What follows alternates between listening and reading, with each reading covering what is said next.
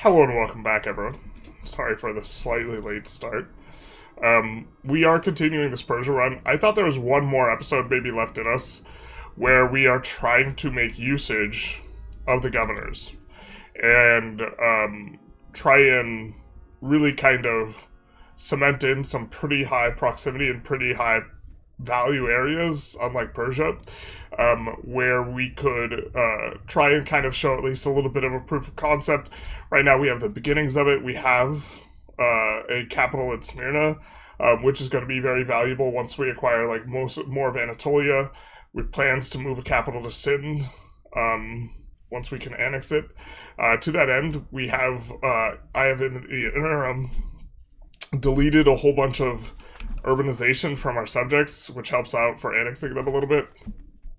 I think that we could probably let go of the Circassian subjects up here, and that's maybe not too big a deal, because this does prevent them from, or this does deal with the loyalty a little bit on these guys, and so I think between the two of those, we're kind of keeping this core area where we are keeping Caucasus south of the mountains. We are keeping Persia. We have released some stuff to the north of it. It's like less central to plans, although we would be able to get proximity up to here from Smyrna. Just kind of want to smooth things out because the subjects are becoming more difficult to annex. And we need to kind of get things going. To that end, we might also just start incorporating stuff, just the old-fashioned way. And I think that might be reasonable. Like, we could incorporate this stuff down here. The problem is coring it. How do we get... We would either have to accept Gujarati,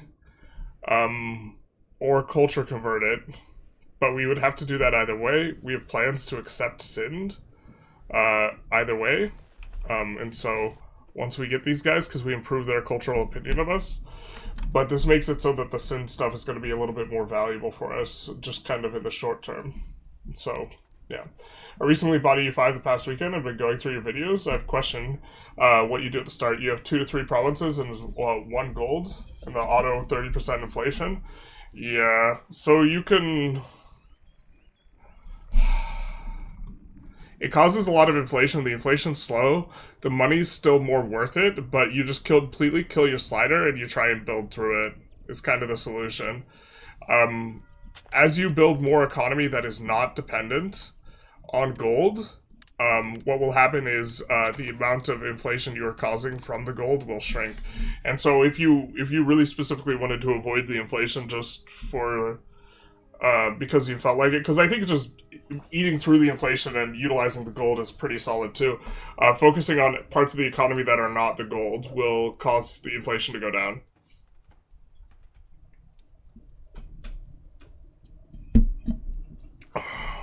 So, but, okay, where are our mercs? We have mercs, allegedly.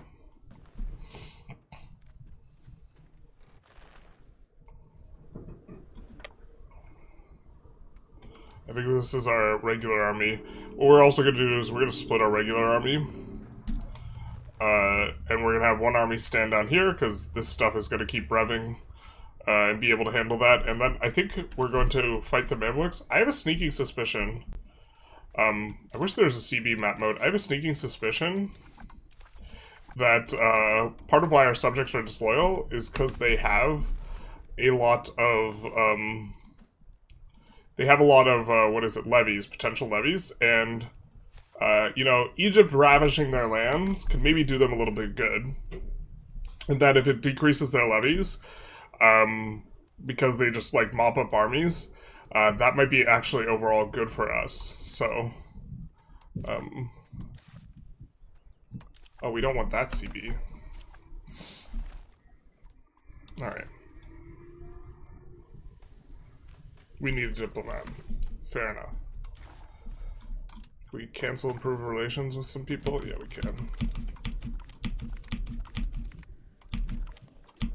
Just anyone we already have 200 relations with, which is basically the entire shaboodle. And we are ready to go. Another 12-hour stream, probably not doing 12 hours. Looking forward to more EU5 videos. Probably going to be doing a retrospective on this relatively soon. I think this will be the last time we play this, so we will try and accomplish the mission during that time. Promote integration province. Maybe this is a sign. I do think in theory that having like one province or one area integrating at all times is actually maybe reasonable, and this, to be fair, is actually a useful parliament.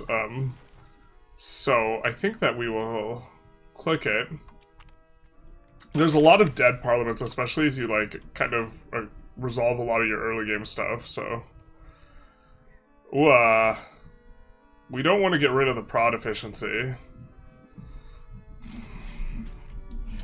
I hate that this is a good building.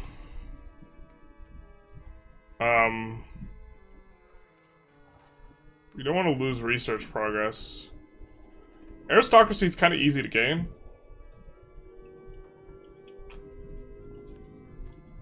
What's our trend towards it anyways?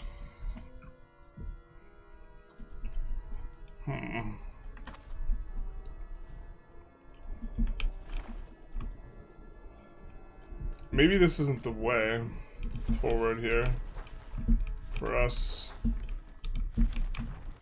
Oh, we're already cored. Okay, so here's what we're gonna do. How much can we push to aristocracy? We could push at least to 0.94. Do we have a way to push a little bit more?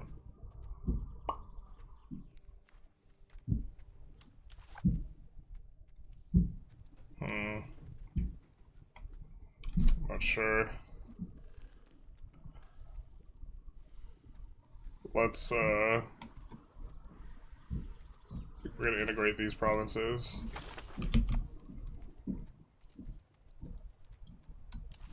Especially because we are going to have a bonus right now.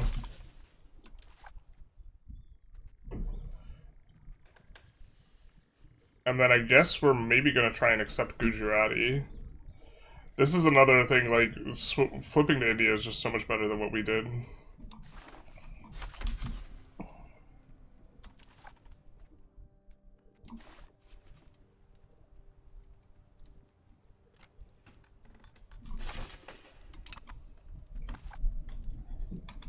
Something like this. How's the wood iron issue now? I think it somewhat just kind of gets resolved in Age 3, to be honest. And there's like an apocalyptic speed bump as everyone ramps up, but then really, I think deleting and closing a lot of the useless buildings and building iron, because it's not like they redid the economy composition, they just increased the speed and they added a couple buildings, like the toll buildings that do siphon out tools, but a lot of it's just the peasant buildings that are unprofitable and bad that are causing the issue. And once you get the lumber tech and the iron tech, it really calms down a lot. And it calms down a lot, and we know this because we're playing in the desert, and we're kind of okay. It still is something we're like playing around. And I do think that probably for new players, it's just going to be really frustrating because you're not going to know how to play around it because you don't like have memorized like, oh, this charcoal kiln might be bad type of thing. And knowing which buildings to close and delete is like counterintuitive and like this type of thing. And I think that deleting buildings and closing buildings is a bad play pattern. So I think that it is an issue from a game design perspective, but for playability, like really it's the early game, or it's like... not the first, like, 30 to 50 years that's really bad, but, like, between that and when you get those texts, that's, like, really bad. Thanks for all the streams lately. Yeah, the next stream will probably be on Wednesday. Did you manage to finish the culture swaps? Yes, we are Armenian. Which is not necessarily the best culture. So the best culture is probably still not Armenian. It's probably still just moving out to India and not caring about the Armenian stuff. But... it is pretty nice the amount of dev we're getting. We are getting so much dev, which makes us directly controlling land a lot better.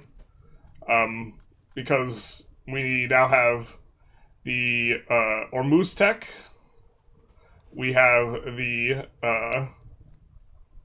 Armenian tech, and we have the Kurdish tech, and we have urban development grants and Maliki.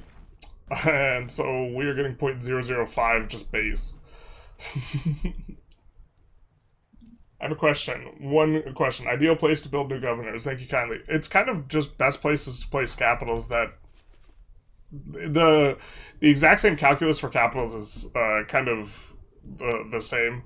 But we are going to be really valuing a new governor that we're going to be getting here.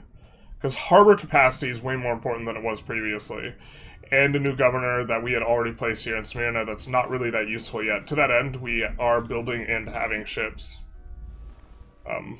Maybe we just super expand this out, though, and build more ships.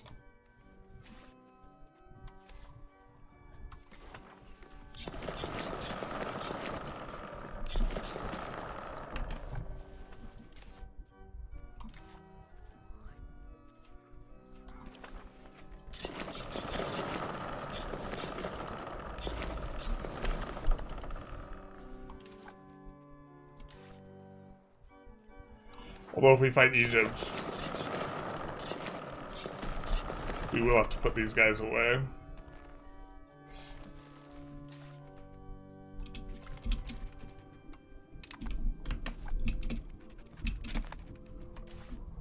We do want to pass this, so if we have to, we will do the local markets. Click. Well, actually, we will do the plutocratic one, probably. The local markets, if we finish this tech, would maybe also be okay.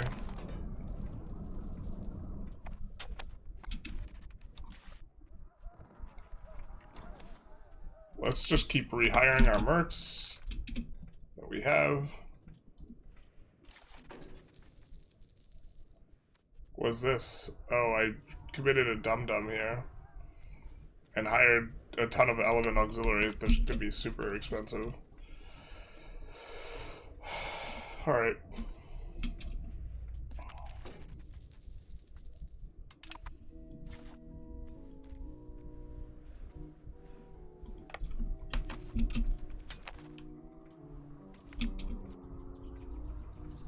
Nice. The reformation of the shortages of iron lumber gone, but it's pretty desperate gameplay constantly by deleting all the trash buildings that estates all game. Yeah. So you, like, can play through it, but is it fun? Not really.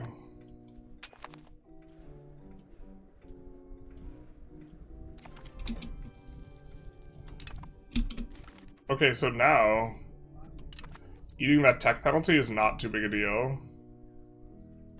Minus 2.5 research.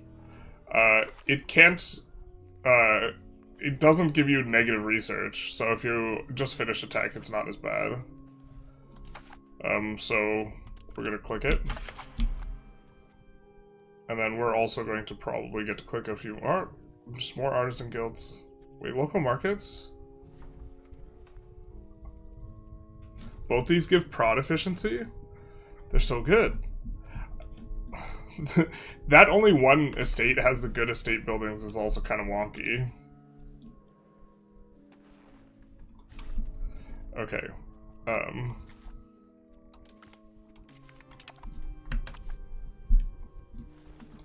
This guy would also be great to fight. I don't think we have a CB.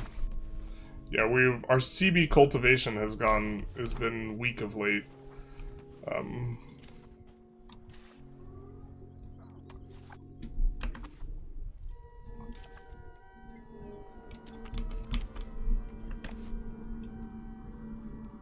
Could fight Punjab, actually.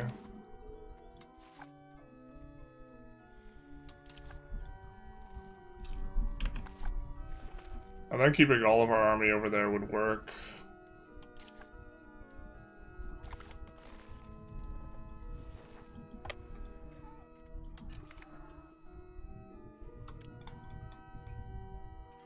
Actually, we don't want this guy.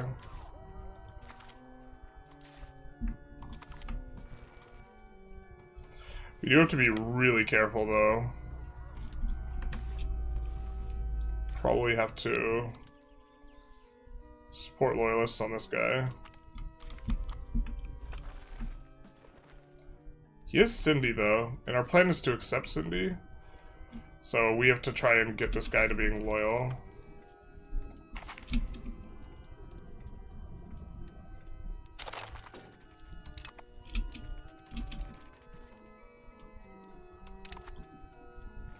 That was expected.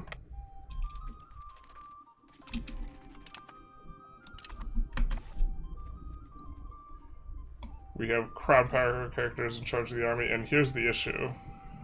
Sind is now disloyal. This guy disloyal? No, he's not. So we'll still make some progress on our annexations. Sind is disloyal is gonna cause a problem. And we've kind of released the bits that we want to release, unfortunately.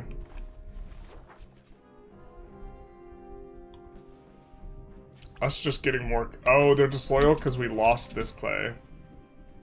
Yeah, that makes some sense.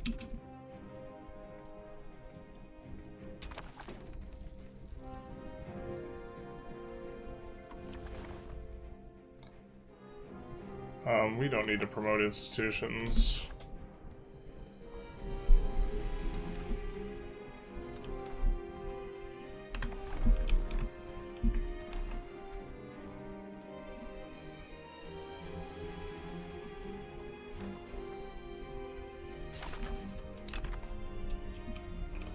We also had queued up a bunch of RGOs in the interim.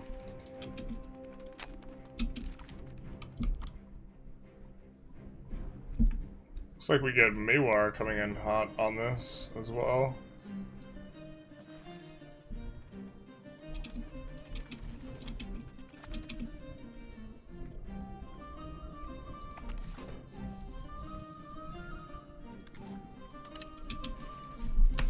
Let's also handle some of this. One of the things about colonization is, like, even when it's strong, it's so much clicking. So we both actually, like, want trade here, but also really value getting a bunch of market villages down.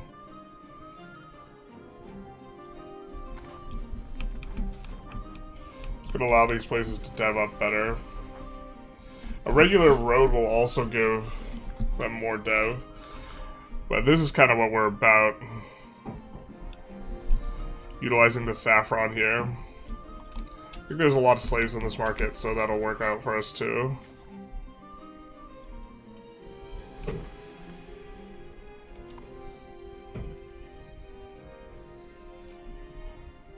The slaves are all kind of just present there. I don't think we have any control. We could build a bailiff down here, I think, because it's not overseas.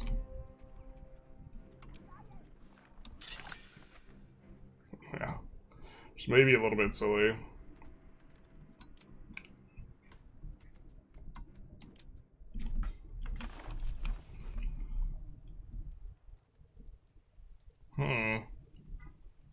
Does that change the way we want to treat this area?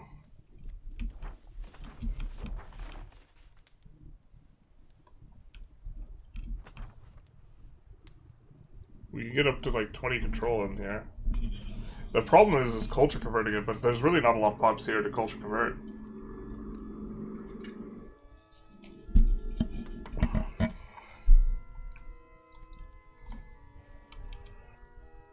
Does it make sense for us to try and have... I mean, 40 control areas aren't terrible. We're just gonna hold on to this.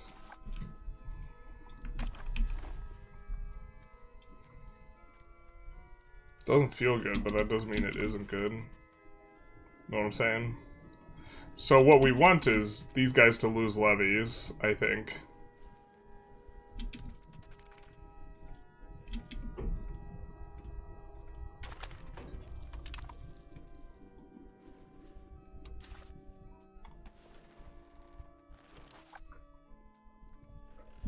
Yeah, we just have to get guys in place for that war.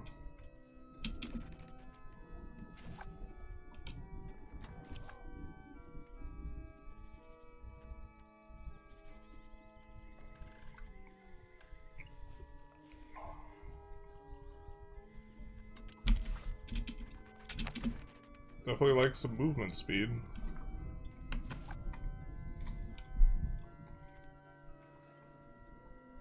I think we just subjugate Maywar instead of annexing them. Oh, we can't subjugate them. That'll break us over here.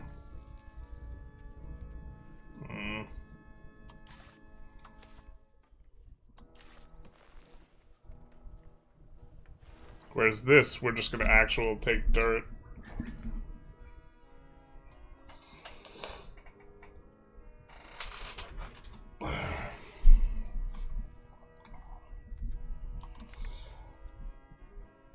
This is a little experimental. I don't know if them losing their levies is going to be helpful to us, but I think it will be.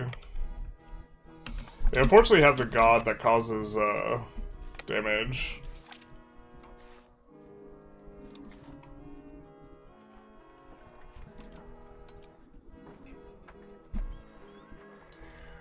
Bengal. We do not need that much elephant infantry, especially because we already have elephant infantry. Oh, they have arquebusiers already. Oh, sweet Jesus, that's gonna be nice for us.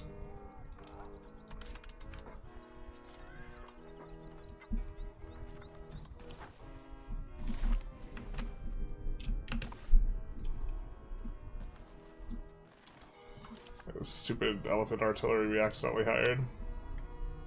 Saffron in Madagascar? Yeah. Hello, hello. We're conquering the same part of the world right now. I'm doing it as VJ. Nice.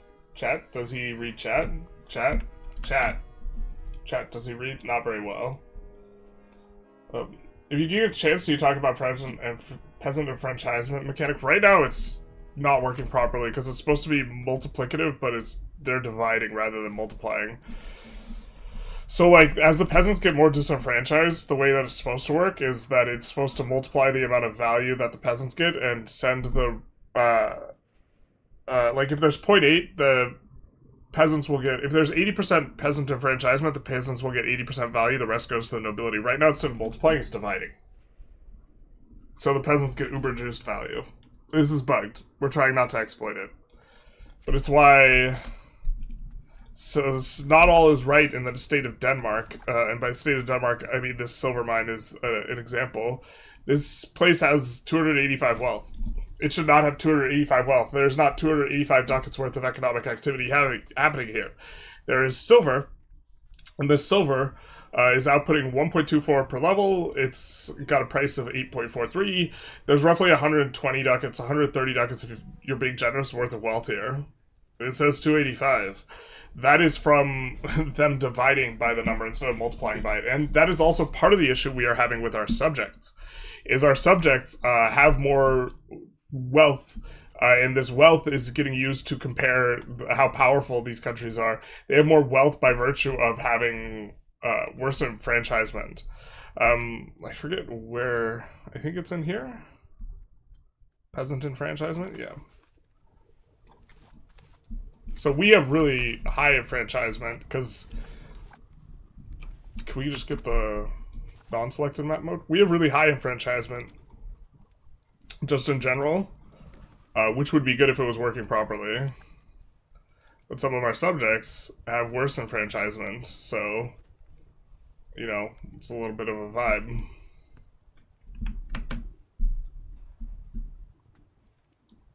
Does anything work as intended in this game? A lot works as intended. There's just a lot of moving parts. But yeah, I can appreciate your frustration. Because I have similar frustrations. But I'm hoping that as... I don't remember hiring this idiot. But he's in the perfect spot. Alright, that works for us.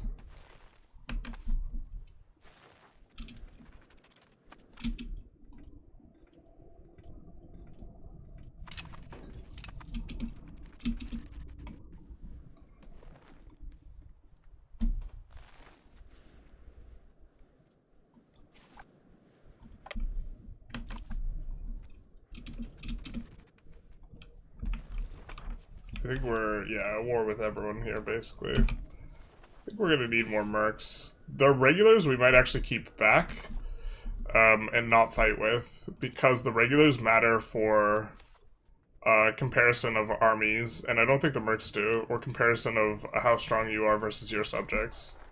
So if our regular army gets, like, wiped, then that's really bad for us.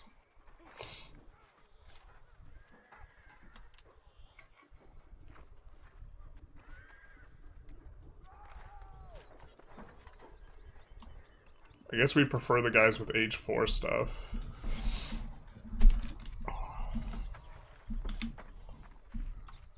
I should have had good units before. They don't have good units now, though.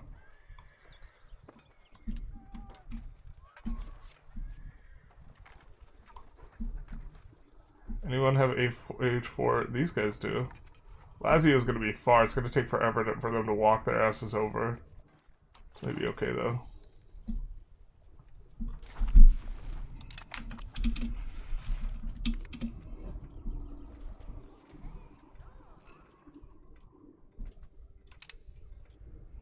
What's one location? Usually place a governor on local market? Yeah. But like that's because usually you want your capital on a local market, you know? Or like yes, I agree. But it's like all the same decisions are the same. The schnozberries taste like schnozberries.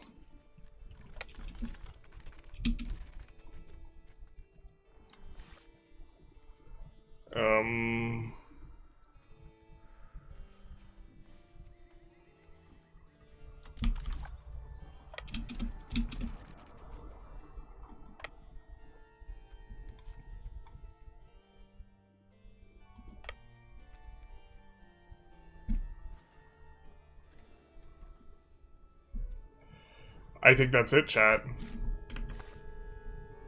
I think one of our allies getting wiped increased the loyalty of all the... No, it didn't. Just some of these cats is loyal. Oh, we are about to have a time.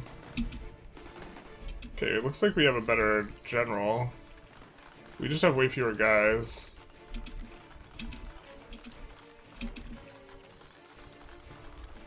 Yeah, we're not doing hot here.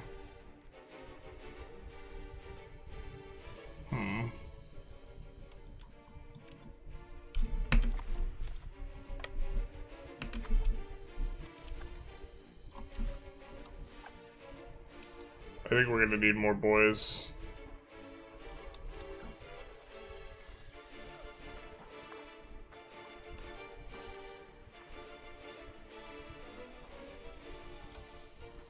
Looking for guys with the age 4 tech that are somewhat closer.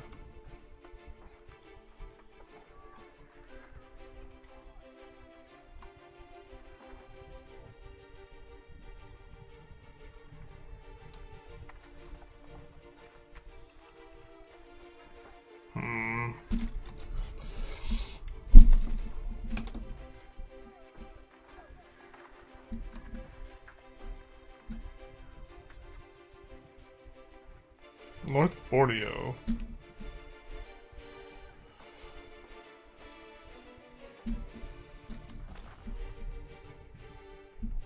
Wait, where can we hire you out of just one location? It's just out here?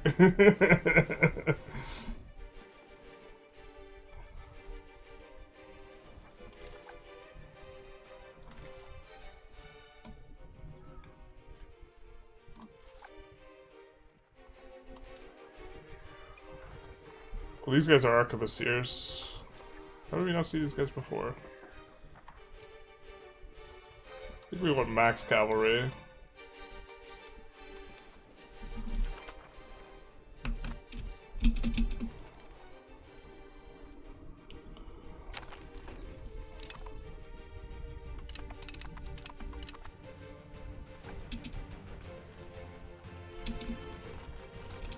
I mean, we're killing more guys than we're... Nope, we're not anymore.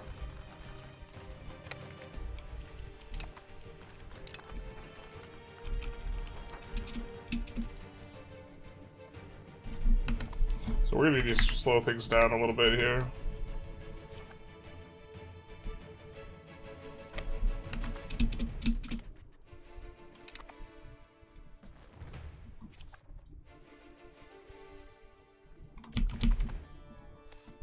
Supporting loyalists. Oh, it does seem to be helping. Okay, as our guys are getting their armies kicked around, this is decreasing their overall power relative to us. And I don't know if us hiring mercs helps out, But this is going to cause all of our subjects to stream in their armies, and as they stream in their armies, they're going to wreck all their levies, and everyone will be loyal again.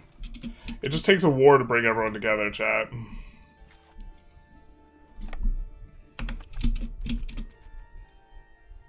Do you guys not have a fort? What the hell? We built a fort before. Guess they might have deleted it.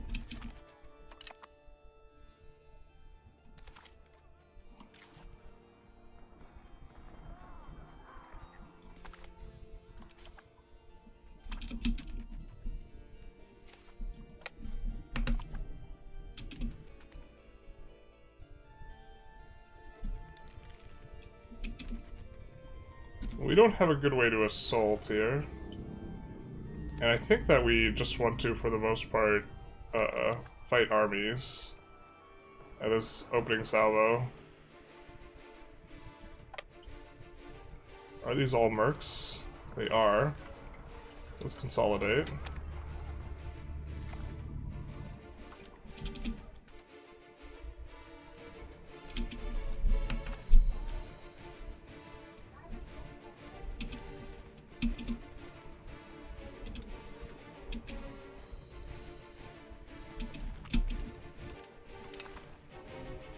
I think we can beat that other army. So we're gonna come up, and we have to siege this down?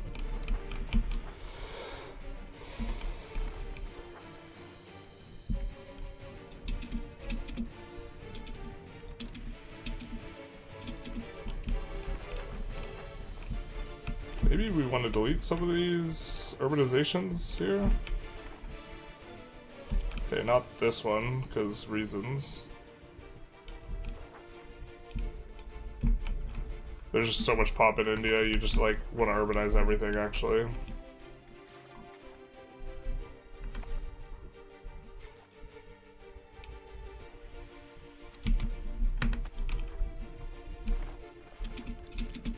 But we might be moving that market over to here.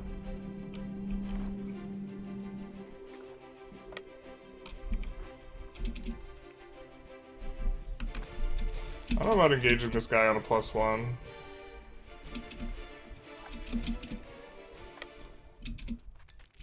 I do know about it if we catch him with his kilt down. Yeah.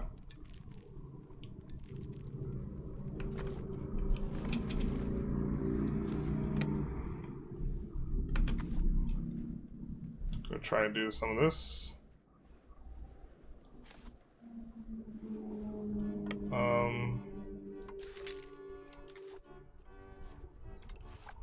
Could use some more mercs. Tamil people. We are almost always going to want to max out Lancers. But we're sensitive to combined arms bonus.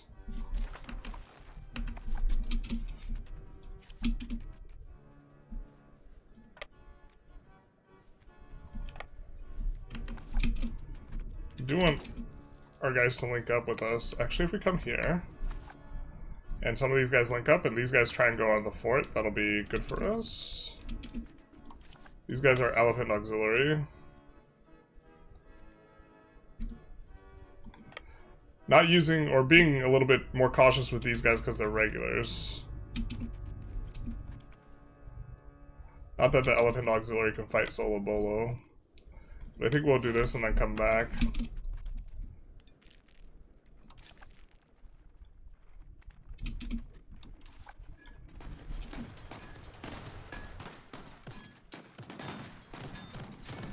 So, looking pretty good for us.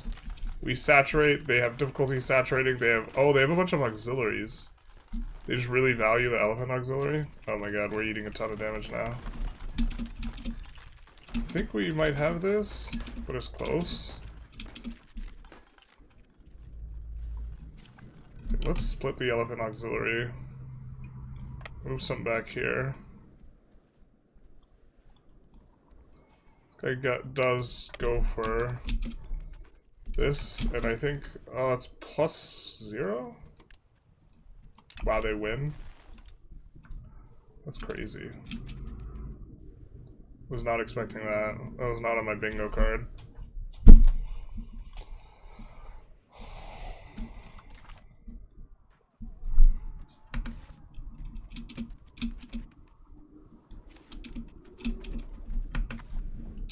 India is strong. They do get combat bonuses we don't have.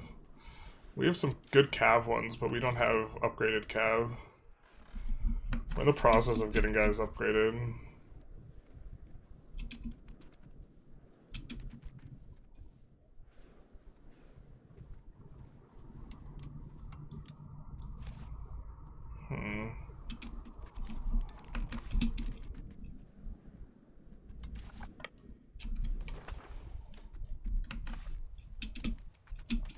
These guys are wood chippering their troops down, which is good for us because it keeps them loyal.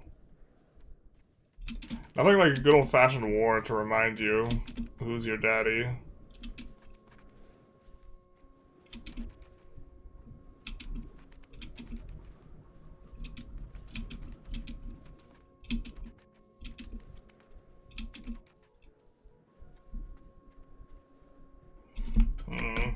Music good at least?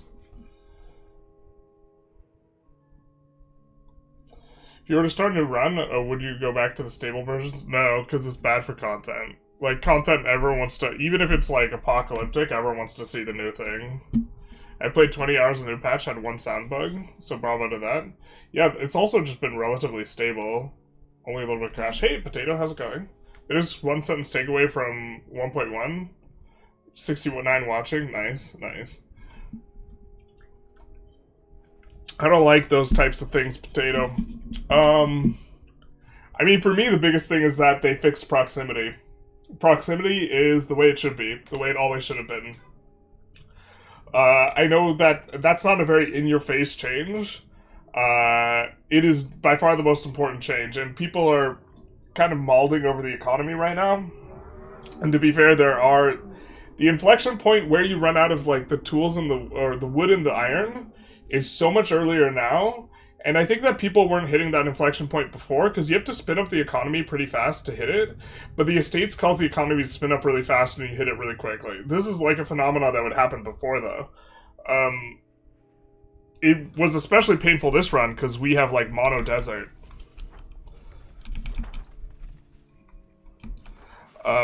Or I think it was especially painful. Maybe it wasn't.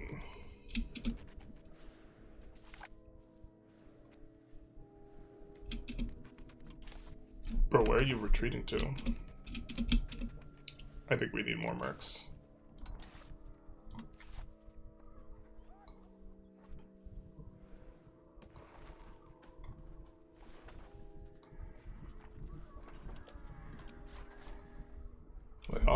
We don't want to hire mercs from... Actually, Thrace might be okay. The further back we hire the mercs from, the longer it's going to take them to reach the front. Basically.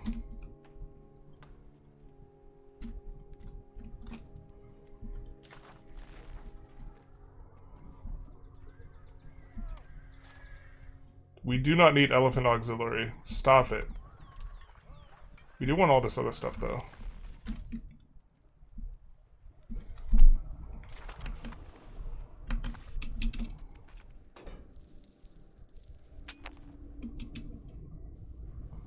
Oh no.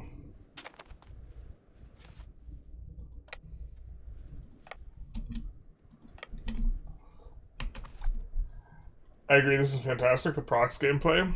Yeah, it's just like... It's so... Yeah, it's just fundamentally like the most important change, and like, it's super under-talked about. The streams have just generally been, I think, really negative, because a lot of people are really negative about some of the other changes, and that's like what they want to talk about. So, they have been like... I don't know, a little bit of a bummer for me. But, like, I have said this before, where I think that, the, like, economy is way too, like, wood-centric, and that it doesn't make sense. And I think that this is the underlying issue, and that this other stuff just kind of exposes it. These are regular arquebusiers. So we're about to get these guys in their arquebussy. Efficiency modifiers are are better than discounts. I really enjoyed the proximity changes. Yeah, have you been playing with it?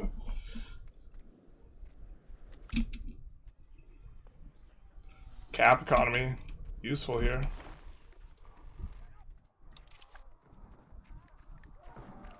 We're gonna consolidate regiments, because I don't think we have any regulars in this. And then we are going to balance.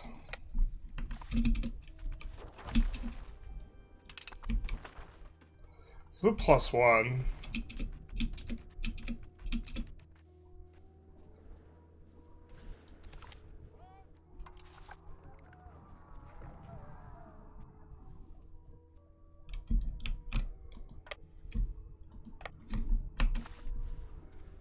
Okay. This could have been an email.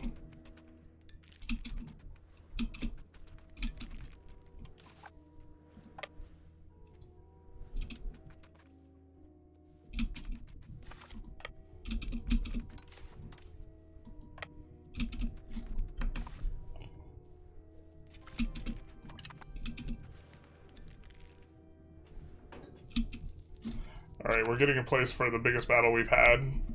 It's gonna be like 100k on 100k here.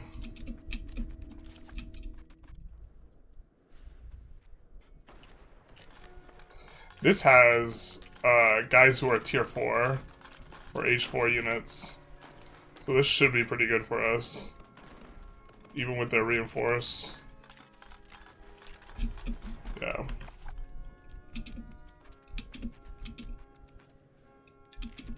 How much attrition are these guys eating?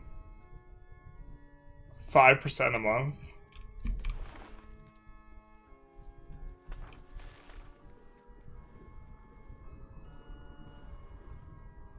Maybe that means we should just do this differently. Just play contain, like... We don't actually need to fight this.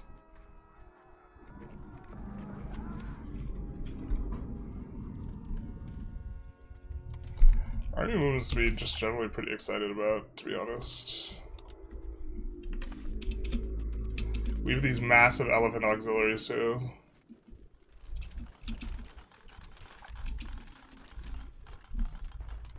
Looks like this battle will slowly be won. Yeah, we have the flank.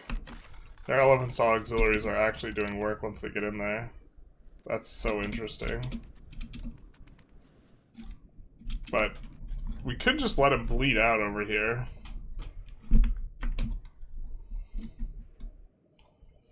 Proxy with the governors. I have so many nations I want to play now.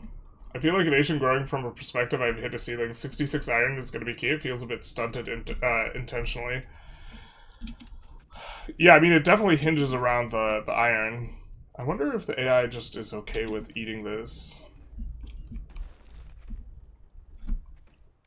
We could probably sit on a better location. Here's probably better to sit on. We're sitting on a +1 and a +2. I mean, eventually, at some point, we are like, okay, they've taken enough damage. We're okay taking this. What point is that?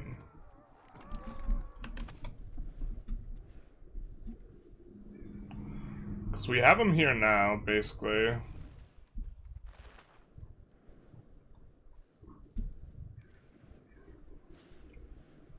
I regret releasing these guys as well. That we did at the start, I think. Yeah. Loyalty is so much better now.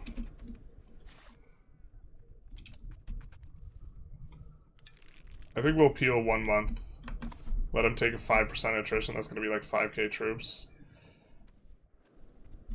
And then show them what's up. Incidentally, we're eating a ton of food out of this area too. We just have a ton of elephant auxiliaries.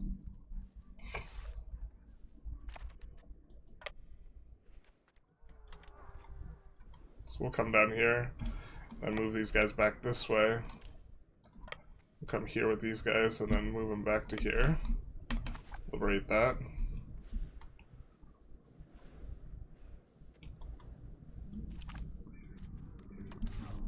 And And then this 14k stack. This has also got the newer age units. We can move this over here so that our stack where we have actual guys who are regulars is less vulnerable. But this is going to be the... I think this might be the biggest battle we've ever fought in EU5. Because they are pretty caked up. Yeah, we're just doing so much damage though. They have so many levies. Nominally it's the biggest battle, but... it looks like even our other stack, our 30k stack, could have done this. Just solo bolo. But now they get the reinforcement. 27k lost.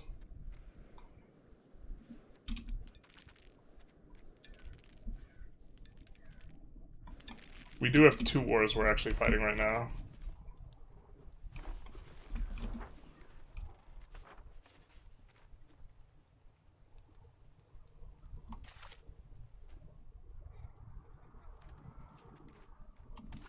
The liberate war goal, is this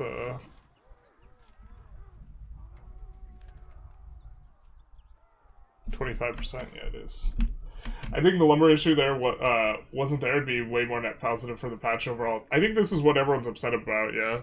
But like also like the lumber issue is not like a new issue basically. 25% lumber tech was instant 50 ducat boost to the economy, which is a lot early. I don't understand bridges and proximity speed. There's something I don't get, a B problem. You build the bridges everywhere. Don't ask questions, let's build bridges. I reckon in 1450 I had 120 bog iron smelters in Tunis, still red on tools. Yeah, I mean it's all about the prod efficiency. It's so important. This is like this is part of, well, this was not like a central crux for me like arguing for it before, but it is a like major point. Is like this is why traditional economy is like not very good, is because like the loop supports more the more prod efficiency you have. The loop is basically break even without any prod efficiency of iron tools, whatever. And the loop's like really not very good. What are we walking into? Can we not walk into that? We can't not walk into that. Son of a bizzle.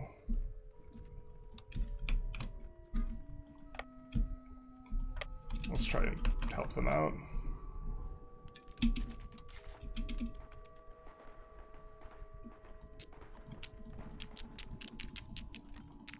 Retreat forward.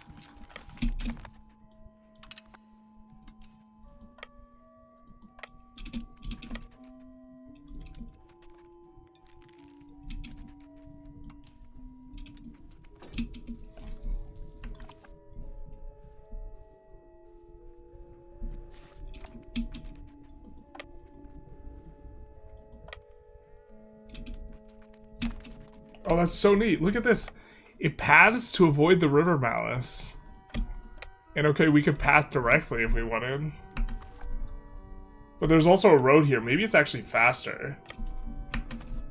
That's wild.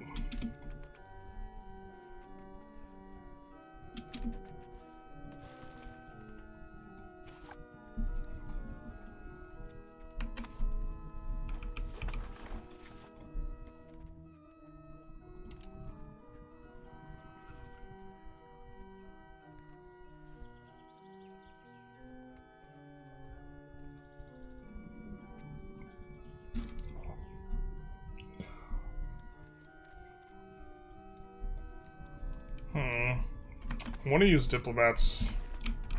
Not sure what we're supposed to use them on.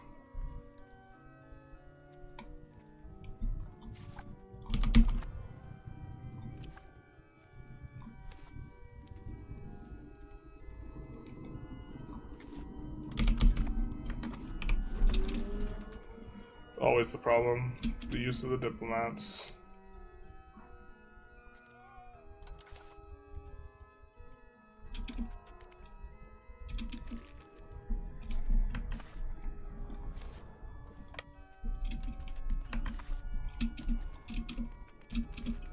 Actually, let's just leave one guy behind to do that. We do want to make our way downtown.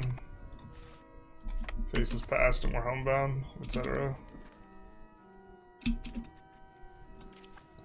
So maybe we come and do this.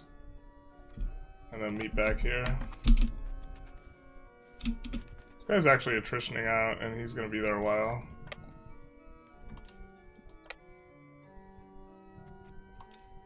Let's go down here.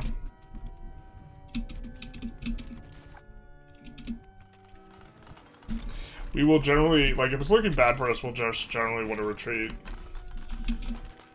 That sounds, like, way stupider than it did in my head, but, like, retreating is not that bad. You lose the battle, but you conserve a lot of troops. I reckon 1450 I had 120 bog irons. Oh, wait, we did this. Very hard for new players, yeah. It's not intuitive at all, as well, having to close stuff. Have you fought HRE Religious League War? I have not. I was thinking, now what they nerfed about assaulting into the ground, how are you supposed to fight the revolution when it happens? Delete all your forts before the revolution. Yeah. The truth hurts. You may not like it, but this is what ideal anti-revolutionist mechanisms look like. Deleting all the forts in your nation.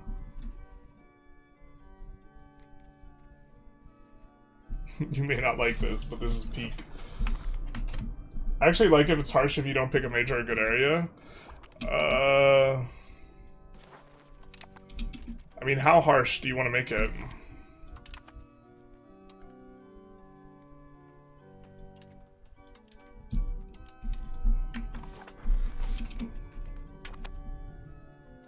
I think it's a question. Oh, stack wipe. Run, little mice, run! Oh wait, we might be the mice. No, we got too many levies. Looks okay for us.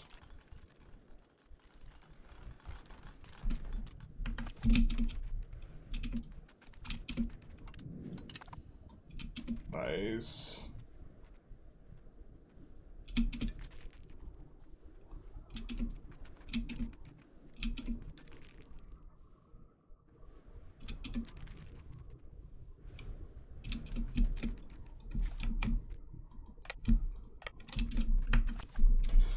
Let's come in and bop them. These guys were a lot scarier than I thought they were gonna be. God, we're still making so much money. How much are we paying for levy or mercs? 360. I think that mercs should count towards how loyal your allies are, though, for difference of power. It seems that they don't. But the allies getting clapped in the war. It's good for their loyalty, because now they don't have armies.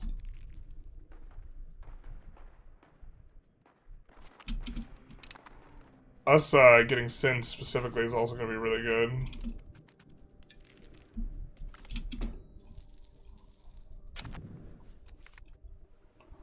Ugh. Almost accidentally picked Choose a Life in the Colony.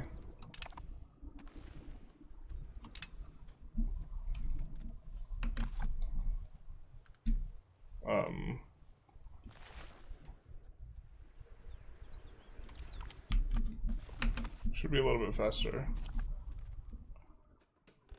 Who is this? Geneva. Okay, fam. Oh, Kurt.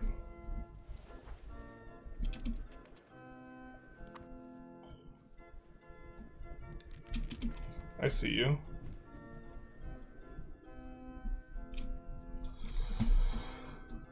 Hopefully 1.2 will focus heavy on the economy. With the Basilius update?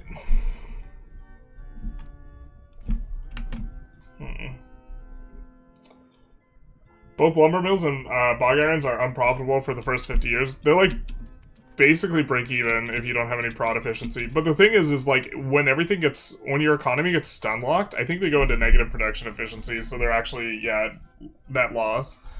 And you have to subsidize them. Not intuitive as well. But yeah, I don't know, like, how difficult do you want to make the economy in the game? type of question. I don't know the answer to that from like the dev's perspective.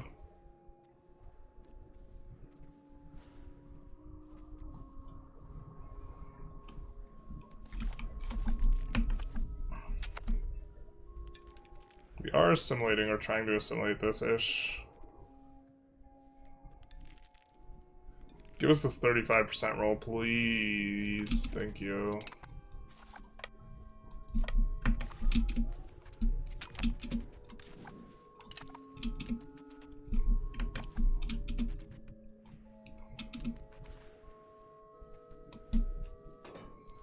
So this will be good. This guy's just punting his stack. Shout out to Armenia. Use the real one. Actually, he might win this. Might win this. This is close, buddies. Merc lives don't matter though? Nope.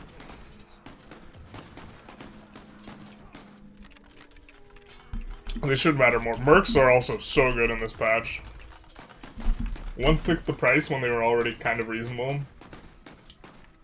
As General says, capital economy is a must now. Railroaded again. Womp womp. Yeah, I think you can make an argument for traditionalism earlier if the economy's slower, but the thing is the economy's so fast that, like, the period in time in which it's over is just, like, flies by you, because what they did with the estates.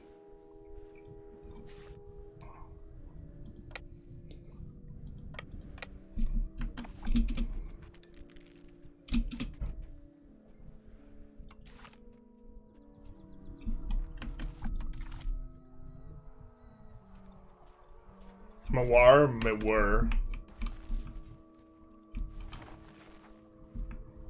That's hella confusing. Wait, which one's which? There's Mewar. Marwar. Okay. So that's the revolter we're annexing. No, Jalor. Okay, it's just these three. Got it. Limited conflict.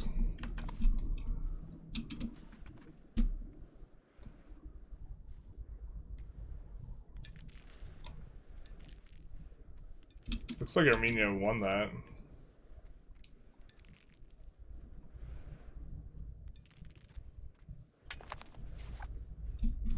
Maybe go a little bit faster. What's the multiplayer speed supposed to be? Like this is slightly. I think this one's slightly faster than speed 3. So this is probably what multiplayer is supposed to be on. Oh, we got all the art. Get wrecked. Swiggity sooty, we're coming for that art, baby.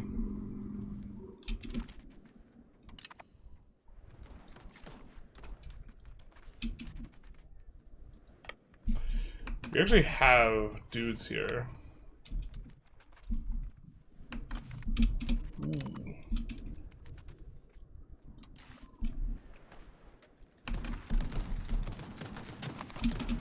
We have regulars, so we can assault the fort.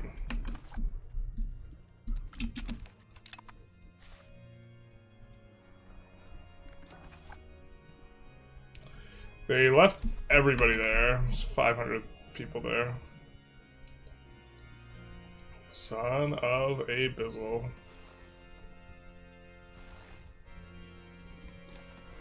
We forgot these guys existed. Promptly. Alright. Heading back this way, I guess.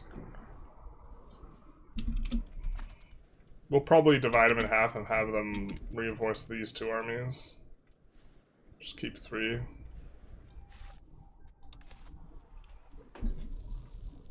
The thing is, mercs can't assault is like a big one. When bishoprics pay, is there a way to get passive conversion to your why to your religion? Yeah, there's a law for your. That's nice for us to have. There's a law for education of elites if you are a theocracy. Education of the missionaries. 50 flat conversion speed. Get yourself a girl that looks to you the way generals looks at stolen art. Yeah. Great Britain moment.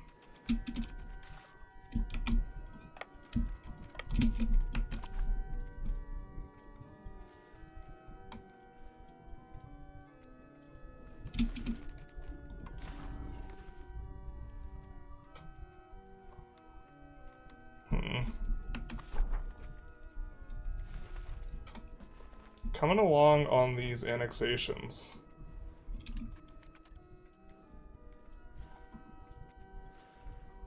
I think this guy... You also want to support loyalists. Wait, who occupies this? Maybe we ignore our occupation?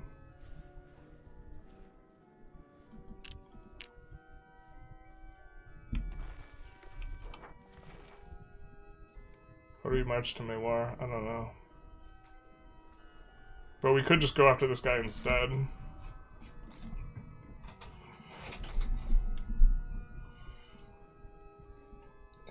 Like, separate piece him instead of...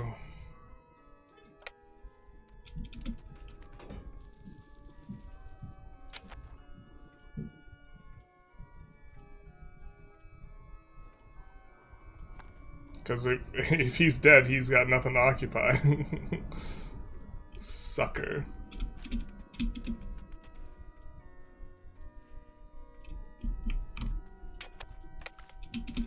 We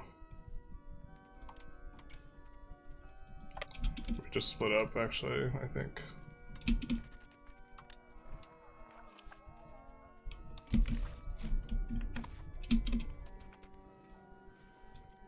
Are we running out of food? We are running out of food. I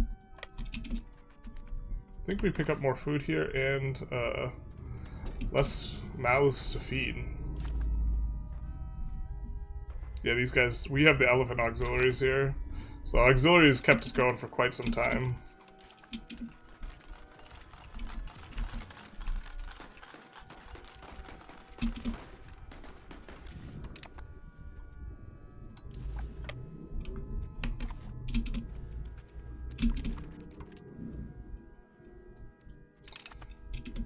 Much fewer mouths to feed, too.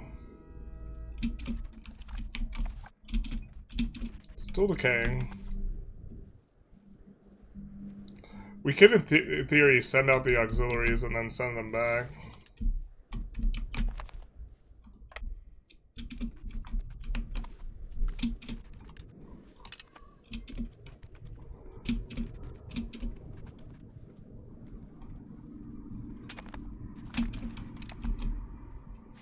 I think that we still need to take that, but I think this is the war goal area.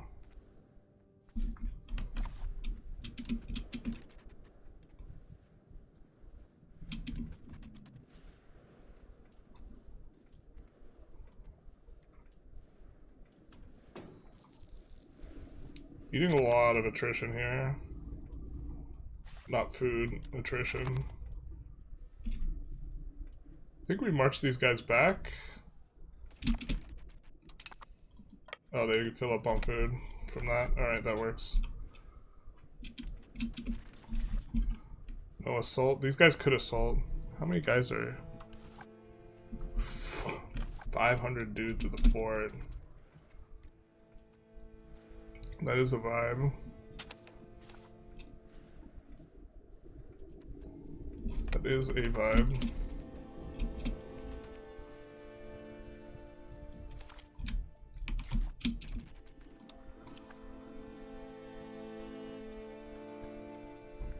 Put this guy in charge. Looks like we have maybe a potential heir.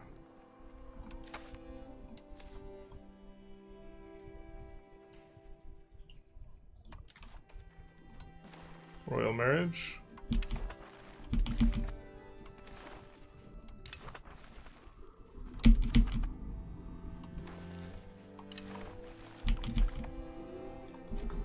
Something like that.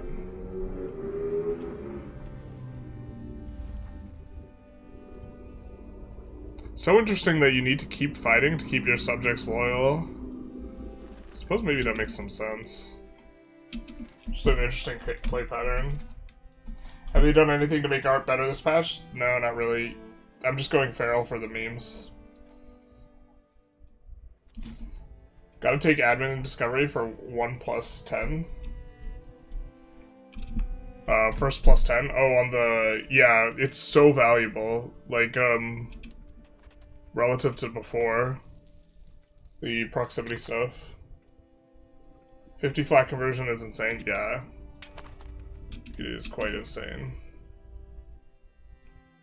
What do these guys want to do? Decline. Brother. That is an insult of a peace offer. We're standing on the war goal. You're losing ground. You're laughing. Whoa. This might be a retreat.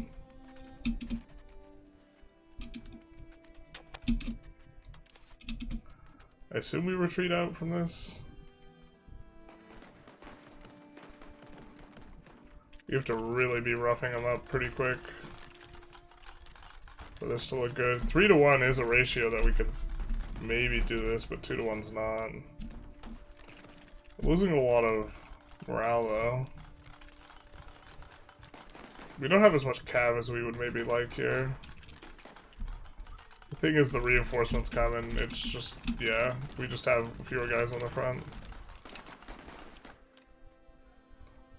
So let's retreat back to here. 2 to 1's just not good enough.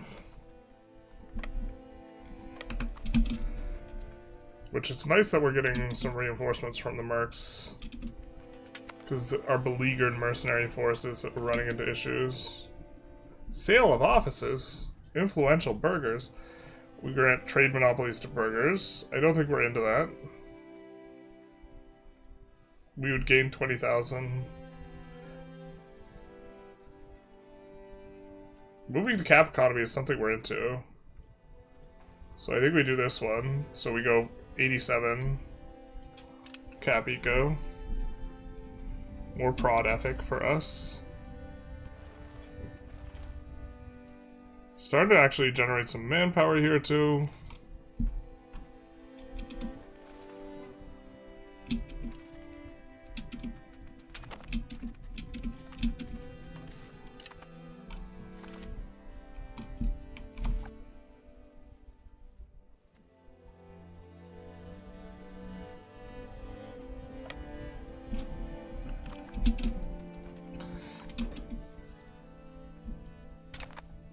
Yep. At what point do we do this for the research speed?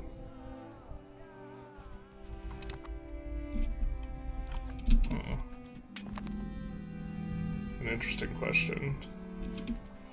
We might just send this guy all south to deal with some of this stuff down here.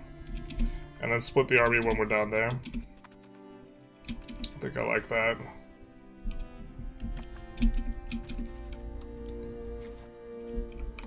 Maybe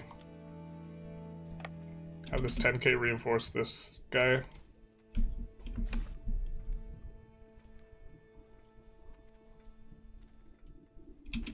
So we have one small stack, but it's the one just kind of in the rear. Perhaps of less import. Do you have a food booster reform? We did, but then we needed to swap for subject loyalty. What I've observed that subject get plus 100 opinion if you're at war. I hope this is not intended mechanic. This is not what's driving it, because we already had 200 opinion on guys and was not able to keep them loyal. But yeah, I think that they do get plus opinion at war. I don't know if I hate that. I think that that's maybe reasonable. Oh, we have regulars in there. That was a mistake. That was my bad. I should not have clicked that with the regulars. That is expensive.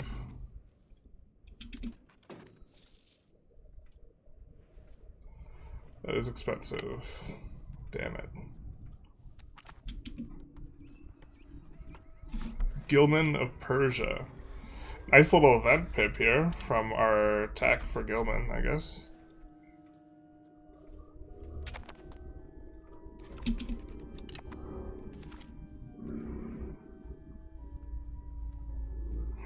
We have an issue in that we need to siege this, but we want to go north and deal with that.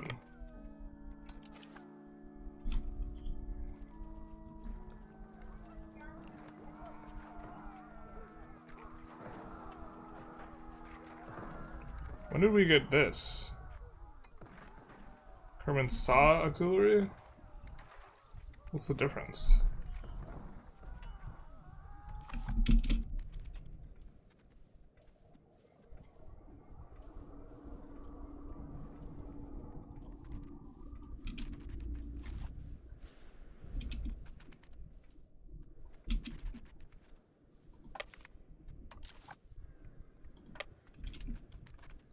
Bricked by our own fort. You hate to see it.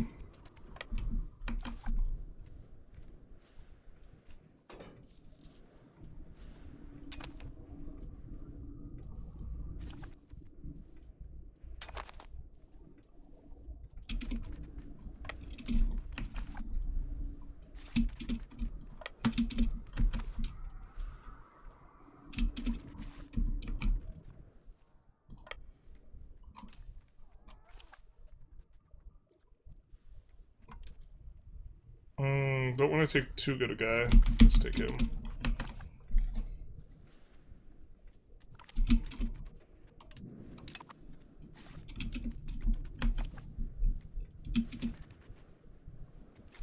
I have to avoid losing the siege. I think that's what this guy is beelining.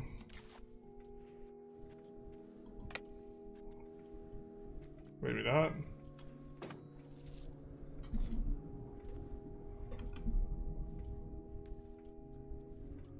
Or maybe he was. This is the only pathway through, my guy. Looks like we'll be taking him there. A little bit less morale on our part.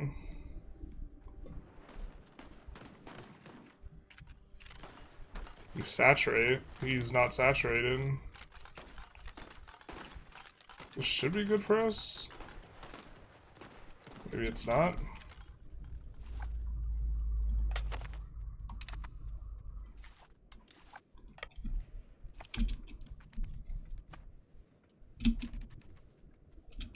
We have to keep an eye on this too, because we have to support our dudes. This guy's just dead.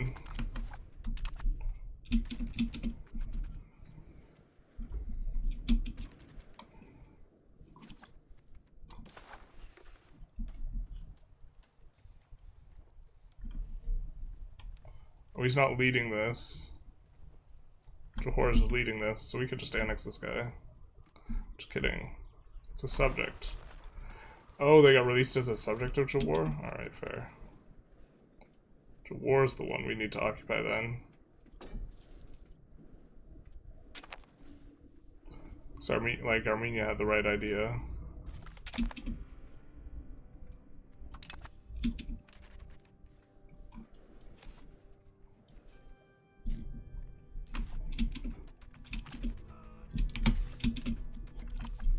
Merge these guys up, and this is the war goal.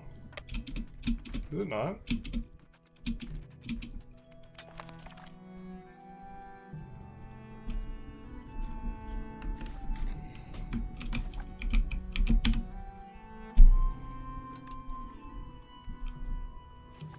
Okay, just kidding.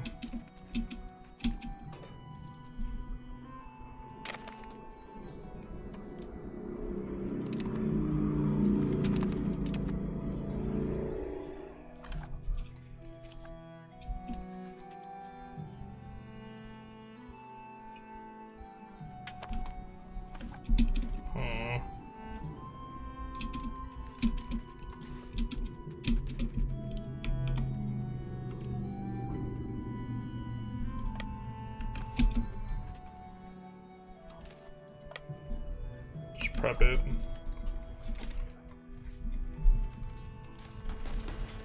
Didn't even know what we decked for it. Not ideal.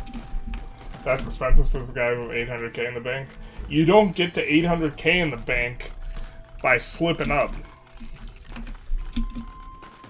Can't buy manpower. Didn't lose any manpower. If your vassal loyalty dips during war, if they have committed troops there, often they stop helping, which is nice. Yeah, sometimes they're helping, but sometimes they're helping, you know? Yeah, I think we win this. I am shocked we're not winning that by a bigger margin, but okay.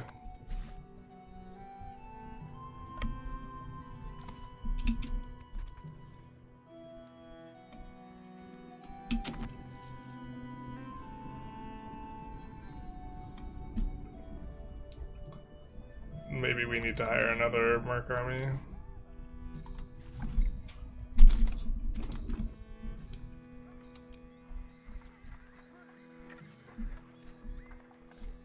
We don't need any more elephant auxiliary.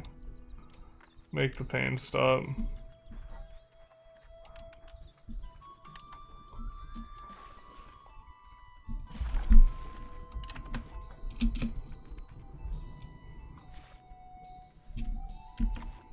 Make the pain go away.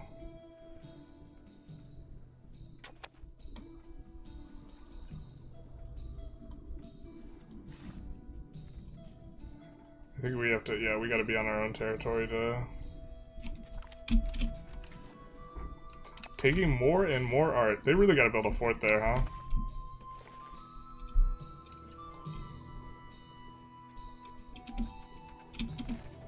That's a full occupation of the war now, I think. Oh, this is their cap. Just kidding, it's not.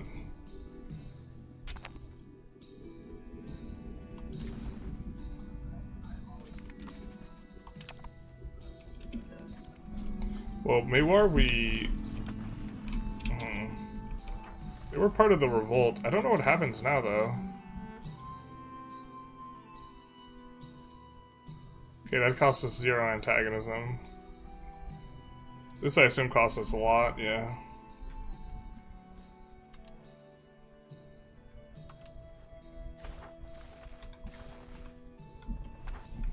I mean, maybe just take all this off of Maywar. Once this goes through. Thing is, we won't have a way to get to Maywar there.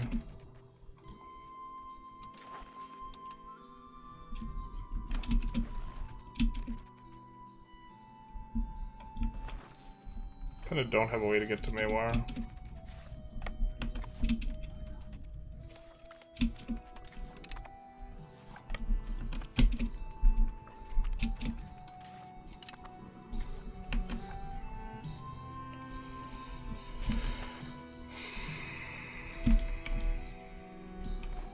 Guess north is where the value is.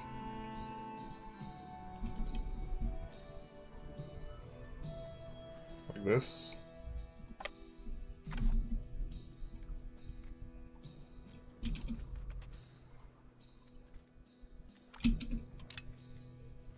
He's coming down to help.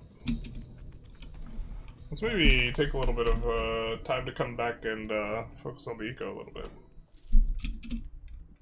Oh no, cabinet member died.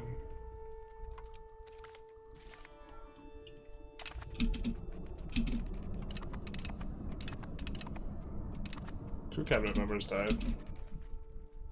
Oh, just the one. Okay. Crown power character.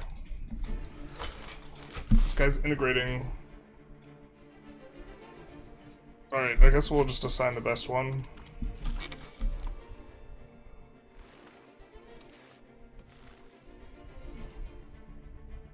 The 5% discipline's kind of hot for us. It's going pretty good. Does anyone know what reduces antagonism now passively? I'm getting -3 per year and I can't see it. I checked the modifier screen. Prestige gives it a little bit. It's the antagonism change modifier.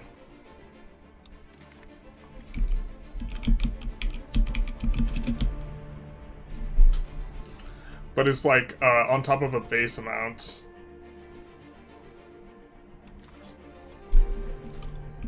You don't decay in parallel anymore though. You used to, and so it might look a little bit different than it used to.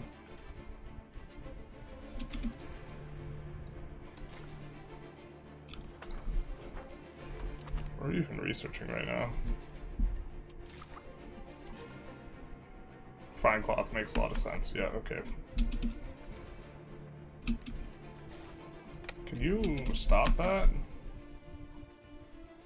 Stop trying to liberate your place. I guess it cuts both ways.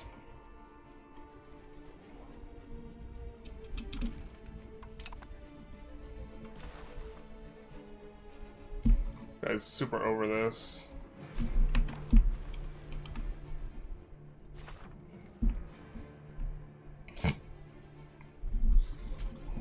We're kind of wanting to not fight this guy as much.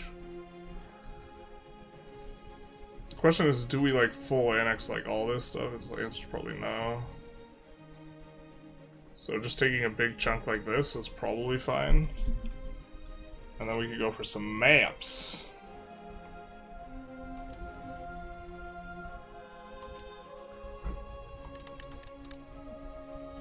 And free up our stacks. We're doing other stuff.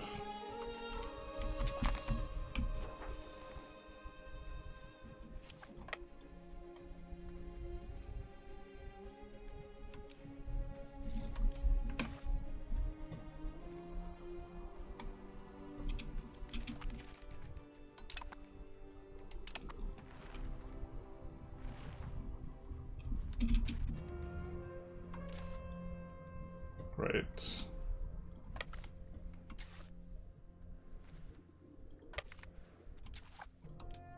Is there wind? There's not. Oh, I kind of thought there was. Alright, I guess we gotta go this way.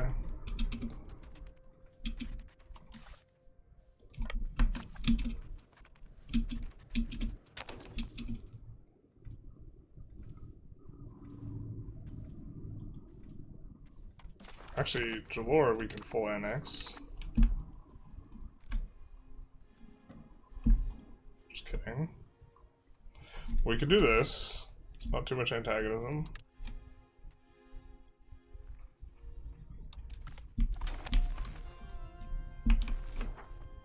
Yeah, it's not too bad.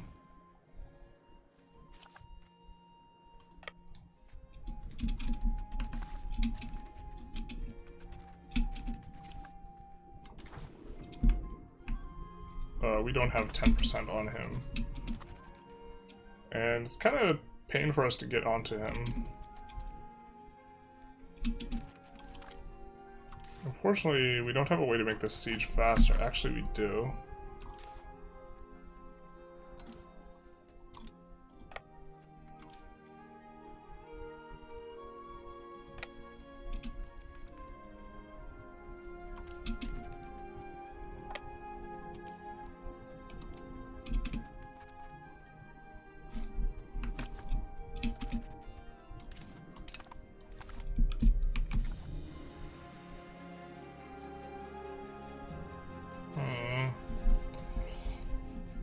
This is the next thing for us to take, but I feel like they're just gonna keep trying to snipe the capital back.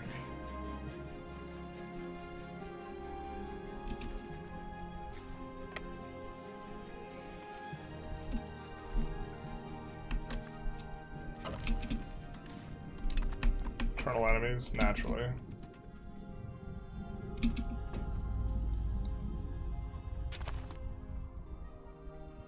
This guy has no cannons, so he's not going to be very useful for sieging anyways. So why don't we do this, and then this guy will just stand there.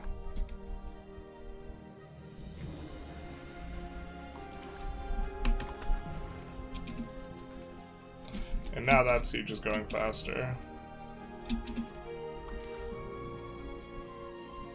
We could call a jihad, we haven't done that. 8 stab for research speed. Yeah, let's just do it.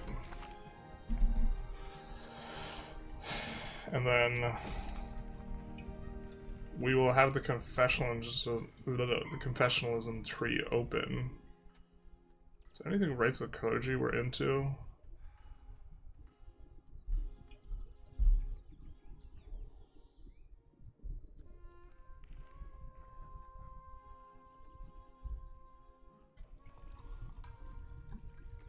Not really. Curtail them lets us tax them more. I don't think they're getting a huge chunk of tax. I guess they are getting a big chunk.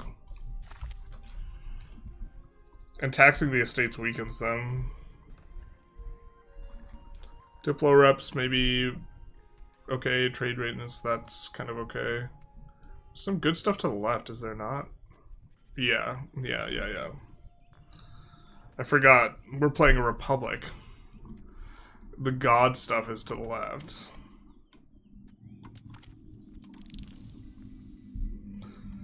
Used to be the tax was over here, but you used to go the other part of the tree. But Warrior Poets is also sweet. Supreme Court, one of the best techs. Giving proc speed. Actually, it's a lot weaker now, to be fair. But we'll still go for it. And then this will give us the political principle, more proc speed. So we're getting 20% proc speed here. So that should be a big inflection point for us. Mercury patio level is also intriguing. Lumber output's down here, so we have to kind of care about that. We don't really output that much lumber though anyways. I mean, I guess we're starting to down here.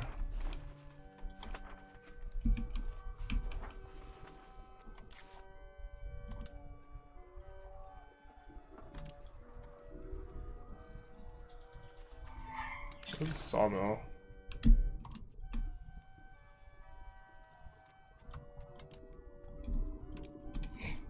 Just everywhere we can build one, build it. What's control look like? This place probably can't promote up a soldier to begin with. Yeah, that's the issue. They can't promote up soldiers to actually employ the bailiff.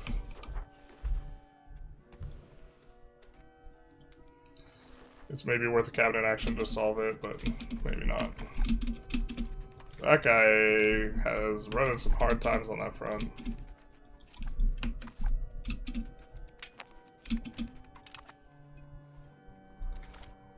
Yeah, I flubbed this war pretty hard though. Let's come here and grab that. I mean, we could just stand with him in siege. I think eating the extra attrition doesn't feel very good though. I guess we have something to do by taking out that army. We've got no cannons, so...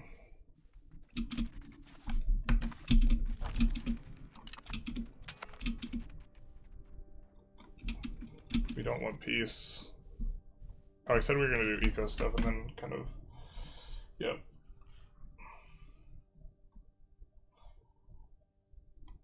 This is the same run though as Ormuz earlier. This is the Ormuz run.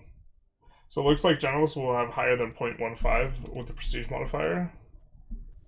Just hopped in. What's the control looking like with the governors? Here we go. Still kind of... The big one's going to be the annexation here. Because then we're going to put in a local governor over here. Or we have to annex this too first. Getting... two annexations are about to finish here though. So actually, maybe let's let them finish, and then we kind of tend to them a little bit. This one and this one are about to finish.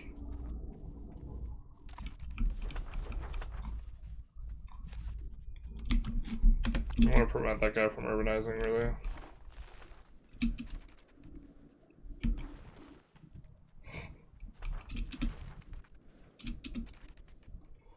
We can't really hand out new subjects.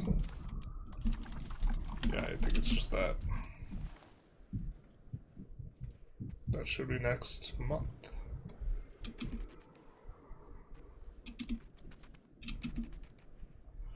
Attritioning everywhere is kind of a vibe, though. Ooh, that guy doesn't have a good way to get there, but I guess we'll, after this, send him back this way.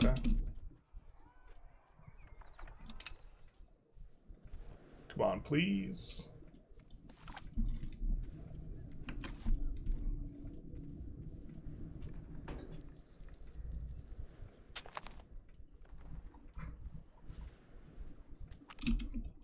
Alright, cool. So all this stuff is going to be cored, but it helps to know that it's... None of it can be urbanized. I think we don't want this urbanized, actually. Oh, we'd have to wait for it to get cored.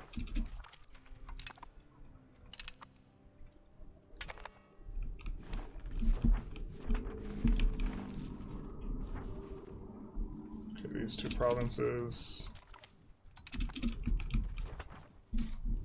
Sure.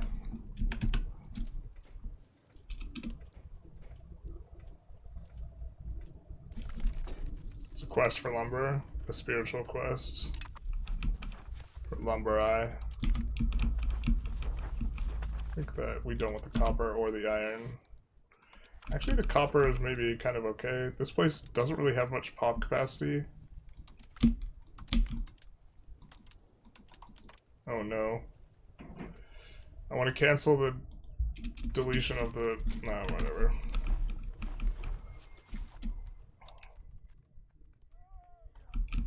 Yeah, copper will be nice though.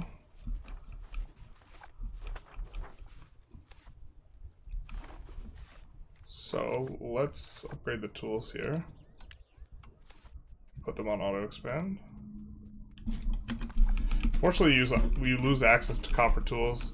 That's maybe like an argument for like not upgrading some of the tools, but that seems like heretical. I wish we annexed these guys instead of someone else though. The tools guys, the guys with the iron for the prod bonus on tools, I think would have been better to annex instead of someone else. No prod bonuses over here really, except for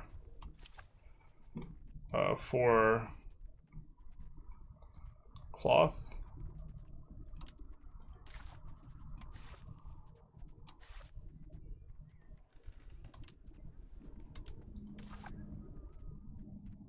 Then we'll put that on auto expand with 96% prediction efficiency. We're in pretty good shape. That is barely... oh, that isn't. Never mind. I was going to say it's barely in the LAR market, but I was thinking the LAR market was this market, but it is barely in the LAR market.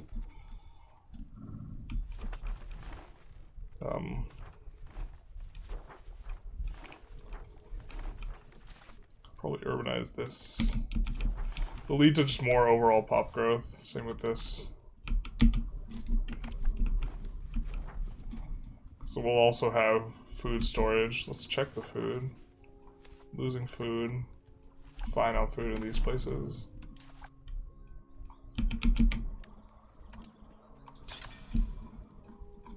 Doing that for pop growth. Not gonna do it here because that doesn't make sense to.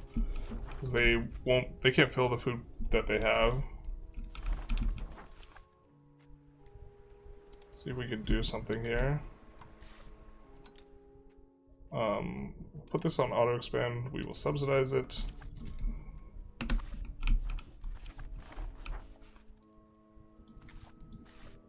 Yeah, so the irrigation's kind of a little bit of a godsend in the desert here, because it lets you actually expand out the building. So that lets you have kind of food-oriented places. So we do have this wheat.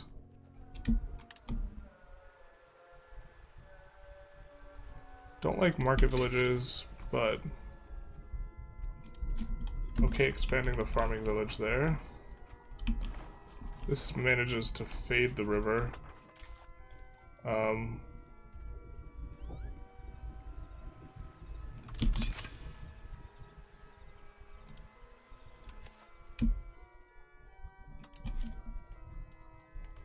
That's gonna give it an 11k extra base growth.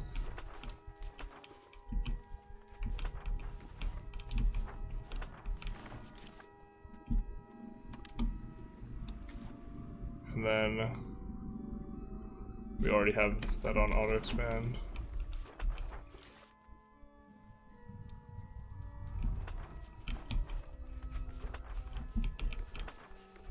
Could de-urbanize this.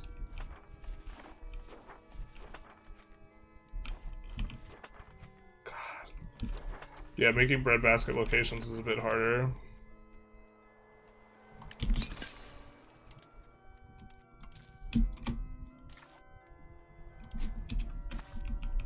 Maybe we even keep this wild game for the irrigation and food.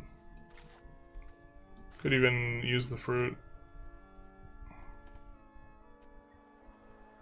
I mean, it'll give it more pop growth.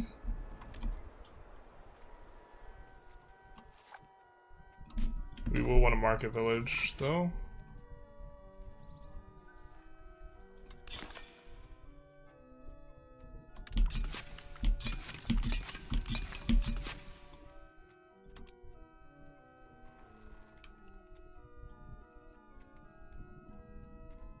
So, every place that does not have a market village in kind of our main places, I think we'll just look to add.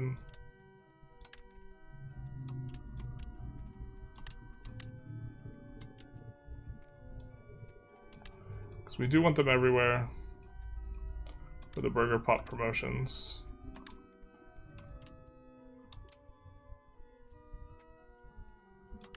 It's probably okay. It doesn't have a lot of pop. Whatever it is, we probably don't want to urbanize it.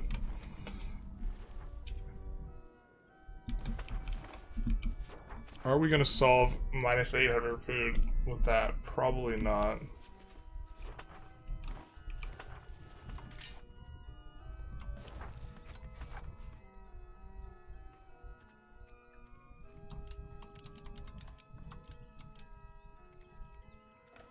What does this look like for us? Expensive is what it looks like.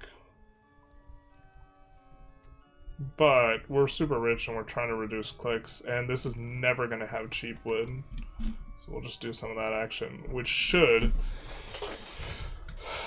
overexpand some places, but a lot of this that we don't have expanded, we don't really want to urbanize, and that's going to be a lot of food RGOs for us. Okay.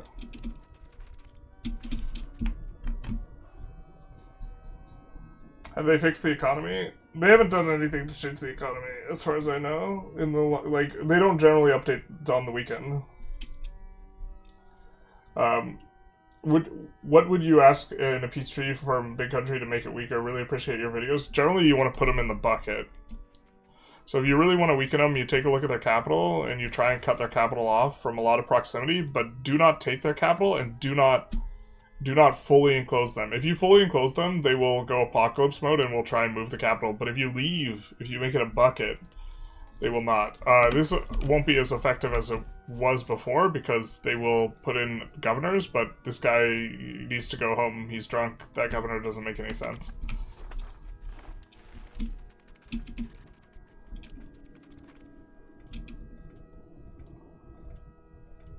Yeah. Market centers to cripple any nation. This is also true. Taking stuff on the outskirts and then moving the market can be really painful for them. Like France, we have hurt before by taking the market center, moving it to Tarn Carville, or moving it like over here, which makes all the back portion of it really, really poor. The thing is, they can make new markets if you like move it too much, but just moving it, offsetting it a little bit, will kind of be a bit of a thing. Bargain market really enjoying. Like, we get so much market access on the other side of this, it's just a nice bridge between things.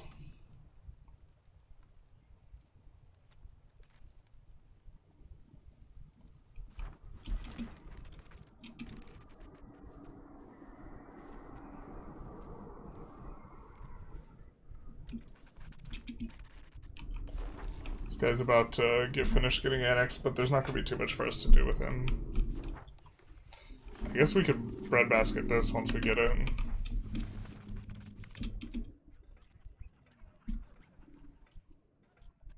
5% tax efficiency for a while, or 7 stab? That tax efficiency modifier is so much more painful than it used to be. I think before we wouldn't do that, but like the less of it you have, the more important it gets. Please say, okay, this will be the whole province for us. I think we might be looking at peace once we get the tick here. Actually, we can merge with this guy and then split. I like this idea. Because now we have probably more cannons than we need. Oh, a little bit choppy here.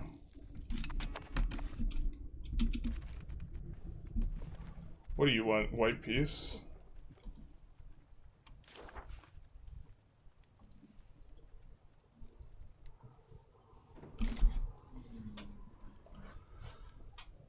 Don't really want anything off of him, so...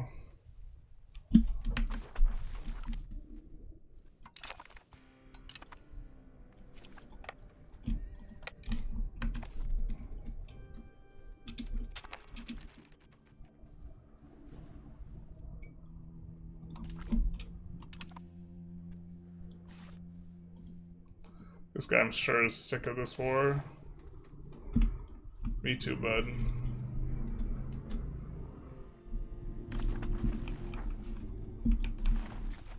Okay, so we don't want to get rid of all of our claims.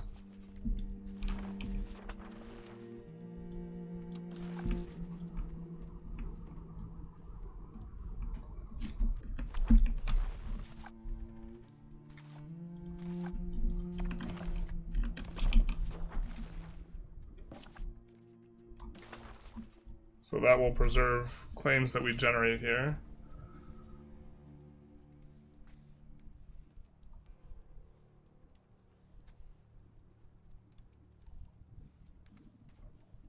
And then I think we want coast. Ooh. Just kidding. Apocalyptically expensive. This must have a really high tax base. Also, it must... Maybe it's part of the... Is it bugged?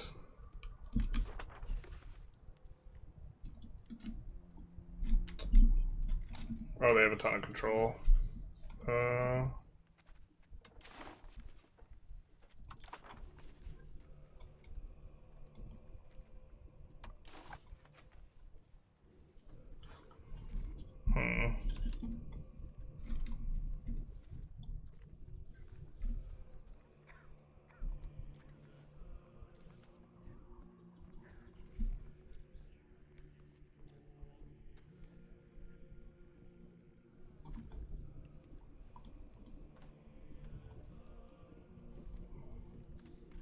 And then we could take... I think we'll take war reps instead of a map here.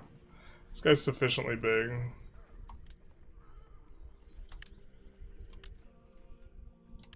It's gonna be really expensive to round up another big chunk of stuff. I think this will be fine. This will make all of our annexations go faster as well, because we're adding a lot of pop to our nation.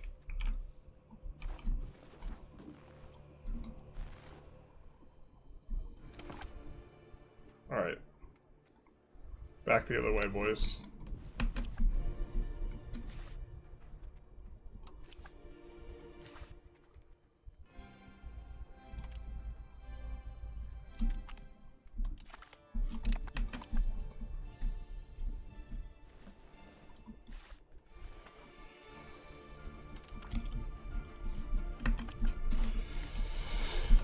And we have another 2 annexations coming in. So I think that we're also going to set up to annex this guy.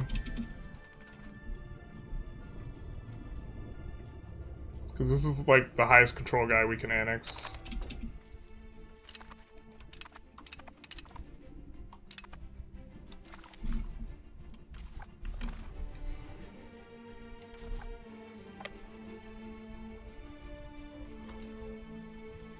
I guess we'll have 2 guys stay to deal with this.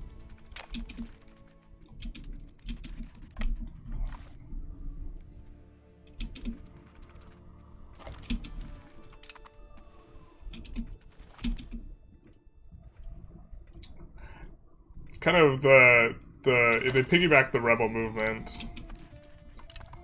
The new locations piggybacked onto the rebel movement that was already brewing.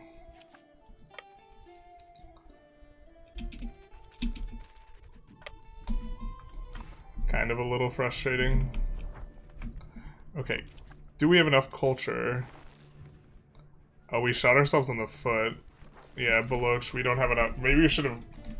I don't think we're gonna have enough to accept Balochi anyways. We're gonna have to convert this. Nice and clean though. Baluchistan will just convert all of this. We weren't planning on accepting Punjabi or Brahui, so eventually I figure we do get the thing. Okay, let's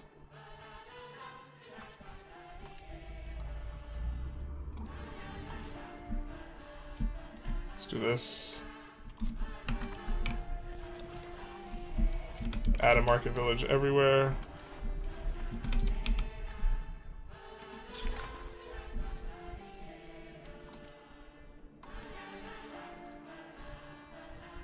I don't think we're urbanizing too much of this. mean we can't urbanize very much of it. The fruit in the wild game, basically.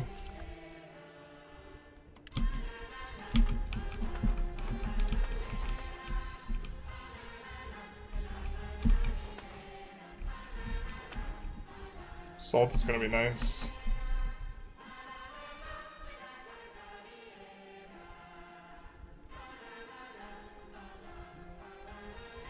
I think for cleanliness we'll look to annex this guy.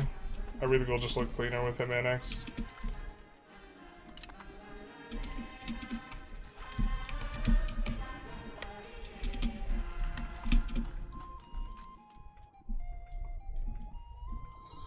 Alright, basic question I want to learn. What would you, yes, for, oh wait, we told him about the bucket. Does anyone know the difference between 10 discipline and 20? Like the practical difference? You have increasing marginal returns. Discipline does two things. It increases damage and it also decreases damage taken. The decreasing damage taken part has increasing marginal returns. The other one does not.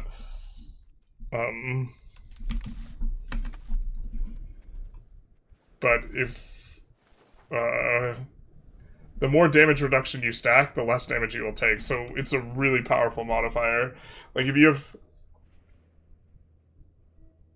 If you're like comparing combat ability against like an enemy, if you take 88% of the damage because you have minus 10% damage taken, or it takes, sorry, if it takes an additional 11% damage to kill you, and you're doing an extra 10% damage, 10% discipline's like really good.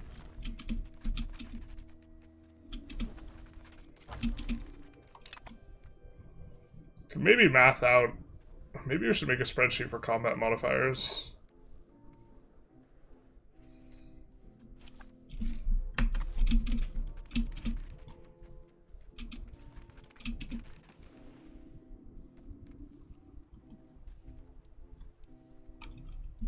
Oh, how's this situation going? Better, better. Are we getting any procs? Nope, not yet.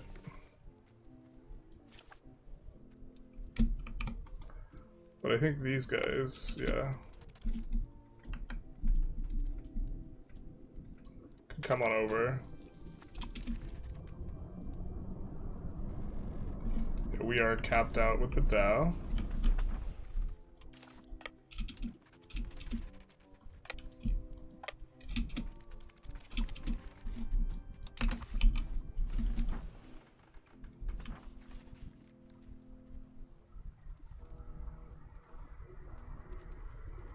Need those locations hit.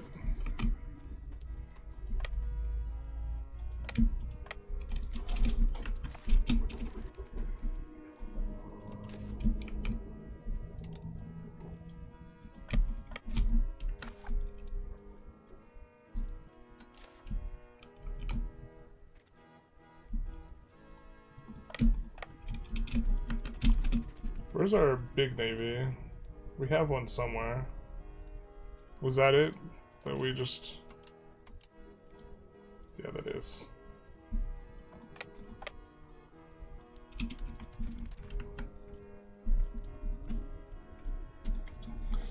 I thought you did it as a meme, but it's not a meme. No, it completely cuts off their procs. If we were playing, like, sharper, we probably should be doing that. Alright, we're gonna give these guys some dows, I think.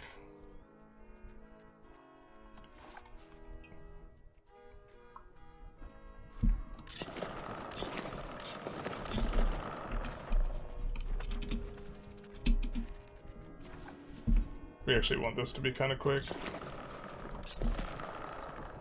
We want to make sure that we're not adding... We didn't add a 5 stack over there. And we didn't. Alright, cool. What's your favorite EU5 run so far? I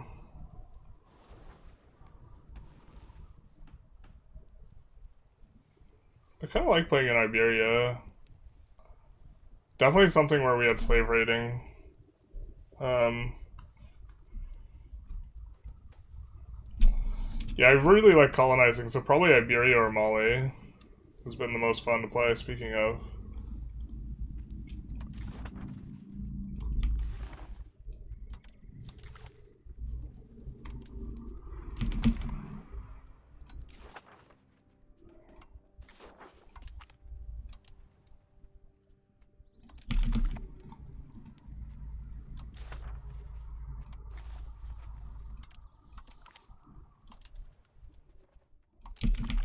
anyone colonize this? Yes. What we were expecting, but...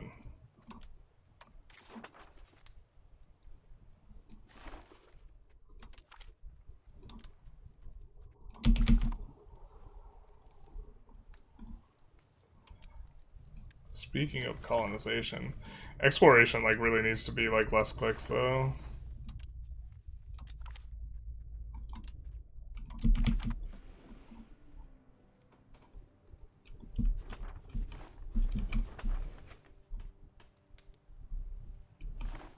Okay. It's gonna give us vision on more markets, which is important for trade.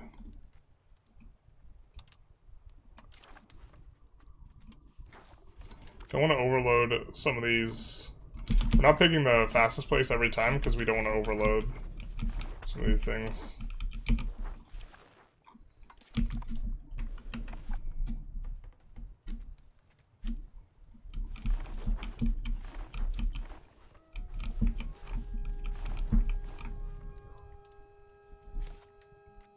Trying to remember. I think this is probably okay.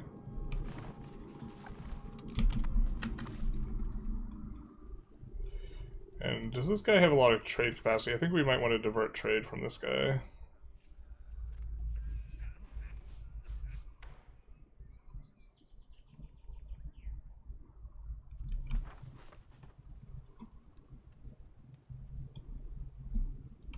Yeah, let's divert trade. I think eventually we want to divert trade from all of our colonies. But by doing that... now... it will make all the little market villages we've been spamming in his country a little bit better. For us. Trying to kickstart that guy as well. We build these because it allows for 10 burgers. The burgers give a literacy bonus to development growth. So this effectively will give us, in the long term, like 20% dev growth. Oh, that's maybe not good.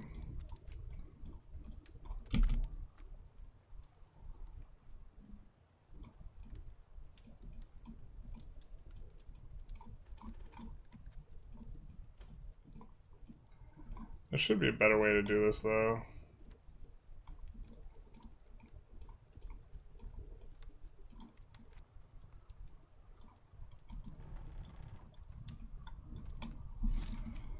This is fine. I think we spammed them all over the place elsewhere. These guys will repeatedly want to urbanize. Speaking of... yeah, this guy's got all this stuff cored now. We wanted to jank up their cities a little bit to help with loyalty. Nothing makes a man loyal like burning down his home.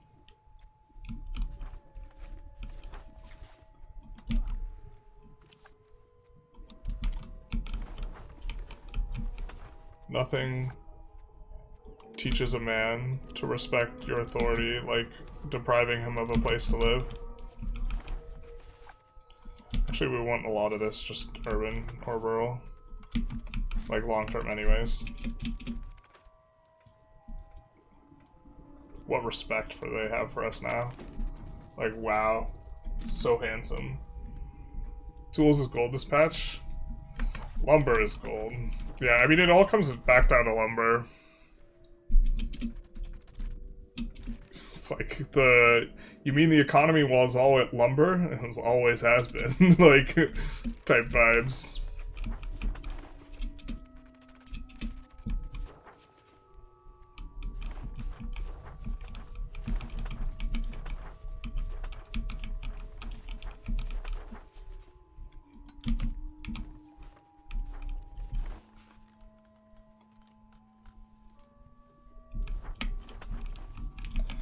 Trying to eyeball where we want the market capital. I guess we actually probably want it here. But we'll urbanize both of those. So we won't get much promotions done anyways.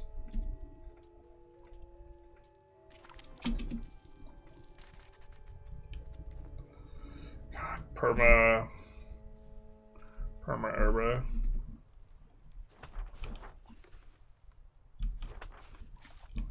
How much are we getting on average from trades here?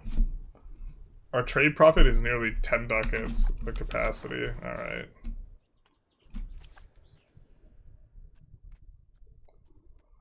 The problem is we can't get promotions.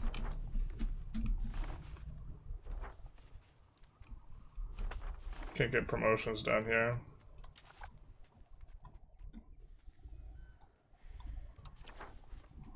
We're gonna increase province control here, and then we're gonna build a few bailiffs.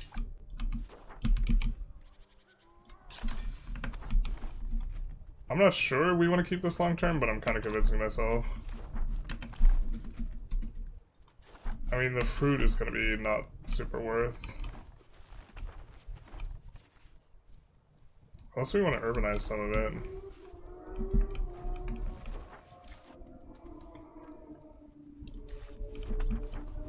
Fruit and fish.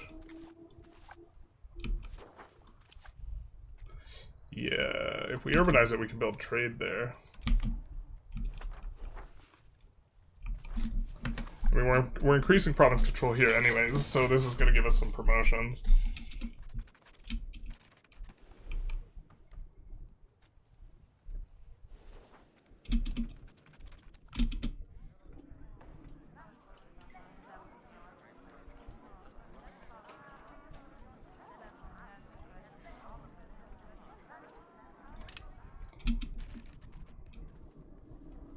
Always seems like a meme to pick the other option.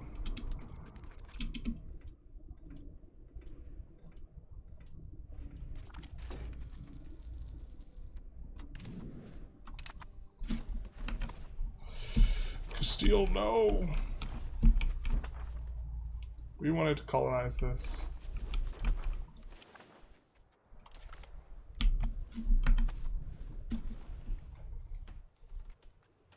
Some competition being faced here.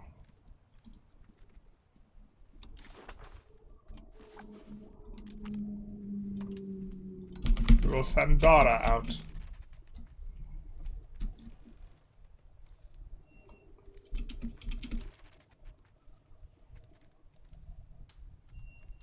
Okay, we have armies just marching.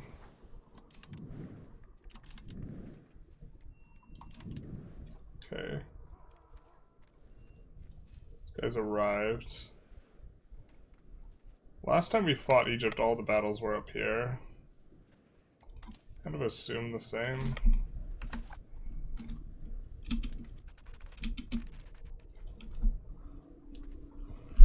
Are these guys fighting somewhere, or do they just have this many regulars?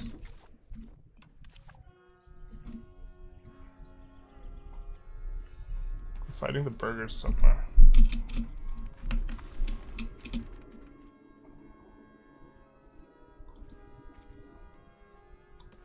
Kind of want to annex the rebels here, annex the revolter, and start another couple annexations before starting the war with Egypt.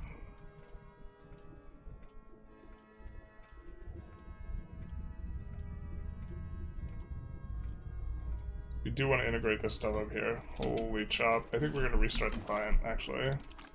And catch up on chat. Someone did have a mod for game speed. Tick speed. Could maybe take a look at that mod. They posted it in our Discord.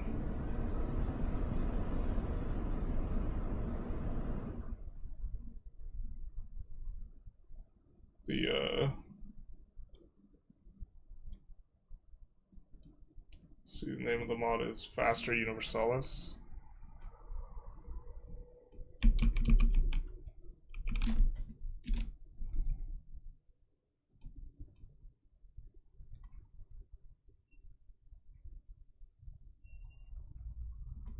A 100% faster tick speed. This sounds like a scam. Alright.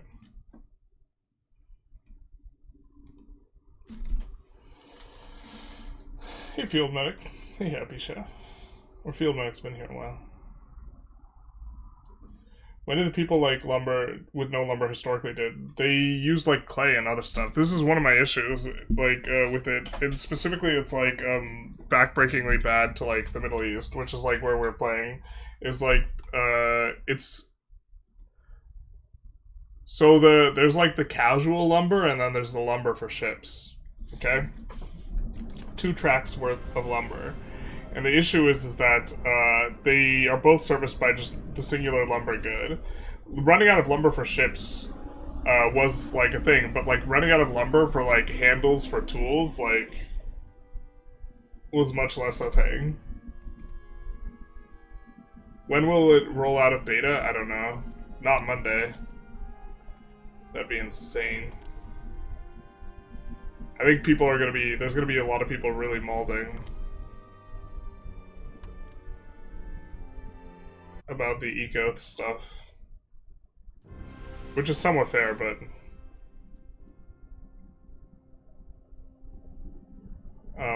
yeah, we've talked about this a little bit, like, they would have to, like, rebalance, like, the problem is the underlying economy, everything builds out of wood, and, like, people did stuff not with wood, like, a lot. Like, you could build houses out of clay, you could build furniture out of, like, wicker, like reeds, like fiber crops, basically. And like the Middle East is very clay rich. They build all their houses out of clay. Like the only thing that you can't do, or like the thing that like you really can't replace the lumber on, is building big ships.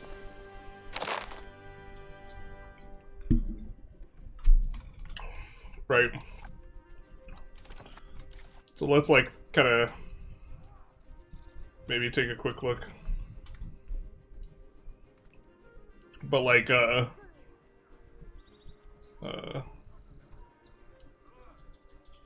making clay pits takes lumber. Does it? Like, for like the crane or like this type of thing? Is it really that lumber intensive on a permanent basis? Or do you build like the... Another thing is like, stuff has to, in the economy, stuff constantly gets consumed. A lot of like inputs are things that are only like built once. Or like, if I have shears for shearing sheep, I sheared a sheep I sheared, upon a sheared sheep I shear. But like, if I have a sheep, right? I build the pens like once, and then they're up for like 40 years. And I have a pair of shears for like 40 years. Or whatever. And in the game, they're represented as like constant inputs. And okay, the upfront is a lot more, but like, you can herd sheep without necessarily having a pen or whatever. Like, the pen doesn't need to be big, because you herd them around and then you bring them back to the pen. And like, every single one of these like base type RGOs, or not every single one, but the vast majority of them, take lumber. And so the entire economy like evolves out of lumber, basically. Bog iron smelter doesn't, but the coal for it does. And so this makes it so that like if you're playing in a place like the Middle East, it's like, oh, we can't get sand because we don't have enough lumber. But it's too universal the way you deal with deleting buildings. I think you should run shortages. I'm not sure if you should run shortages of... I think in general, you should have a way to manage acquiring clay, sand, clay, sand, stone, and lumber are the 4 base goods. They are the goods that you get from just in every market. And you can build everything out of them, kind of. But a lot of those buildings aren't very efficient, and like maybe these should have a little bit of a different feel. Wow, 37 dev down here, bruh.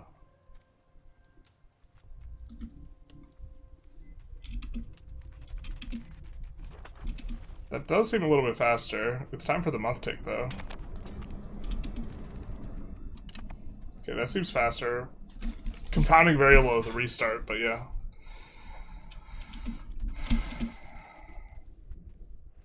Alright, we have the troops. No, wait. This is gonna be a long war. We wanted to start more annexations. Annex Revolter. Cool.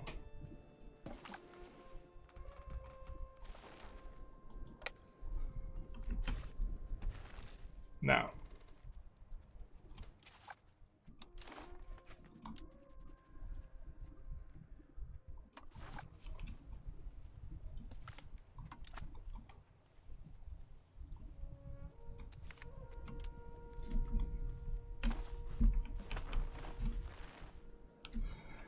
I mean, we are planning on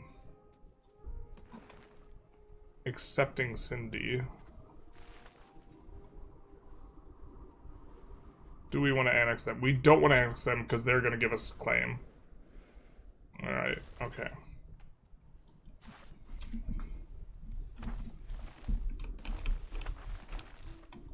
Could annex them. I think we don't want to flood the zone too hard. I think 2 additional annexations is fine. This one should be quick.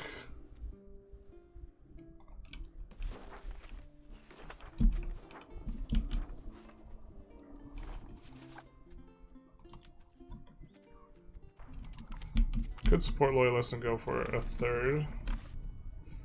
We can only do so many annexations at once.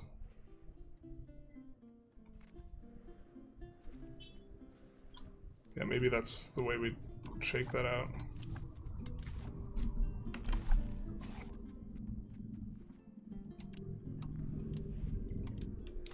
Alright, we can't threaten him, but we can destroy enemy. Which is show superiority as the war goal, which is kind of nice. But, yikes. Stranger danger.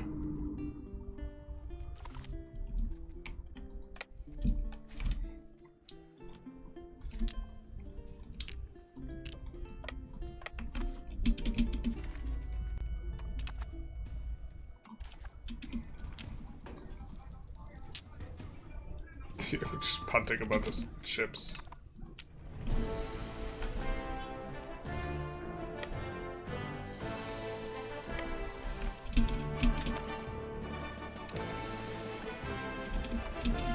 A whole bunch of ships, holy shit.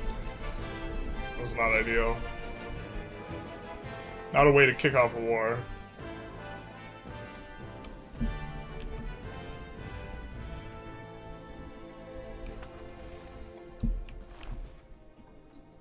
Yeah, but we will just hand integrate the Sind pops. The Cindy locations.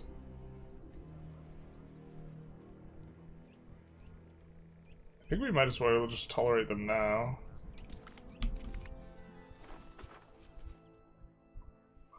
Should we just accept them now? Marginally, this is an additional 0.9. We can afford that.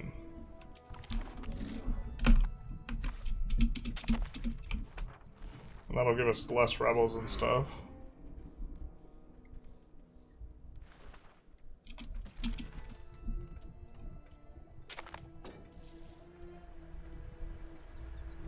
Yeah, we should have started...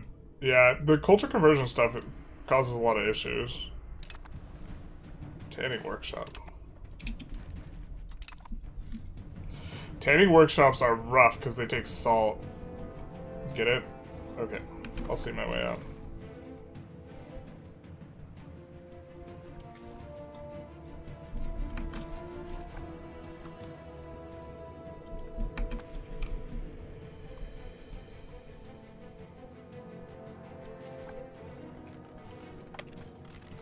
Oh, wait, we're totally winning that. You just got an 82 stack.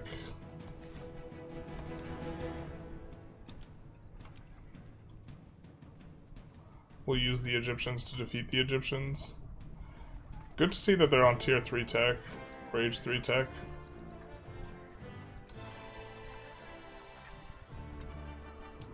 Wow, India was the first to get tier 4 units. Interesting. Macedonia? Bueller? No. Okay.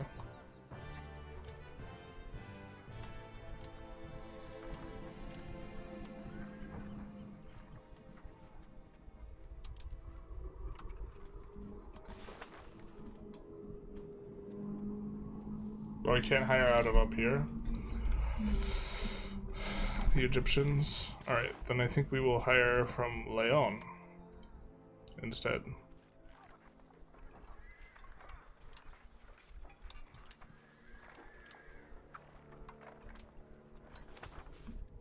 Yeah.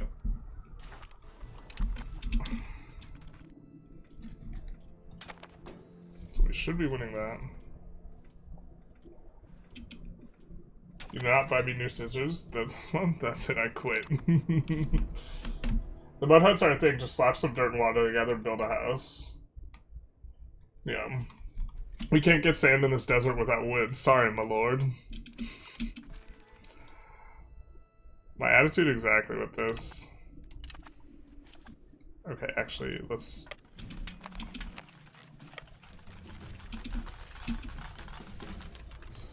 I think we're the defenders there, too. I wonder how much we're paying on mercs in its entirety.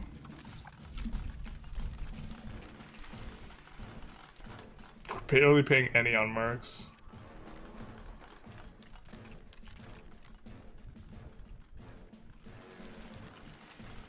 Is the tooltip usable? Not really.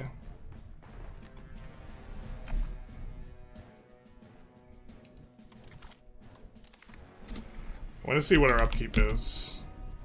Mercenary maintenance minus 77%. Mercantilism helps with it? Oh, bro, stay winning. Mercantilism's so good. Okay, and also the pay price is minus 60%. So we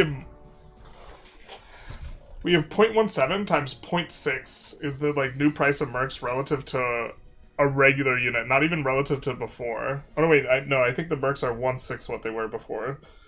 So 0.17 times 0.6. The mercs cost like 10% of a regular unit, and then the upkeep for them is like minus 77%. Bruh. Bruh.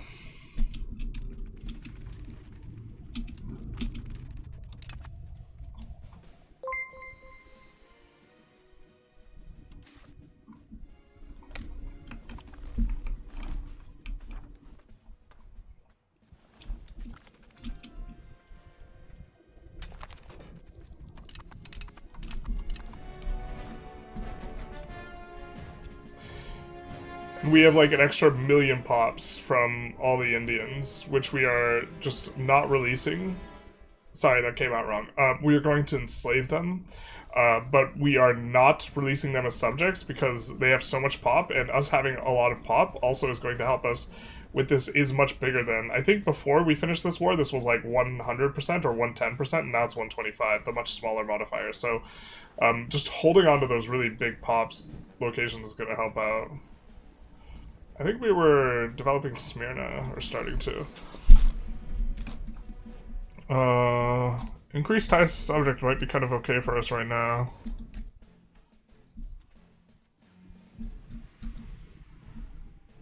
Let's go road network. And actually lay down some roads.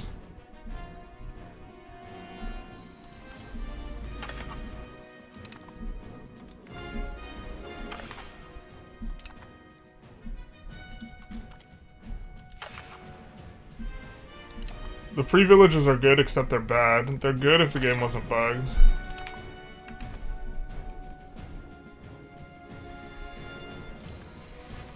Or at least I think those are the ones that are good.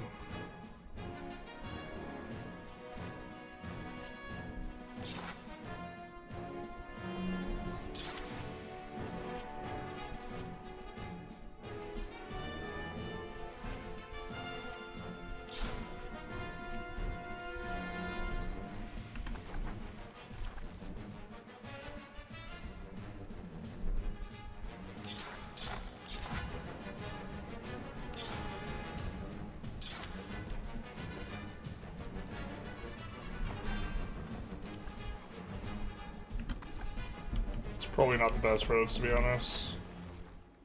But they're discounted. We actually probably want to come from here. Yeah, and do this.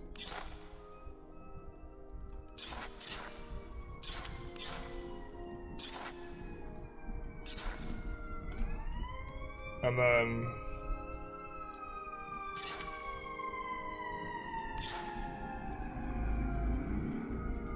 also come from... I don't know if we want to move the market capital from Baghdad. We were thinking of moving it to Wasit for some time now. If we just keep it in Baghdad, that's probably okay. We're gonna do this, but we're gonna go for travel time. And this is how you...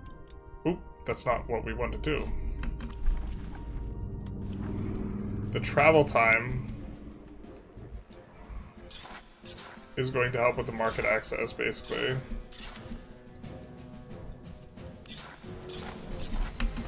And then Eshfan, we were thinking of moving Eshfan here, but okay, if we keep Eshfan here.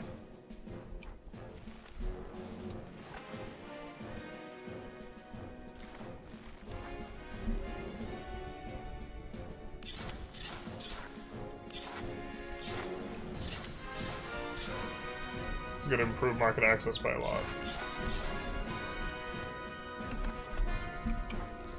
And then Tabriz also was hard pressed to find a better location than Tabriz. The only one is maybe this mountain area, but then we're stepping on Tbilisi a little bit.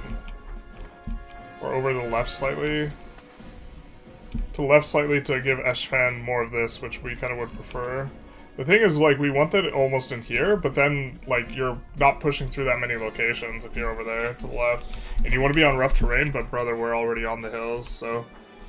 Tabriz was kind of disappointed at how difficult it was to find a market that we wanted to move, but this should help with market access, generally.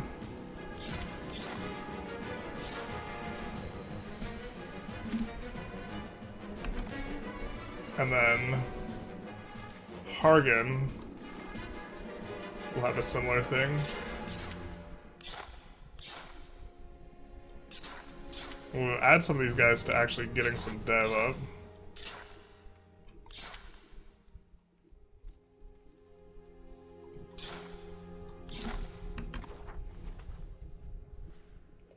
Smyrna will also have a similar thing.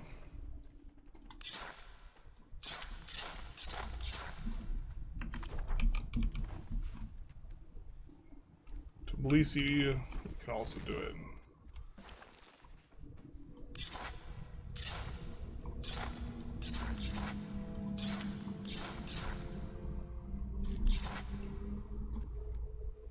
This doesn't have a road. Let's do that. So a whole lot of roads should help out with market access. Oh, we're about to get like 40% procs. Oh, this is gonna feel so good. That's coming on up. We could move the fleet over to try and deal with the Mamluks, but I think we just take it on the chin.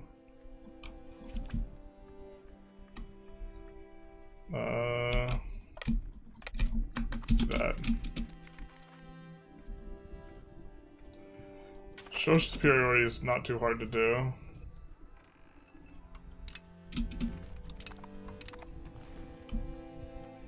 Who did we annex, actually? Was it this guy? No. It was this guy. Alright, yeah, this is fine.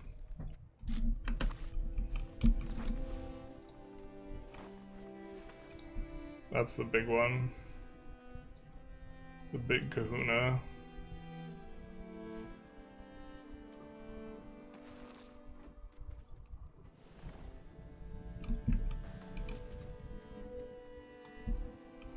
So I think we're also probably going to accept Gujarati at some point.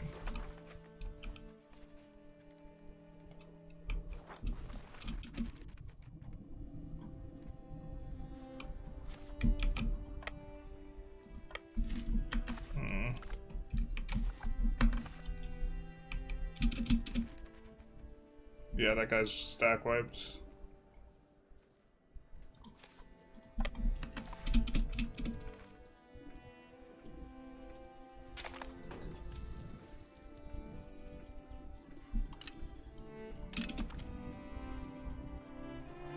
Did we get this 10 years ago? I don't think so. That's 100k dudes. That's a lot of dudes. Hold up.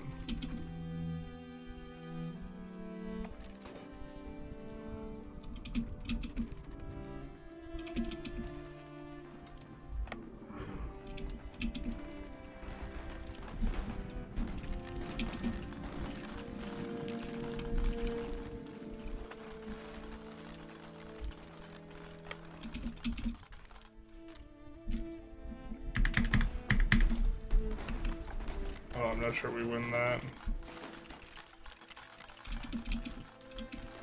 Like, if we reinforce, do we win? I don't know.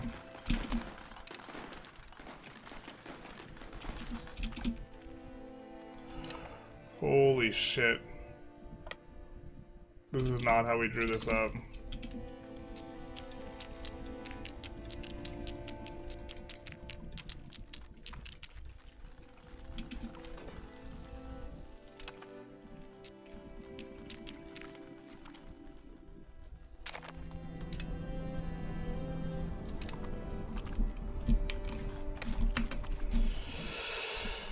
Oh, not how we drew it up.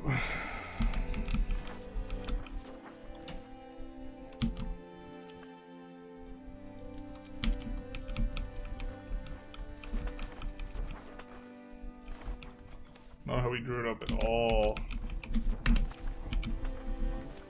Not the way we want it.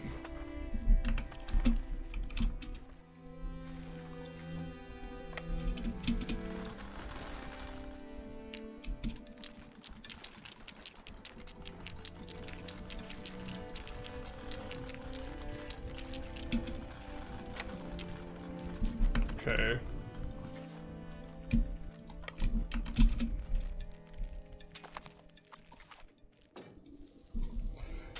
I know they don't have H4 units. Why do they hurt so bad?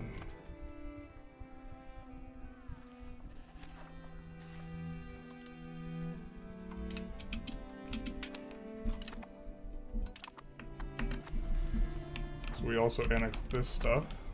I think that we're gonna de-urbanize that in...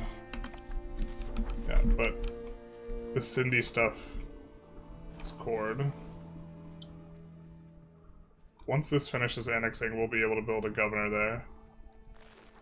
So that we will have a contiguous road.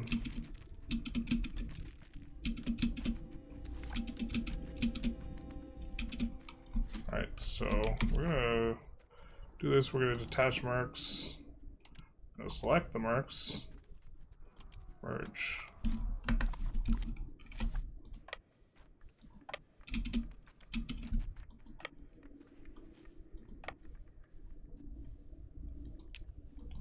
I think we just want to go the safe way. Let's come this way.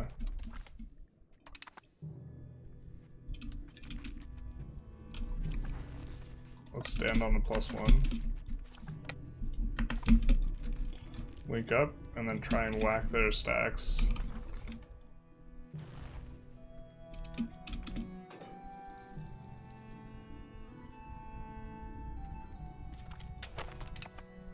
Let's just put the actual most competent guy in charge.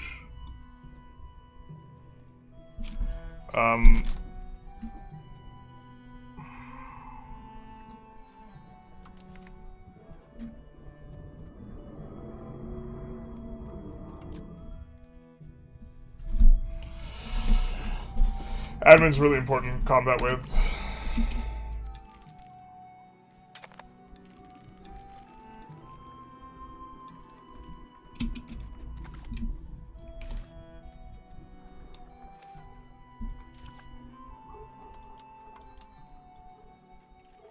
Attach marks.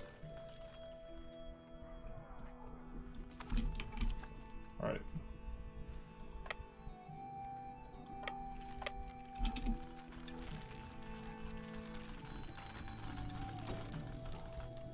I think we still have our 11 auxiliary.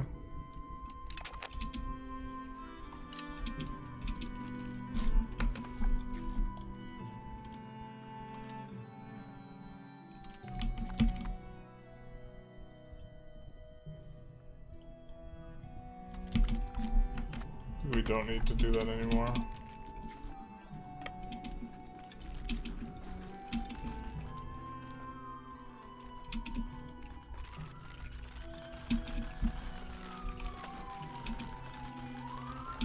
We'd rather not lose the battle because the battle's it's ticking war score.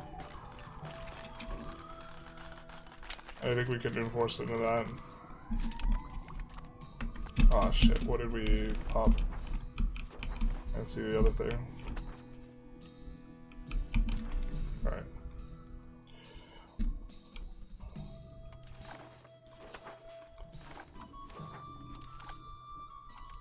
We need data.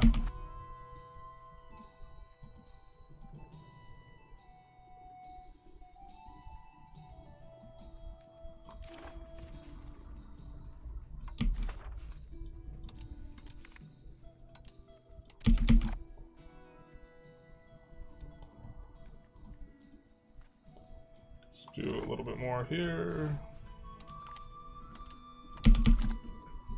Okay. Big battle, no whammies. We're in.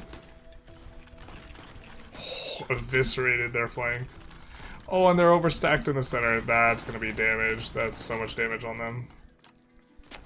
It's gonna be big. It's effectively a bug where they over support. Yeah, and most of the losses were not our guys.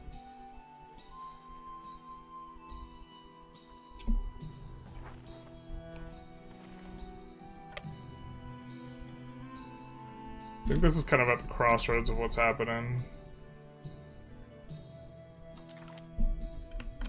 You don't have the ticket war score though.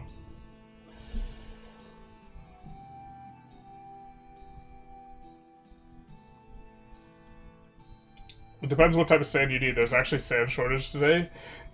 Is there a sand shortage in the Middle East though? Welcome back to the stream. Hello. It's more like there's a shortage of like sand that's like cheap to move. Like it's expensive to move. We are Armenians, primary culture. We are Armenians. We're fighting the Mamluks, but we have flipped Armenian. I think that we wanted to downgrade this though and make it into a breadbasket location. Just because a lot of food, you know?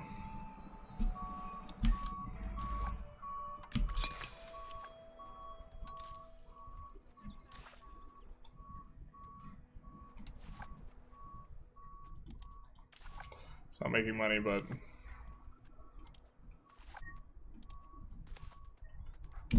max out the irrigation on both of these suckers. And that will make the Tabriz market very nice on the food. We can export from the Tabriz market to the Lar market to help solve the food issues. I think I kind of like this idea. It only moves the amount of food of the goods you're trading, but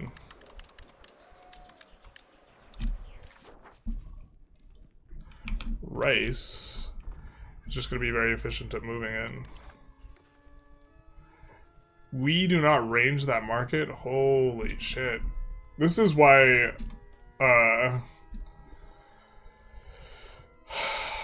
this is why the land is so bad, the land value, because getting minus 50%, is like apocalypse mode. Alright, I guess let's move it to the Baghdad market. And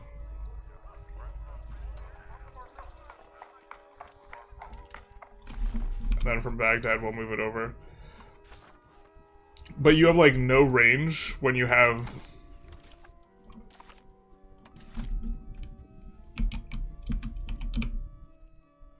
Okay, trade range used over land. That's why we are so gimped. And when you push naval, you get this. But when you push land, you get the trade range used over seas, minus 50%. And that just, like, hard, like, bricks you, basically, from being able to, like, trade with, like, the global market. Like, the more especially on this patch where trade is so valuable. Yeah.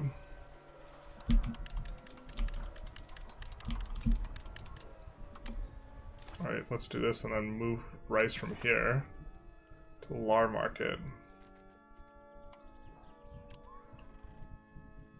Move 7 total rice. So that'll give plus 70 food to Lar. Which, okay, not an insane amount, but the investment's not necessarily that high, and that'll help to keep us up so we can keep the pop growth growing. Like, notice how much we've grown over the course of time. It's actually been pretty nice. Alright.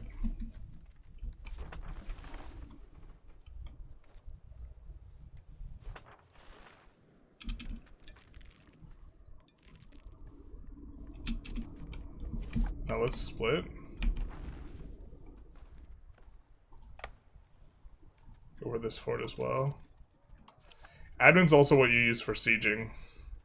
We'll use this siege ability guy here.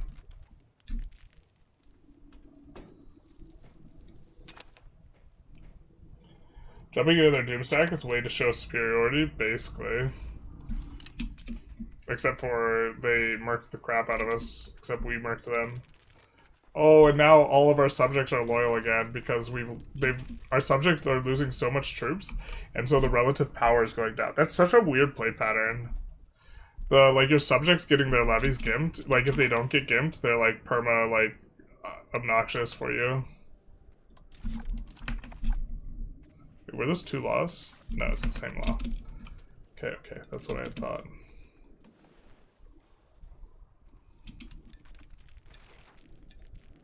I think they win that, which is very nice.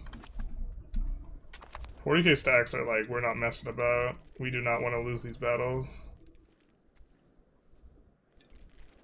Also, look at these guys actually be useful now. Holy.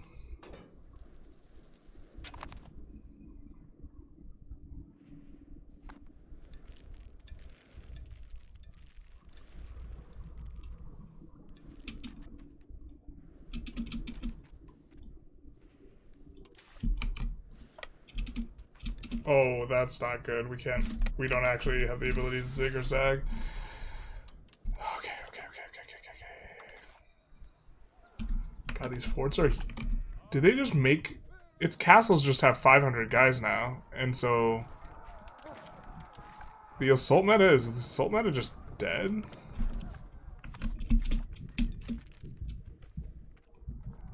I don't want to assault into 500 dudes, man. How about a little bit of no thanks? So worried for this 8k stack. We could split up, but I don't think we want to split up.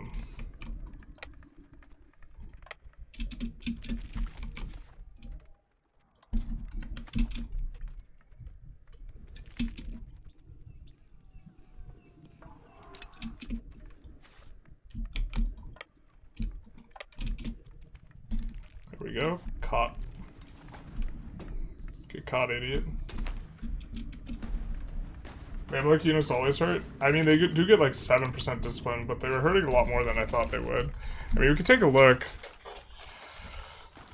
They have more morale than us. They have the same amount of tactics. We have way more discipline, though.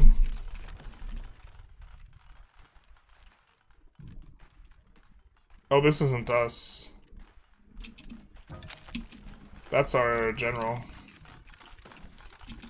Or one of our subjects with 40% discipline.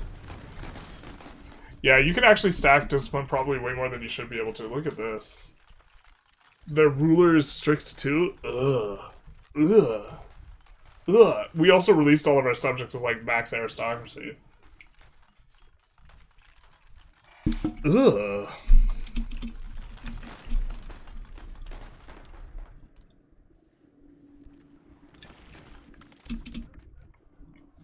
Alright, that's not enough to get them ticking, though.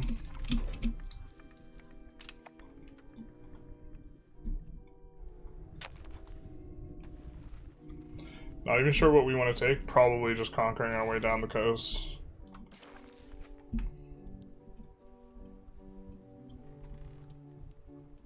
Type vibes.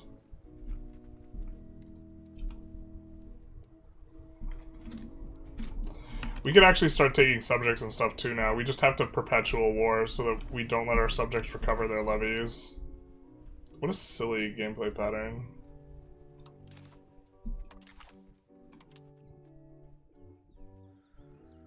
It's kind of fine though, but it was a little silly.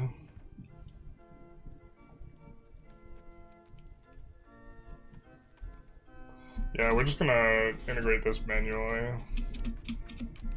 It's gonna be fine.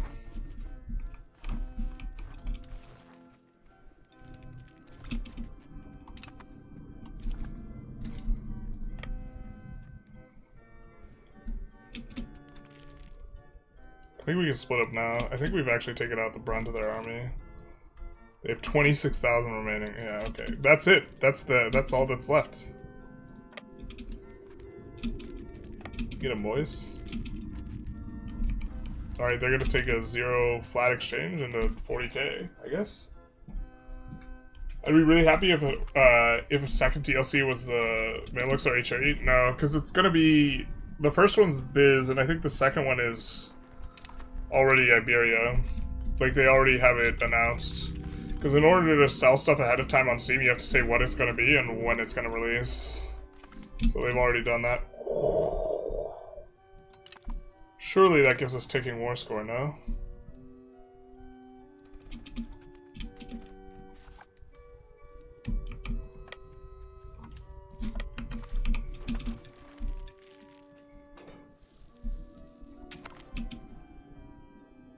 How does that not give us ticking war score?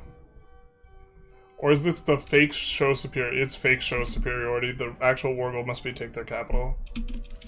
You hate to see it. The fake show superiority war goal.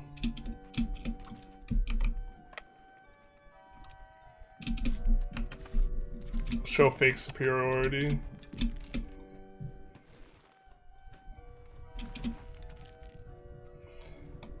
It shows superiority, but it's not.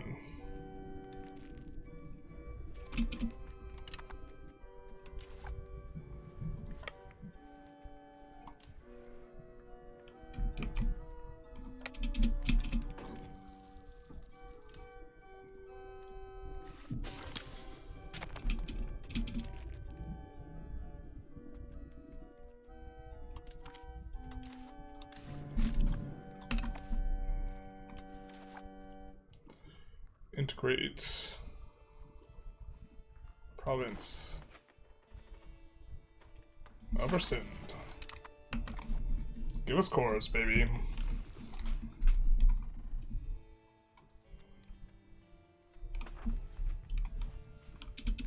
Don't have cities yet, cannot yet move the stuff. Put an auto expand on that though.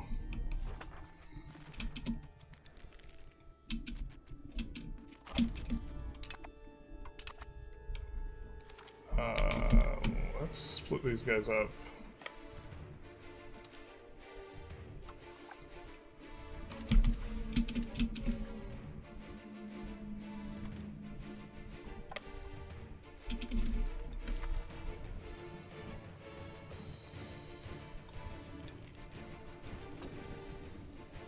We are superior, I think. Surely you would recognize it.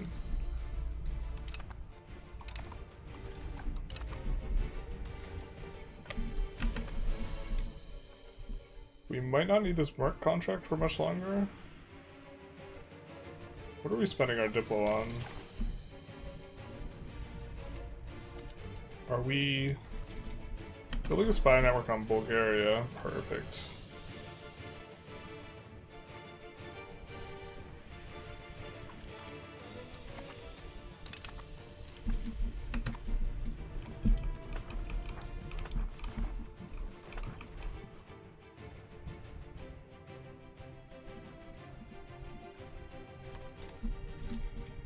They're a fine enough person to attack into. We also can just take Turkish stuff and integrate it ourselves. I guess there's not a good amount. This is like Turkish mostly. Because we accept Turkish.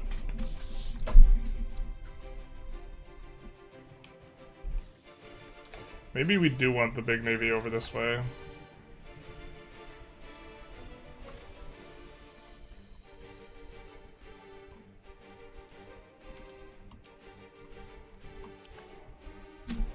Build some carracks.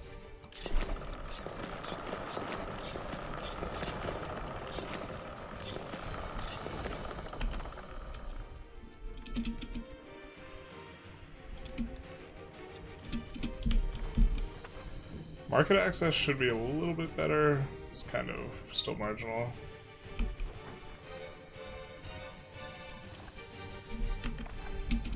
I wonder if these guys are disloyal. No, they're not. Okay.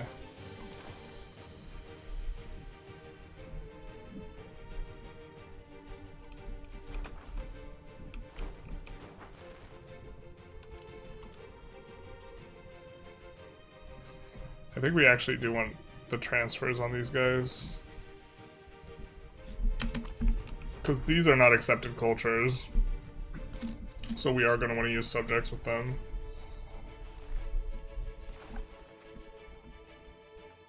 What is this guy's? What's your name, girl?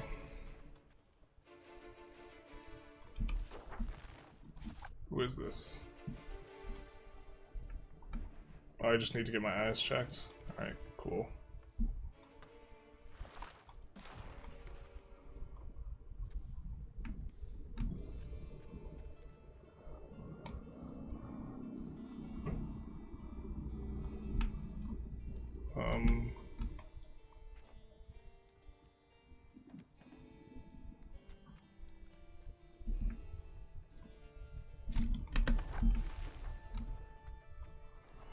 Hand this off to Killis. Who's Kurdish? This too. And specifically, we have to not create an exclave. Can we bucket them though? No, this is already too much war score. Alright.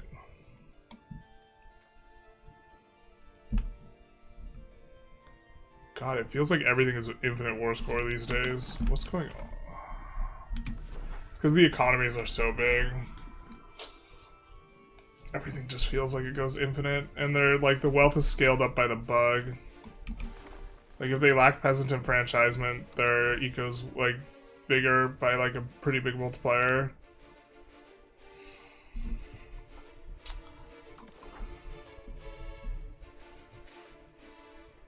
Yeah, they have low peasant enfranchisement. God, that sucks. They have low peasant enfranchisement where they have like eco, so this is bigger than it should be by a bit.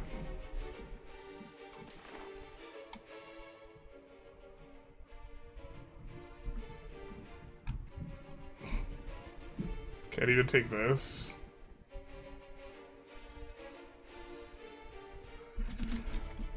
Oh, like low control actually increases their economy size too. So if we take a look at like some of the stuff we're trying to take, and like we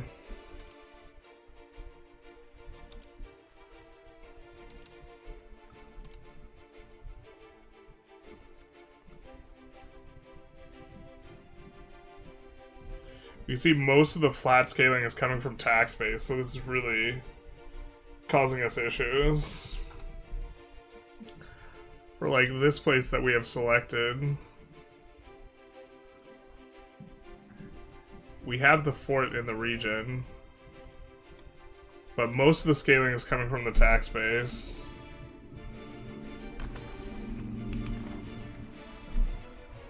And the tax base is going to be inflated. Oh no, wait, it's not inflated. It's just huge. Yeah, alright, fair.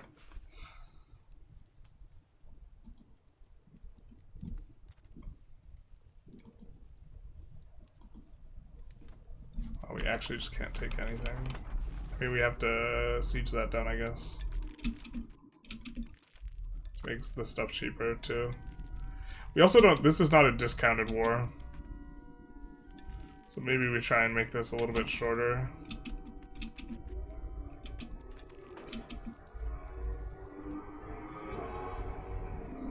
We don't have the forts yet. The forts plus like 100% cost or whatever.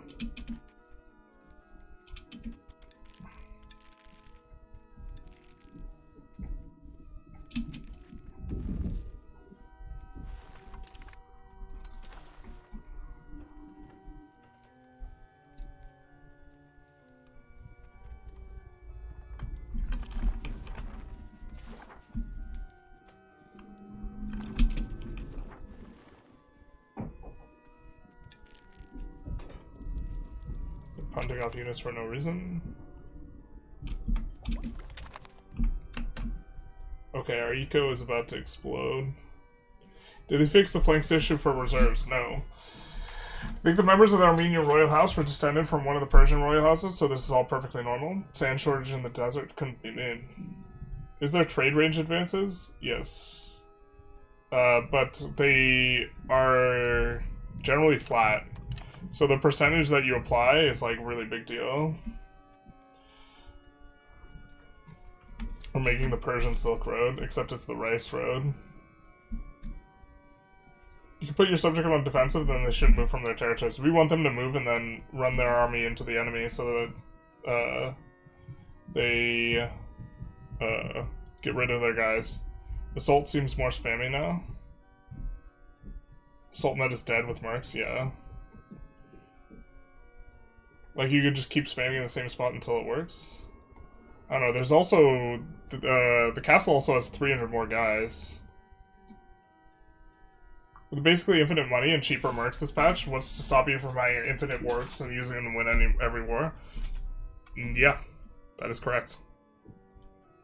Alright, we have a lot of eco stuff to do.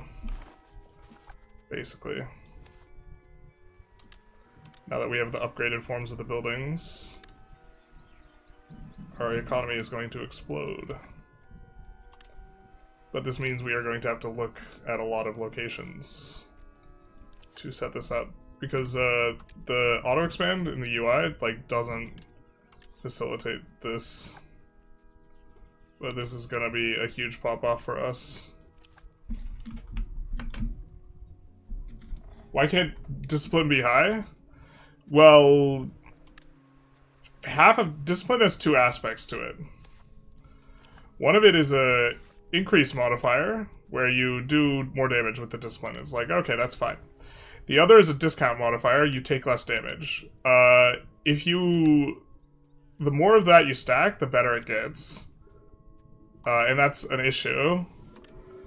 Because if you could ever stack 100% discipline, you take 0 damage, and you're immortal. But it also just has increasing marginal returns, so the first bit of discipline is still really good, but as you get more and more, it gets more and more effective. And so this is the same thing with the proximity cost reduction.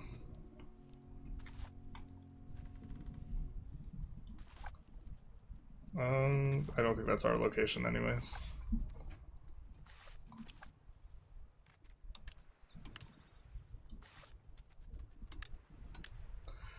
Our economy is gonna explode. So big, so fast, so fresh, so clean.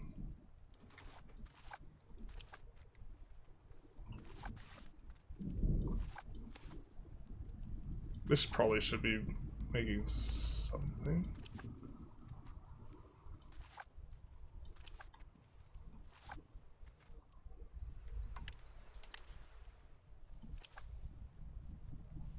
It's already auto-expanding 2 things.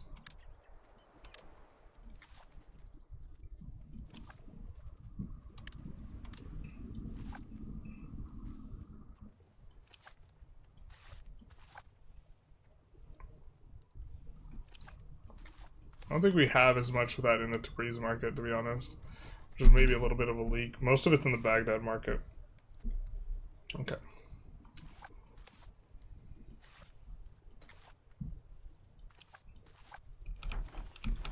This does have cotton in it.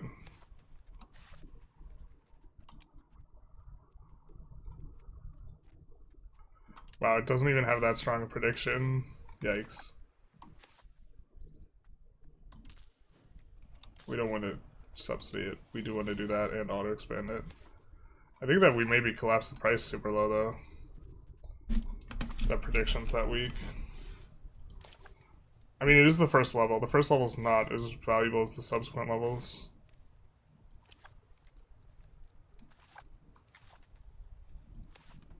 Alright.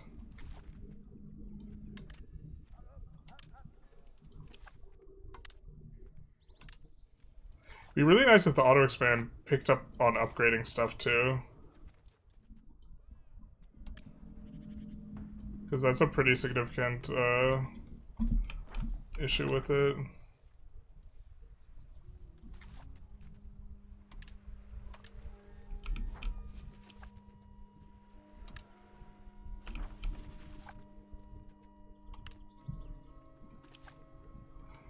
Okay.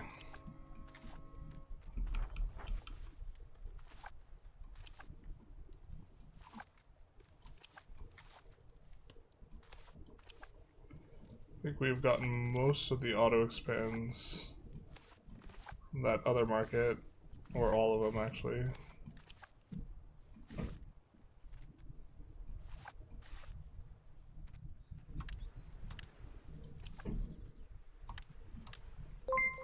Let's see.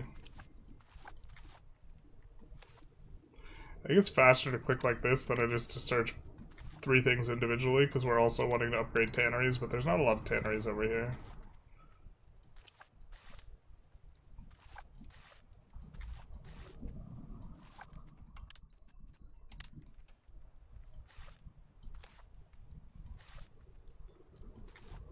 Something like this. Okay.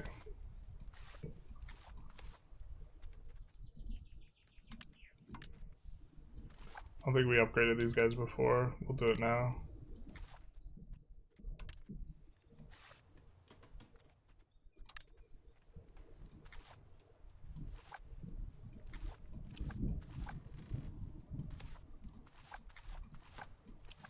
And then these are brand new.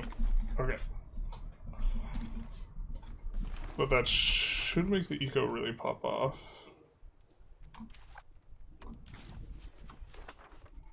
Currently tax base of 52.97. Let's also check cloth and fine cloth prices. Fine cloth is high because of our shady trading deals. And regular cloth is kind of low. Can export a little bit.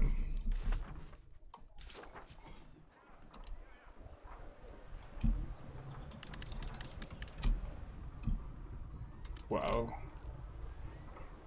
We're importing so much gold from Sofala, holy shit. Because it just doesn't decrease the price. We're actually hoovering up all the gold. Wait, just a second. Our gold quantity, I think, was net positive. Oh, it's heavy. It takes a ton of capacity to move it. Alright.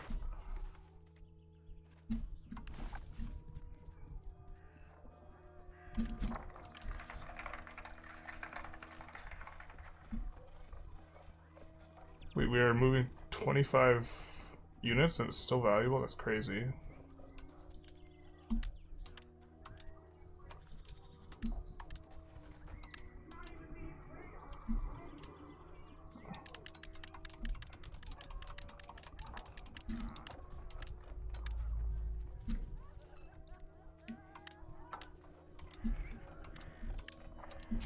This will drive up the price for us, which will make all of our stuff more profitable on tax-based basis. Tax base is going to go through the roof.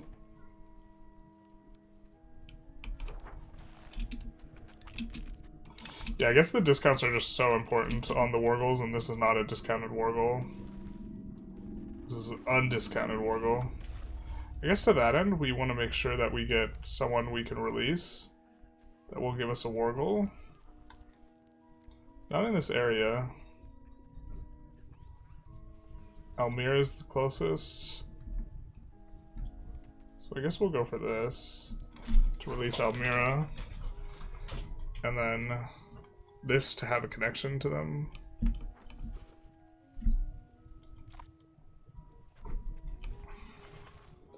And then we'll see what we can do. There is stuff there. It's probably not that valuable for him. So that'll be hopefully useful. Luke DVT, thank you for the follow, much appreciated.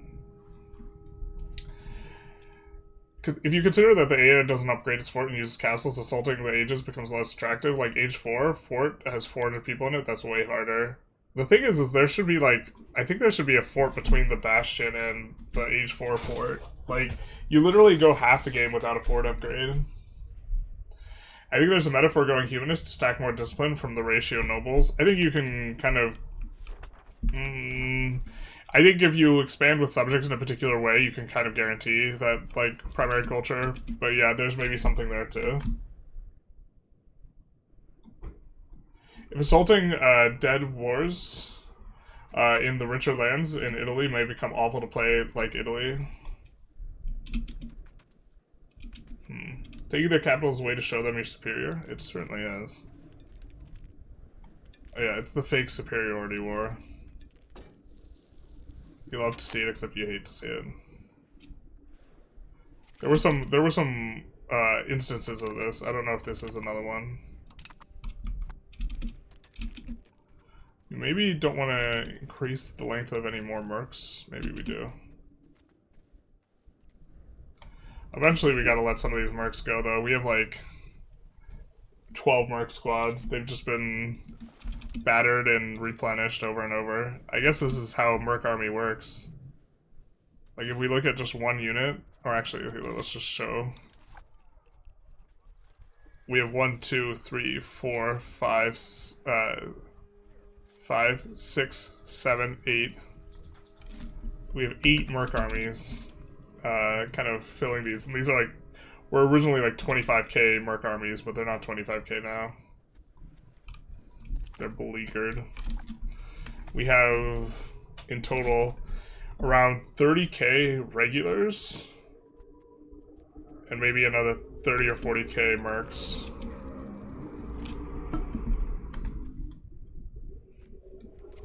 There's a different map mode that shows actual wealth, which is crazy. Wealth map mode doesn't show wealth.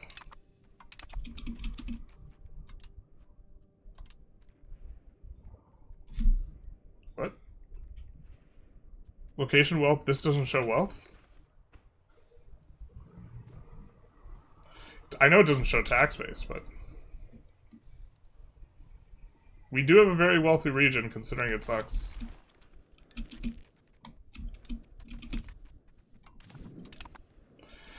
The demand being created is just so silly, though. I don't think... Is this guy merked up yet?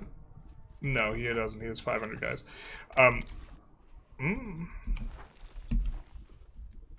let's grab this fort.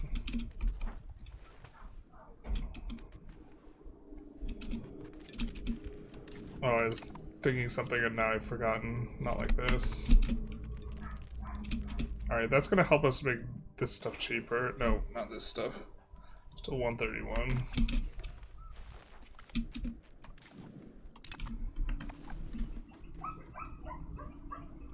I guess we'll explore this.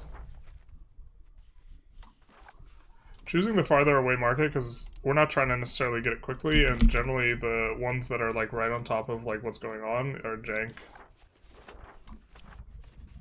There we're trying to get a little bit quicker, so...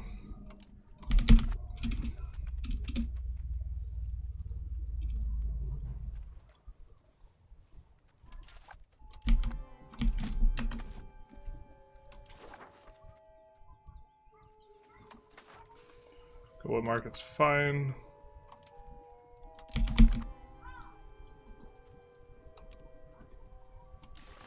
Just trying to gain access to their sweet, sweet trades. I think that from Baghdad, we can't quite range them, but we will be able to soon. Yeah. Kind of at the thing. Do you think you guys agree? No. Are you short on manpower? Not that short on manpower, considering we only have 30k regulars, but a little bit. Do armies feel a lot more reasonable now? Levy versus regular? They feel more reasonable, but mercs are just like uber like strong. Left Soren, thank you for the follow. Where can you see your governor limit? For just about any modifier, you can come to the ledger and type. And you can see that we have 3 local governors, 2 naval governors. As Mamelukes, you can easily get 40 to 70 discipline. Yeah, they only have like 7 unique discipline though, right? Or am I missing something? Did they fix the death spiral that everyone's worrying about? No, they didn't fix it. Yes, it's still an issue, but it's also not... People are also overreacting to it a little bit, I think. You do have like a 20-year period that feels like the apocalypse, but... It's worse the bigger your market is with AI as well, because the adjustments you make, the AI can't make.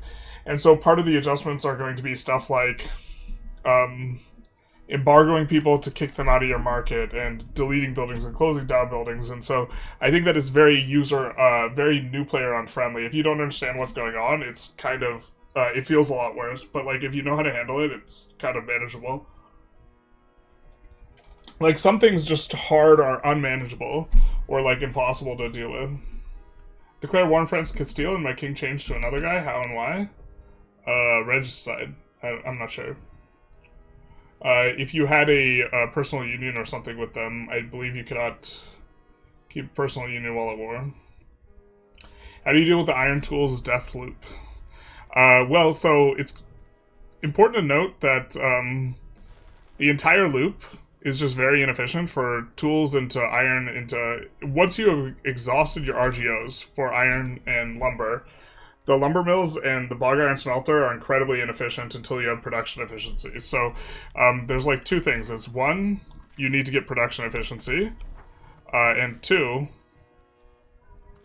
you need to not let the AI build a bunch of these buildings. And when they build them, you need to delete them. There's a lot of really bad buildings. The fruit orchards are kind of the worst offender. And so why don't we delete a bunch of them now? But what you have to do when you're experiencing the apocalypse is just do this.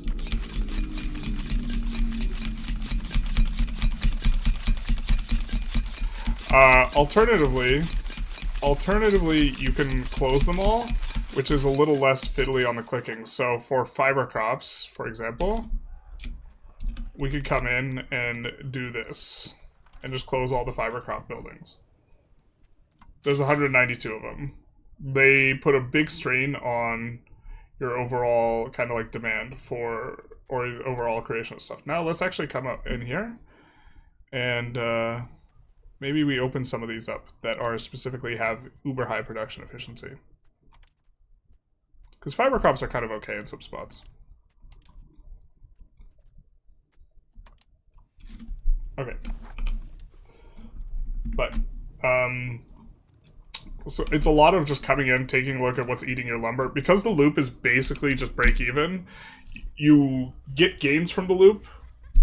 Here, let's actually... we need to find a place with woods. It's not lumber. Okay. You get gains from the loop when you have high production efficiency. And so with production efficiency, it increases output without increasing inputs. And so if we are producing a break-even amount of tools, lumber, coal, and iron, when we have this plus 60%, that is looped in as extra value. And then buildings like this are going to loop out the extra value because they are eating into our wood and our lumber. And so deleting a lot of these buildings helps out a lot.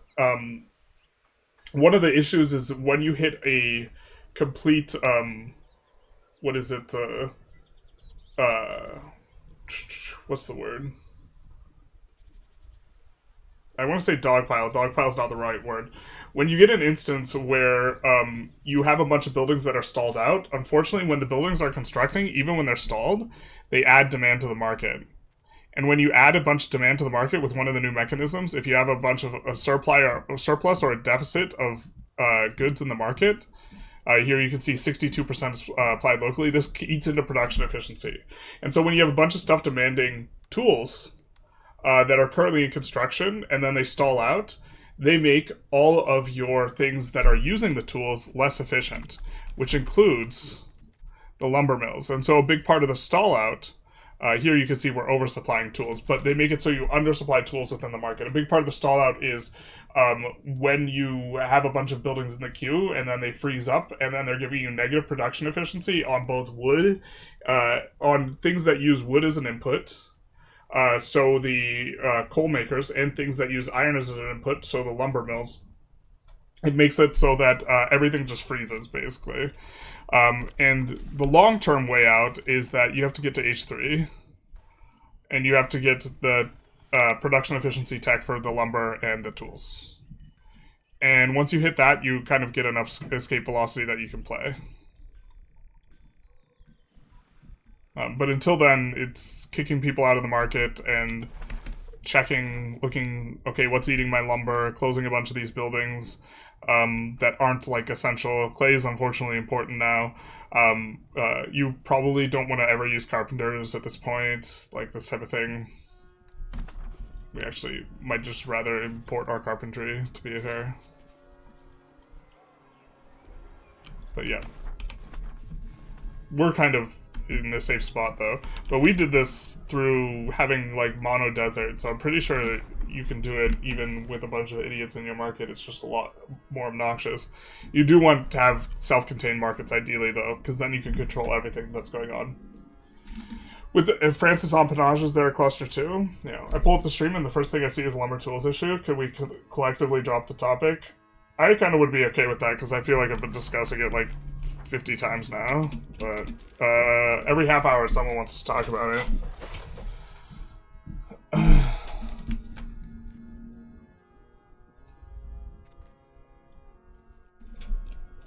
Is this patch worth delving into? This patch probably will be worth delving into once it's released, but like on the current, what it is currently now.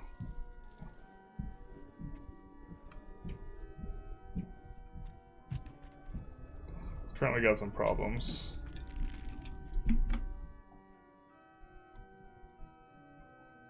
Location is the map mode I use when it shows wealth on the map mode when you hover it. Location income. Location income.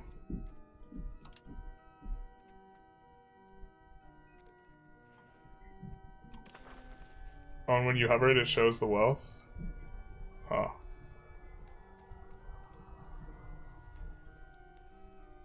That's kind of neat.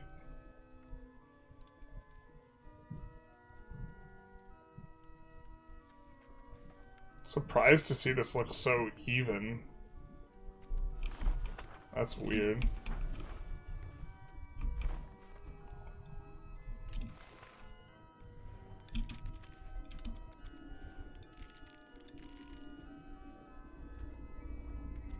It was really punty for him to just walk that guy down. How does dev look like? Did the .003 dev something overall terrain malice just bad? The terrain malice is bad, but we're gonna have the highest dev in the game even with the awful terrain. But it's not like spectacular. We would be doing better if we were controlling Castile and playing Castile probably.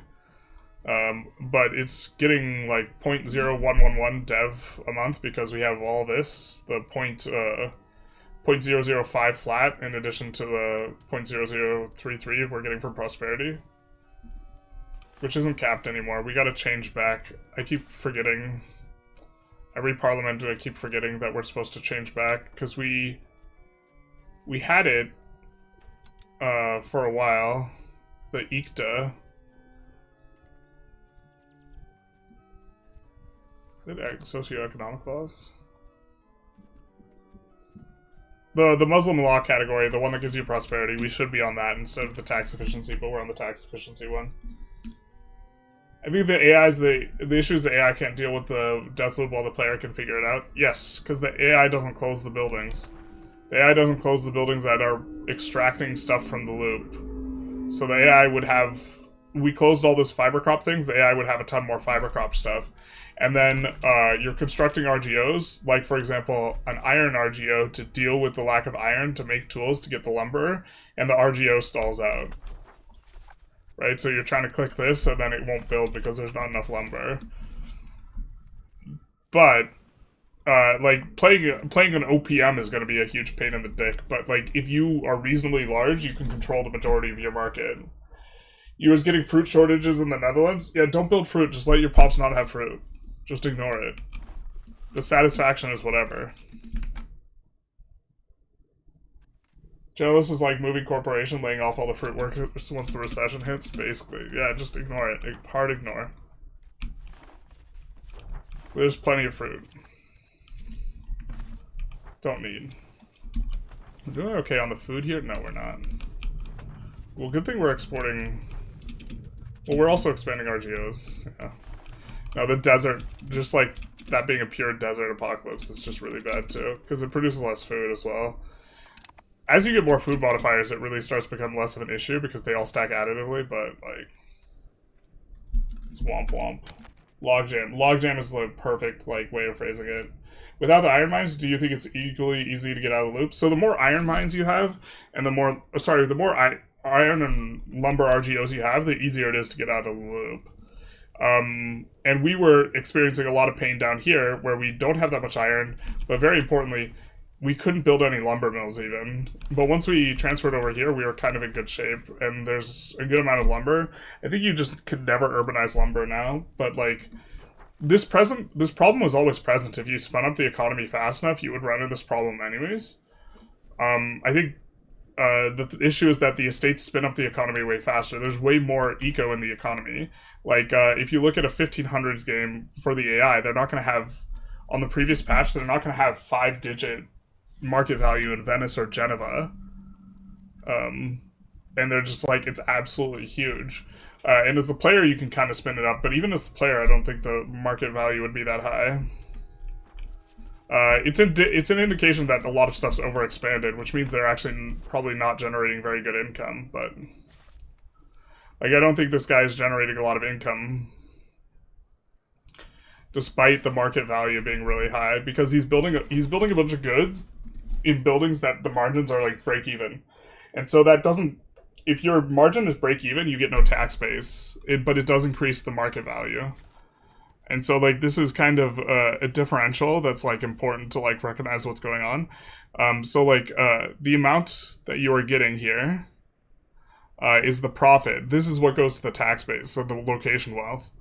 But the entire value of this, the income, this value, this is what's being added to the market. This is what's being added to tax base, added to markets. So, our market's probably not even, not as big as, like, Geneva, but we're making way more money out of it. Yeah. Our market value is like 4.7k because we're producing a lot less useless stuff. But we are going to have way more income than like anyone else, I think. Just kidding. Ming's huge. Ming's caked up. I mean, the AI is actually getting a really big chunks of income. Naples is getting 700 ducats, though. Or, sorry, Venice is getting 700. It's quite a bit higher than I thought it was going to be. Still, trade is super insane this patch, too, though. Like, if you look at the amount we're getting from trade is over 2 ducats. Here it's over 4 ducats per capacity. So actually, we're just like, we can't build marketplaces anymore, but we're still just super under-accounted on this. The second trade building actually just kind of sucks, because you can't get more levels out of it. It doesn't let you build more levels than the previous building, for whatever reason. And it costs 4 times as much to build. And it doesn't give more market access. They give the same amount of market access. So 4 times to build for plus 50% trade capacity is like just not worth. Or like, we spammed a bunch of marketplaces before we got this, and then we haven't built much of these. But I think if we're getting 4 ducats, yeah, sure. Have at it.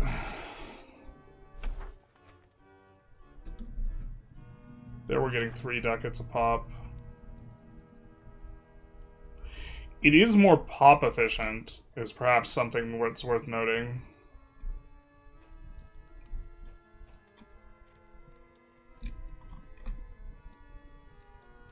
I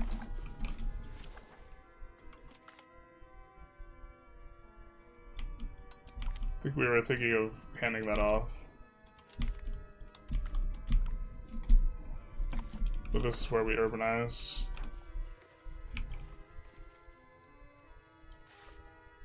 Bailiffs still can't employ up? Why can't you employ soldiers, dude?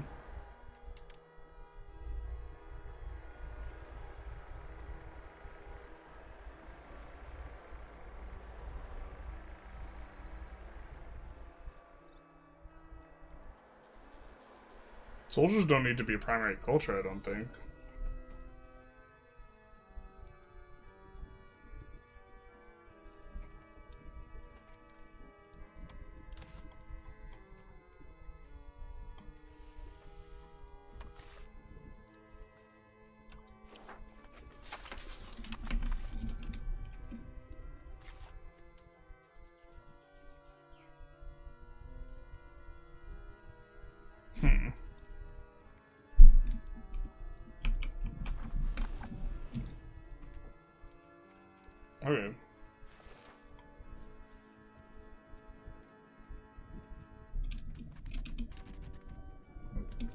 Yeah, but trade is also just super obscene this patch because of the extra volume that's moving through.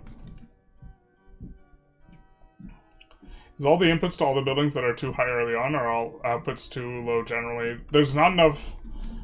I don't think it's an input-output issue. I think economy is generally too fast. I think it's that the overall composition of what's required is too heavily skewed towards iron and wood. Because I don't think they need to increase outputs. That's the problem. The problem is everything takes a bunch of wood as the input. I mean, I think that perhaps the 4 base resources of clay, stone, wood, and or lumber and sand should be treated a little bit differently. Sorry, I wanted to talk about it because I ran into the issue and ruined my experience. No, that's what everyone wants to talk about. It's fine. It's definitely... I'm not annoyed with anyone specifically regarding the talking about it, like, over and over and over again, because it's what people want to talk about. So I want people to talk about what they want to talk about. I'm just expressing that it's like... It's frustrating that this is all people want to talk about, but I don't think it's all... that is what people want to talk about is not their fault, right? Or like this type of thing. Was playing the Ottomans last night. Noble rebellion followed. War triggered as a minor rebellion instead. Entire country had the 2 prosperity. Felt like absolute death. Womp womp. You can't let those. You can't let those rebels fire early. It's just apocalyptic mode. Yeah. It does make the. I do like that it makes the like recovery modifier not feel super dead. Like the one where if you're below 0 prosperity, it like does more stuff. Is he doing God's work though? And we want to stay in jurisprudence.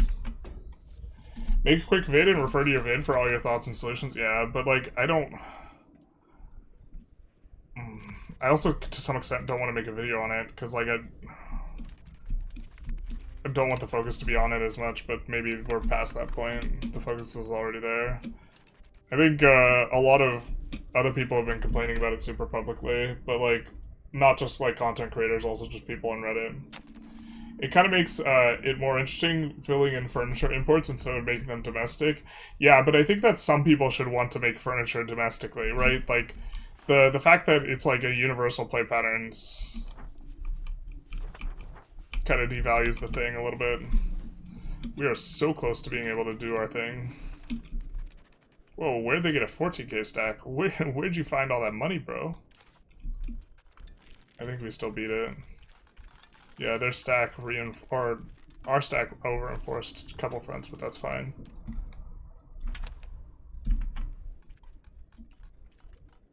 Whoa, Ice Age was brutal for your England run? Oh, I can... apparently, yeah, the AI shits the bed with the chili.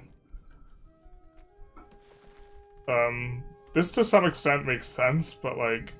The thing is, the AI is really bad at long-term evaluation of resources and also valuing food as a resource. It just like is completely incapable of valuing food. Basically. So... Just can't do it. Oh, I think that we were asking for multiple things that are, yeah, forted up. So once we grab the forts, it should be much better. Ming is actually a problem this patch, though. Look at their levy count, tedious to win against. I don't know if... I don't think that Ming being tedious to win against is necessarily something I have a problem with. I don't know if conquering the biggest country in the world should be easy.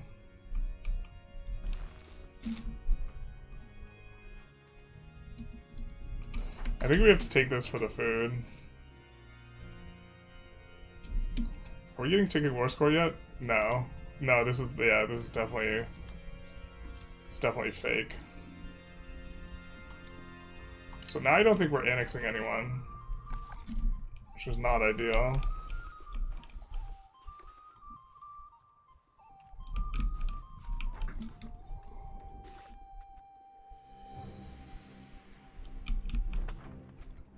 Masonry.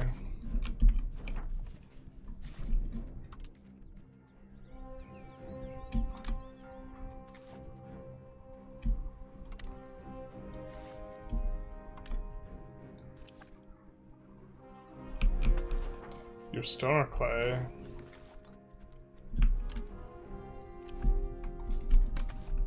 I don't know if we necessarily want to do that to clay. Use clay as an input on that. This clay is important for the salt.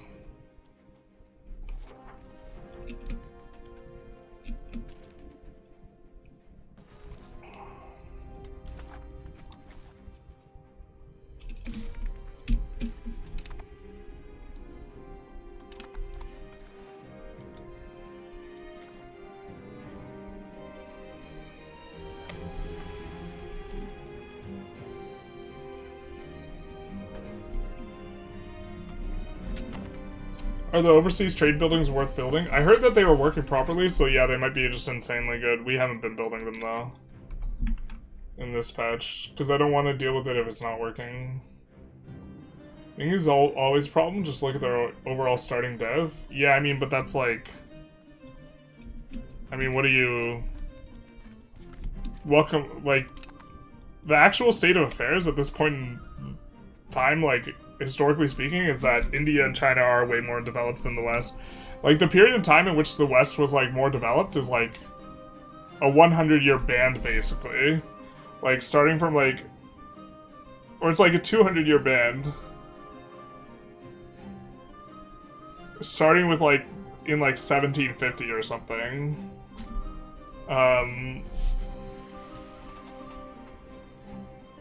Or I guess maybe 250 years, like 1750 to today, or something like this.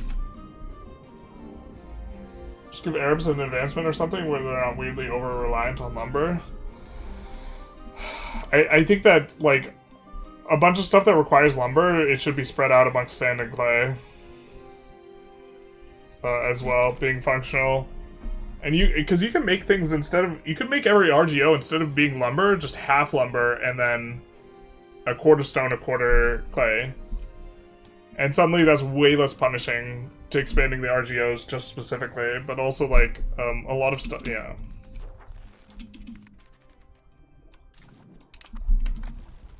A lot of stuff should just be different.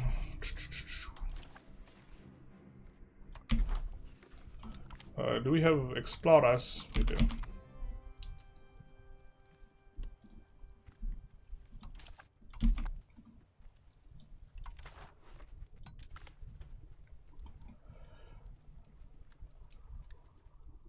Could you imagine doing this in multiplayer, though? It's so many clicks to explore. You just have to, like, know where it's good to explore. Is it worth it to subsidize wool now? Maybe. Because it's... I think that the sheep might also just not be worth building. I think they kept the same efficiency for the PM, but, like, it's like half a building now relative to what it was before, which is just such a huge giga nerf. I don't know why they nerfed it so hard. Or, like, I don't know. Nerfing stuffing by doubling it or halving it is just really heavy-handed. I think you have to be really confident that you want it to move in that direction, because you could always just nerf it, like, halfway there, and then, like, if it doesn't produce the effect, nerf it some more. Some of the adjustments seem like pretty... Like, also having and doubling the amount of trade capacity on top of changing the way that trades are calculated such that in the way that they affect price. So we went from a world where your imports and exports were both half value for affecting price, to now a world where they are a quarter value, so cutting it in half for supply, 25%, and they are full value from exports. So it's just, they doubled and halved it here too. And then burgers, their exports got cut by 2/3 because they used to have 75% value, and then they got cut even more. They got cut by over 6/7 for the value of burger import on prices. And so this is also a thing, is like everything that's getting solved by burger imports, among which one of them is lumber. It no longer moves the price, like, at all. So people also have really expensive lumber, and I think one of the issues is also when you have surplus lumber, or when you have actual lumber in the market, people are not wanting to build because they haven't gotten their price collapse on lumber. And you just have to build because you just got to get going. And I think if you wait for this and then everything stalls out, and then you can't build later, like, that's more of an issue too.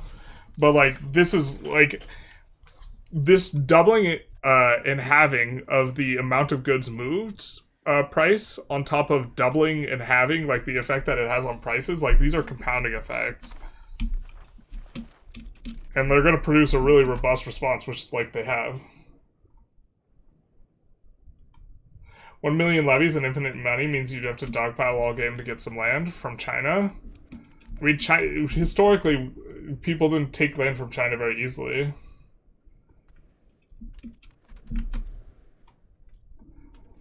Biggest hog of masonry is granaries? Yes. I agree. I'm also uncertain that, like, I feel like granaries should... There's a lot of things that, like, also, like, it having a constant stream of maintenance cost is, like, maybe doesn't make that much sense. Like, granaries having a constant stream of maintenance cost maybe doesn't make that much sense.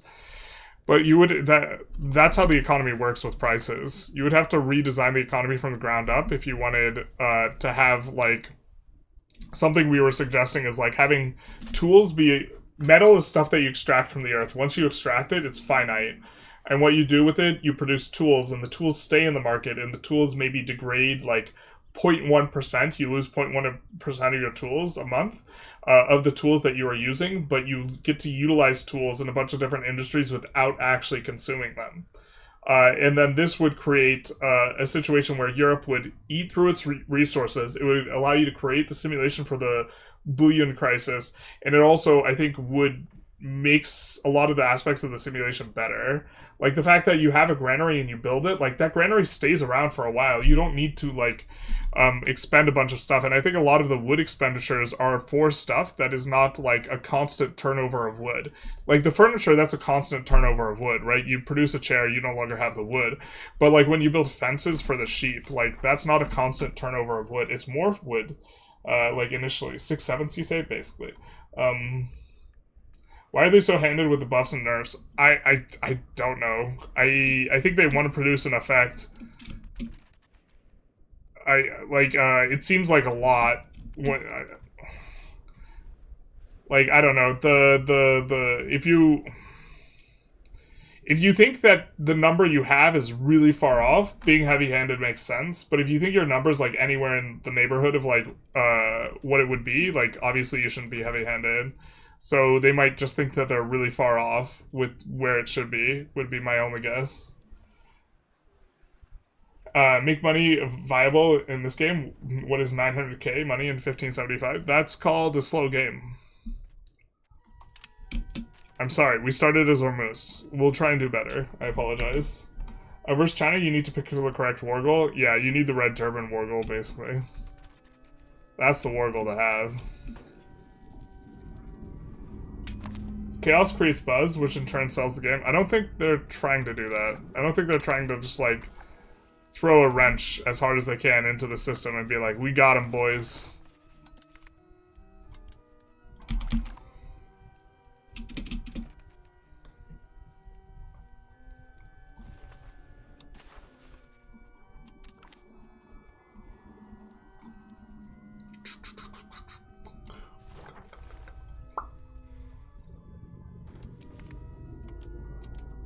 If we don't control that market, we actually just get to do things. Like, these guys control that market, not us.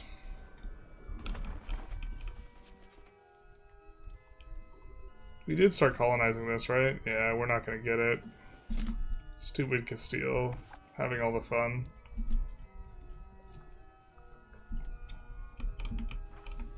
They're already colonizing that. No one's colonizing Guyana? Doesn't have a lot of pops, let's go for it.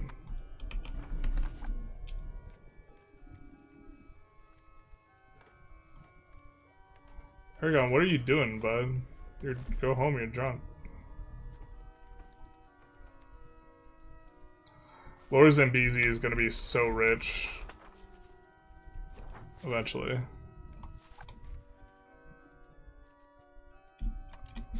We're diverting trade from these guys. So a couple merchant quarters will actually give us quite a bit of trade. I think we have control of the Safala market. We do not. Well, we're... Alright.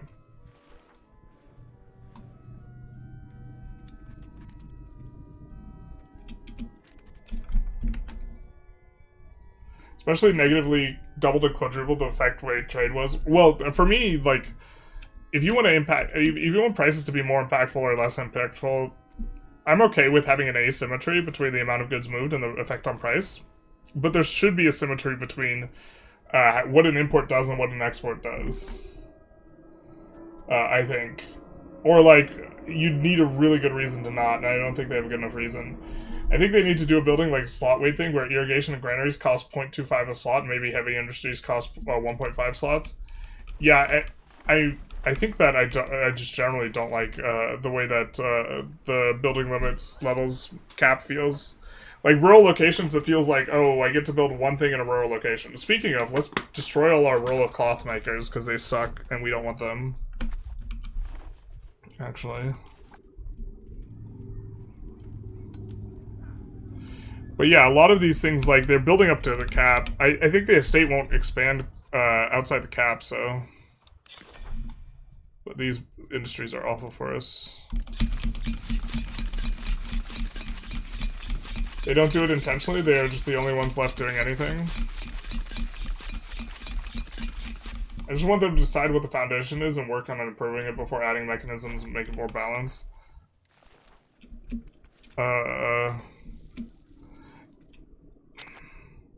I don't necessarily think they should, like, limit themselves from doing the thing.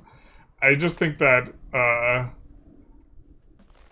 for me, it's like they picked a choice that really is going to speed up the economy when the economy is already too fast. And I think they should have engaged in choices that were supposed to slow down the economy first. To be fair, they tried to slow down the economy in two different ways. They increased slider expenses if you're under 66 control, which... Okay, on average, we are under 66 control. And then they, is this ever gonna finish? They also, like, halved all tax efficiency. I love those changes. It's way more punishing to have low control. I think that that's a nice design change. But people aren't talking about that. They're only talking about the lumber, iron apocalypse.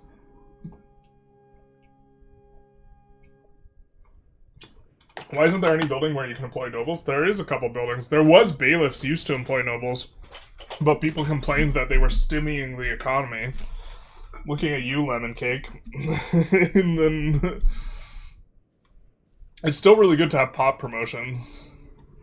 And not that lemon was, like, wrong. They stymie the shit out of the economy. It's also was more profound when they were buying a lot more than they were consuming.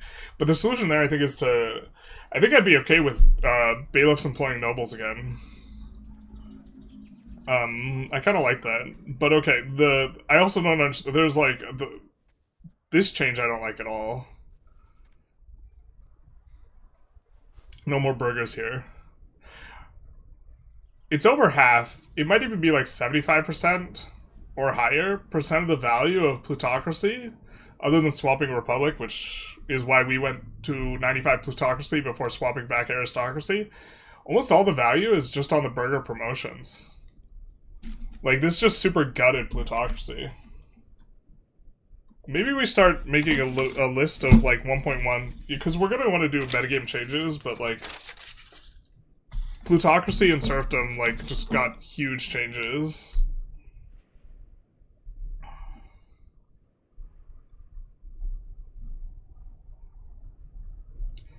And I don't know if they roll it back.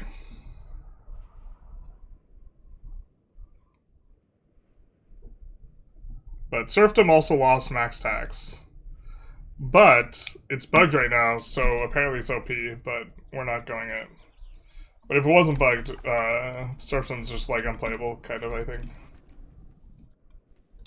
Alright, we're gonna move this guy down here. We're getting to the point where we can grab the peace deal we want. We're also flipping Doja ourselves, so... to us. Alright, let's also maybe think about culture flipping people. Our subjects, now that they're not all disloyal.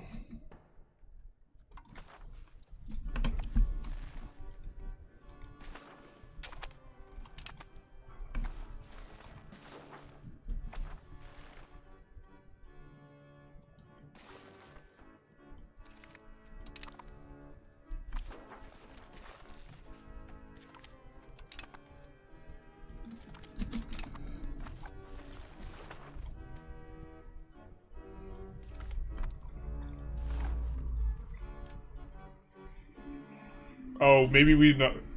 Did I enforce on a guy who we have an accepted culture? I might have. No, I don't think he was Farsi. I think it's the other thing. Yeah. And we'll focus on annexing the Armenians. And also anyone who's Turkish will work for us too, because we accept Turkish.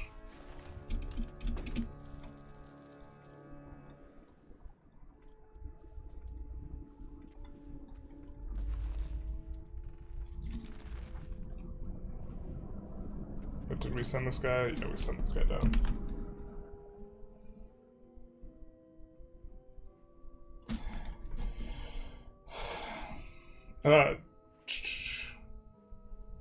There's tooltips say it must be built on another continent, but I played Madagascar and I couldn't make colonies in Yemen. It's not, it has to be overseas, which is on another continent, and overseas is on another continent and not in an adjacent subcontinent. So in the Middle East, we could not make a colony in Madagascar because East Africa is adjacent to the Middle East. However, we could make colonies in Southern Africa because it's not. So this is what overseas means, I'm pretty sure. So that's why we have a colony here, but no colony here. Womp womp. They can colonize this, and then we could feed their land to them. And maybe that's something that happens. But, yeah. Which means that also, we're kind of excited to see how this ends up shaking out. We added a bunch of sugar plantations. It looks like they don't have slaves.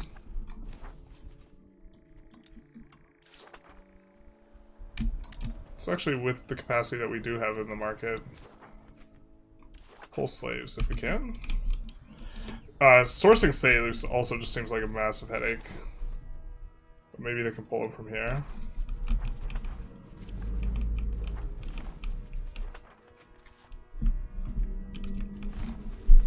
See, they're gonna flip everything real soony, real fast. We're even maybe assimilating these guys more than we want to be to our religion.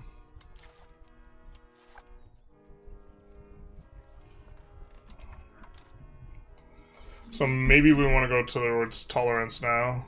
We don't have the Republican tradition to do it. Someone remind me in chat when we do have the Republican tradition to do it, and I will promptly forget that they reminded me and punt really hard.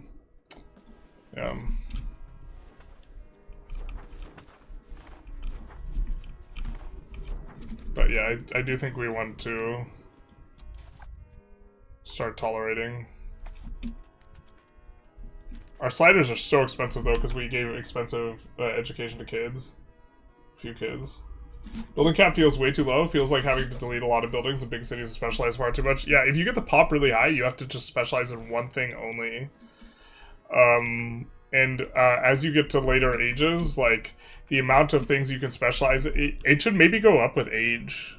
Because what feels really bad is you could specialize in, like, 5 things early on, and then once you get the upgraded forms of the things, you can now specialize in 3 things, and now 2 things, and then 1 thing, and it's like...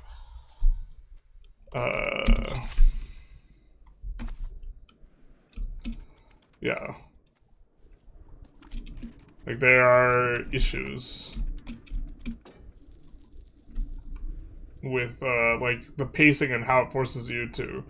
I think that, like, as a gameplay pattern, if you are frequently deleting buildings, that's probably just not a good gameplay pattern, you know? And that's like a sign that probably some adjustment is needed.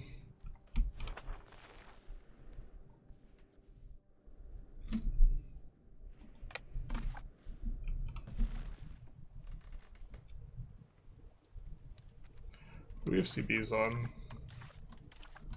Carthage probably can catch these hands.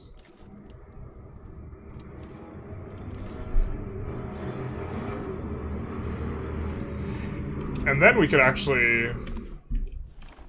Are they mainly Turkish? They are mainly Turkish in most spots.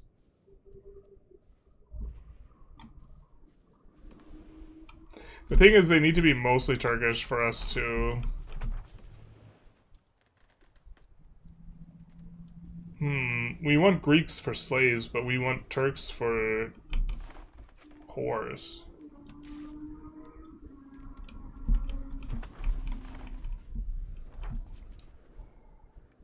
Interesting. I think we want to annex this guy next either way. And then we will feed this one location over here. Actually, we could just feed that location. I forget that we could do this. We might have to not be at war. No, oh, we can't because it's the capital. Yeah, fair.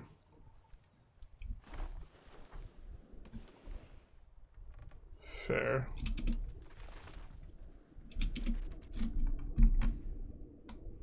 First game at EU5 ended with me market evaporating because iron demand, which as a ripple effect killed all my industry.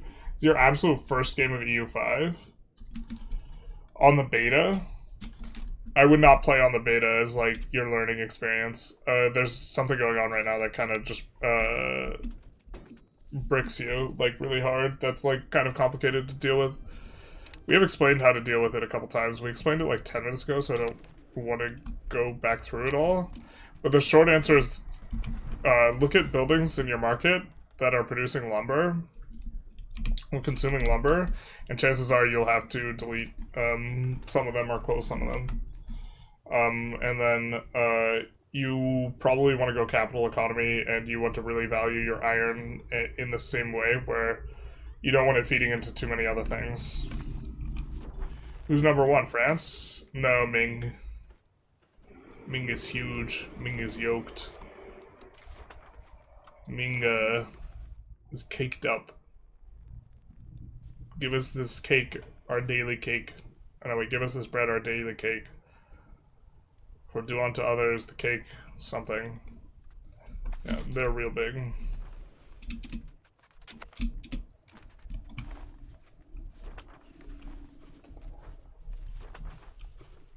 We are incorporating this. It incorporates faster if it's not upgraded.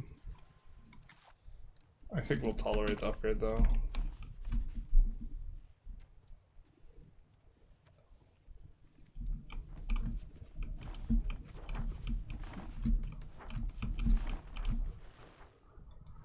Gujarati, I think we accept, so we just core all the Gujarati stuff and all this and stuff.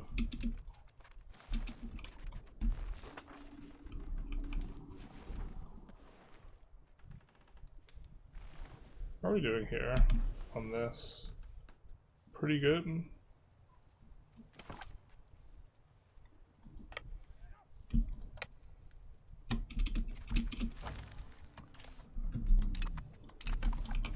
We did want to move over the actual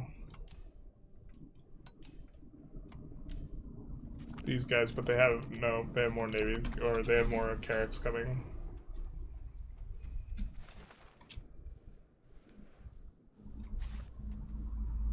Alright, I think we're gonna move this guy on over. Get ready for that war instead. Holy, please don't flood the zone, man. We could try assaulting with all the levies of our subjects, basically.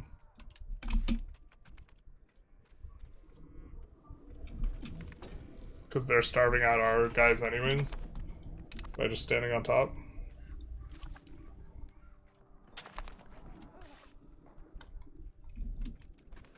Yeah, assault's kinda maybe a little bit sus now.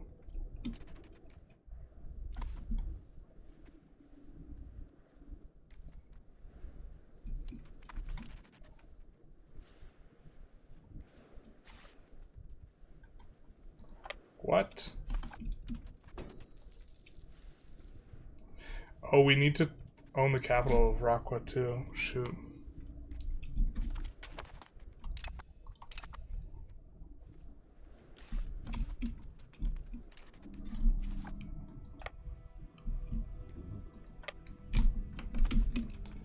let's deal with this.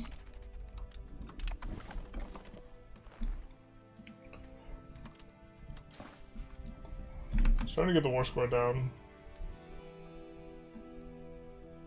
Centralization bugged. It shows only 50% crown power. As its only modifier. It must be bugged. Here's what it shows for me. I think societal value changes are not giving enough unrest and revolts. Like, I suppose if government are trying to destroy cornerstone of society, they should get mad. Maybe? Actually, I agree from a simulation perspective. That would be, like, low on my list of changes, but I think I agree. I don't think that that's, like, making the game unfun currently, though, you know? I think there's other things I would, like, arbitrage ahead of that.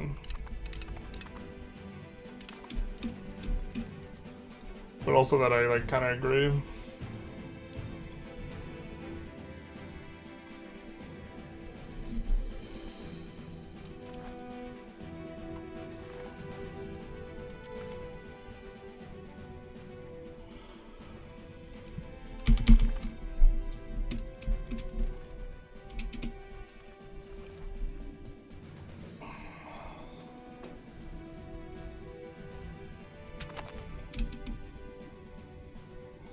Approaching 100k, boys. Alright, now we have the actual fake war goal.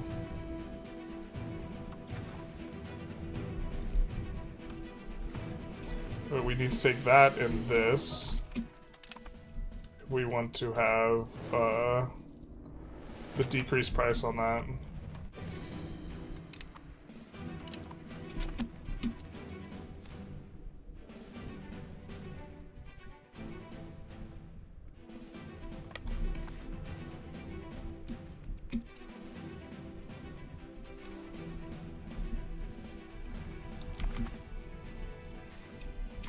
Actually, I don't know why I ransomed him. He's just gonna be annoying. My kingdom for taking slaves, though. Okay, now it's down to 100%. Are you disloyal, my friend? No, you're not.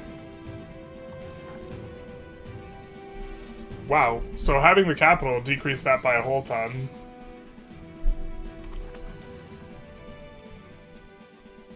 Maybe we wait for the full occupation in case it matters. I don't think it does.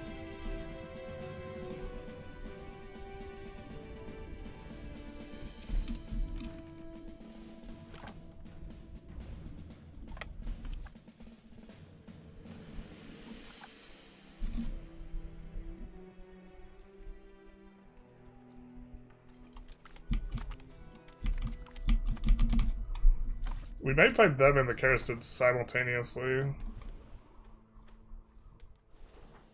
Kinda would like to have our bigger navy though by that time. Although it looks like the Carracks are about to finish.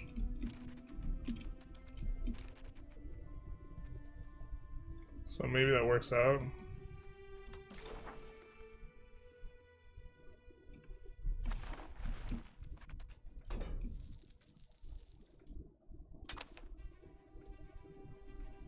This guy should be way more upset than 54%. Do we not have ticking war goal? Is the ticking war goal just broken? I feel like we have won a majority of battles. Maybe we haven't.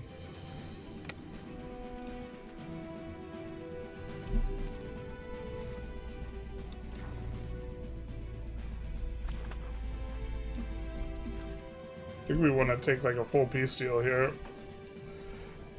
Considering how long it took us to push this initial bit. I was thinking we could do like a chip shot because we could get ticking war score, but we couldn't, so we've just like full occupied them, so.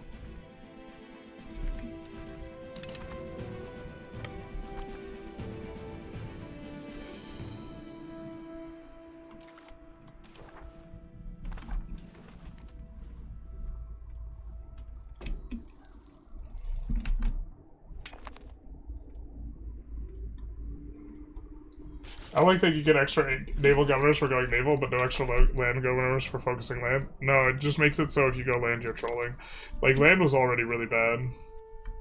It was already bad because it meant that you could trade a lot less.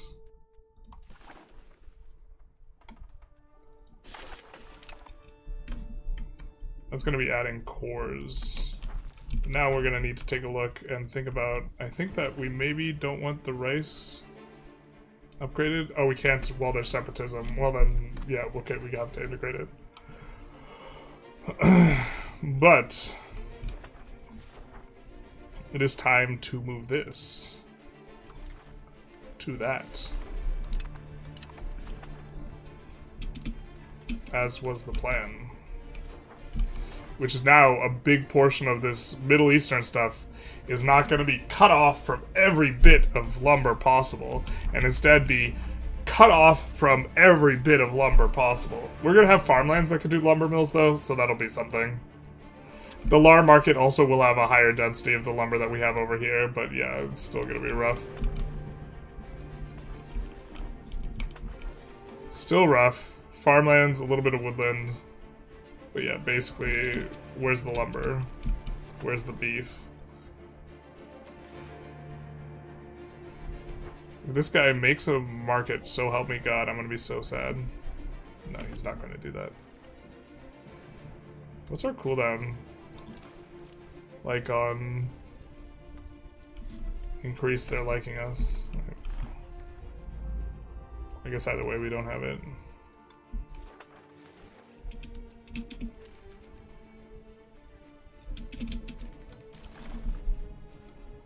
Another 14% to work with. Are they mad because we're cutting them off? No.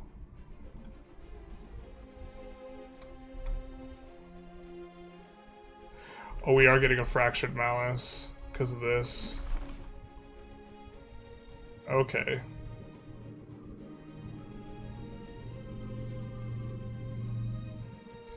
So we have to take this stuff up here. They're into just doing it though. We want the coastal stuff, maybe we just can't do that. Maybe we can't make it work.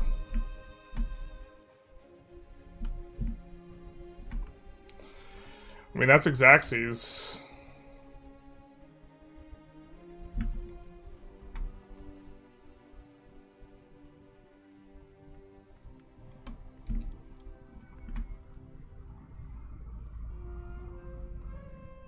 And I think this kind of makes our life easier on the subsequent wars, because this fort's really nice for that. If the AI keeps it when we release him as a subject.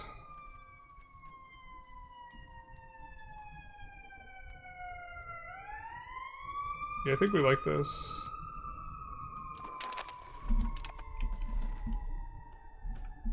And then... now we want to integrate some people. I think 3 will work.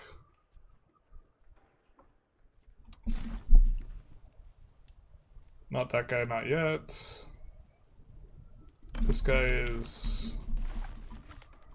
Armenian.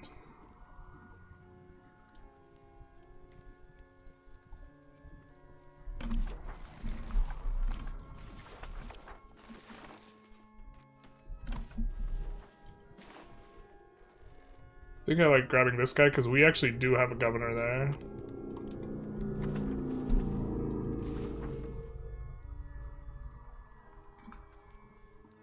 This guy as well. Same reason.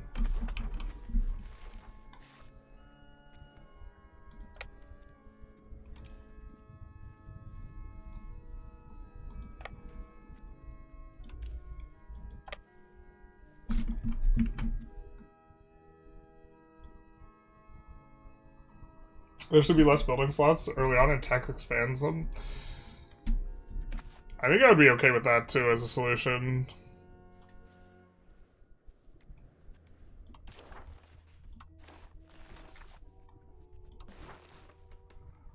This guy will be able to generate cores though. We'll also hand him off the other territory.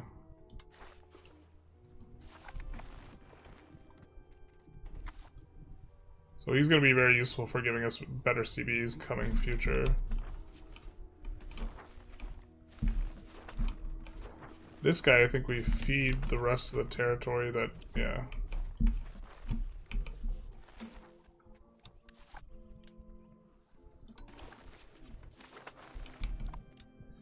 We also seed him this location. Oh, maybe we just have to seed him the province?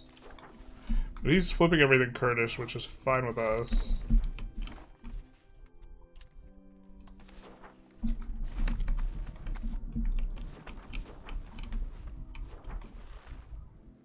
And is this a historical subject that we could release with a claim?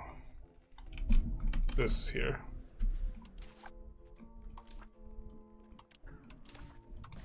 No. No, it's not. I think we're into releasing maybe one of these upper guys, but not with that much stuff. Yeah. Well, that's unfortunate. I was hoping to release a smaller guy here.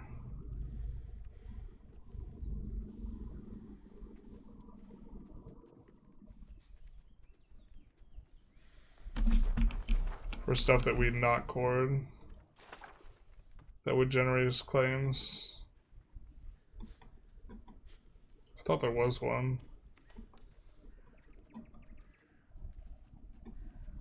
I mean, we claims on the other guy. Yeah, I gotta use the restroom real quick.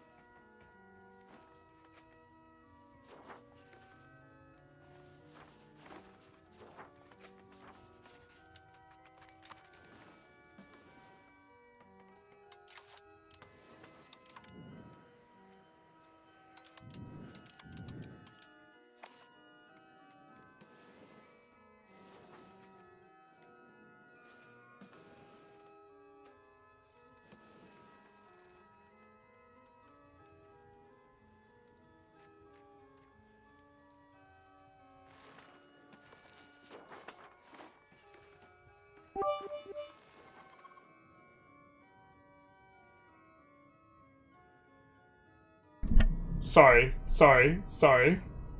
Apologies. My bad. Other muted. Making 30k tax base. I must have muted when I got up. I don't normally mute when I get up. The chat's just gonna be like 1 minute of you guys, you're not talking, not like this. Jesus Christ. Thank you, Richie Drudy, for the follow. Yeah, let's kind of catch up with the chat. Muted. Not like this. Not like this.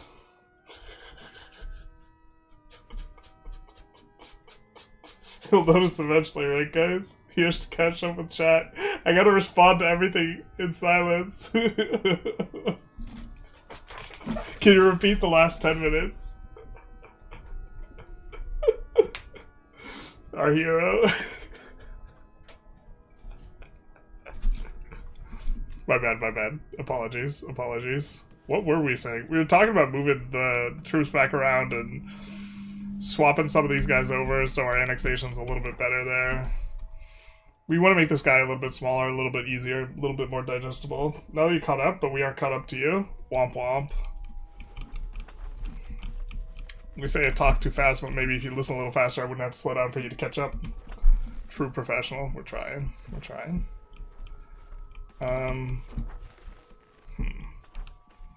Maybe also want to feed this guy down in size, especially the big pop guys. Gonna be a bit of a vibe. So much pop down there.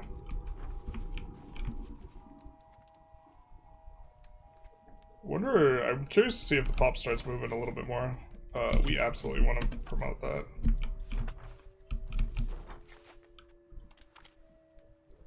It's gonna take longer to integrate, but we're not pop growing right there.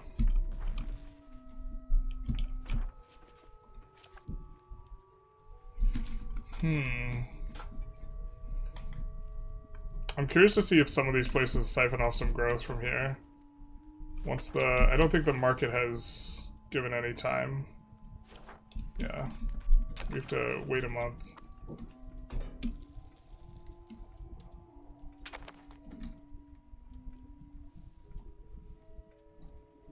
I think this will be a much better market for us. And now, these overpopulated areas could also just like leave.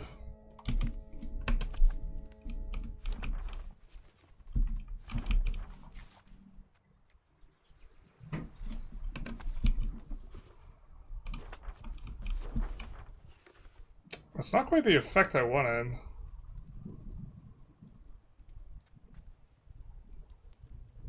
I think it's probably still an okay market. I was expecting it to have more of this other stuff in it. Maybe here would be a decent place to put the market long term.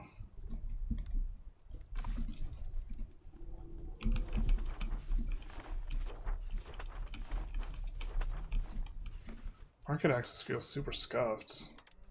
Maybe it's because we just don't own this stuff. I was expecting this stuff to not be in the DAR market. I guess it's way closer to the DAR market. Maybe that's fine.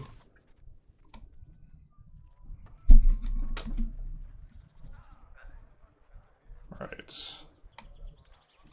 Go for some raw materials and solve world hunger. By that I mean solve the lumber problem.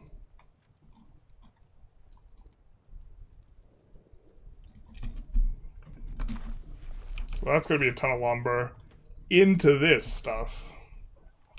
Yeah. Alright. Also, we get iron here. We get iron here, my precious. So that means we get to Tools Workshop.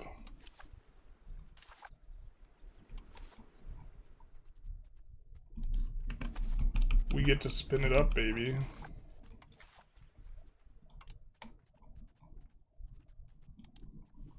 $17 levels. This is so insipid. Like, this entire time, like, we've been saying that we should just move the economy, like, out here, but it's just like, oh, 17 levels and everything's solved, and, like, you're just happy, and, like, etc. Yeah.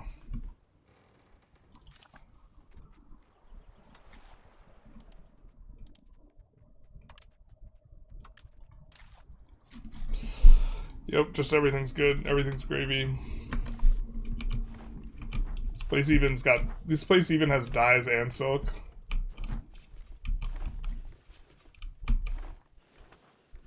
Like, actually, just what we should have done forever ago.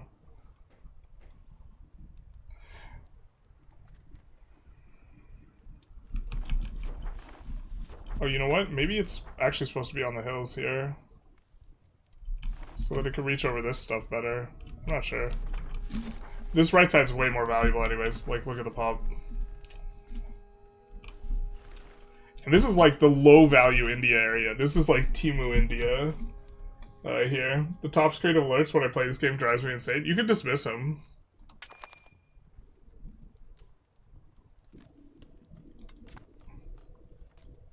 To some extent. But it is potato. Or is it potato? Potato, potato. India's so fat, lost 4 million pops to bubonic plague, didn't even notice so many pops. Yeah. God, Timu India. Not like this. Okay, I still think we want to release this stuff up here.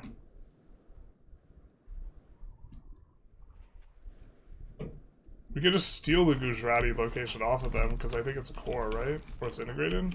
I'm not 100% sure how that works, but... if we take the location off of them afterwards, do we have to recore it? We could also just lose some Gujarati pops, it's not the end of the world.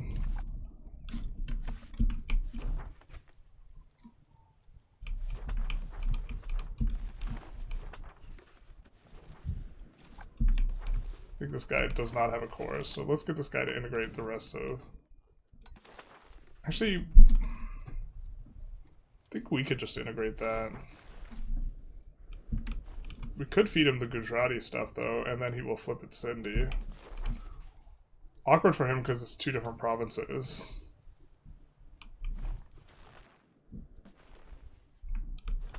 Or we could give him the Mawari stuff. Like, maybe it just makes more sense to make a Mawari subject. In this province. And then flip them Armenian or something. It'll take them forever to also culture can flip stuff. 180,000. It's gonna be a problem for them.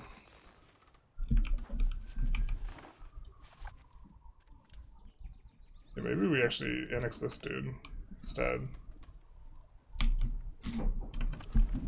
That'll just be course for us. Integrate the rest ourselves. We accept Sindhi, so...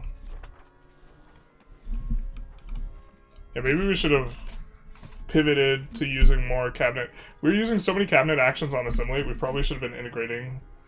There's like a very significant cost to doing like culture shift shenanigans. Okay, but this guy's gonna die.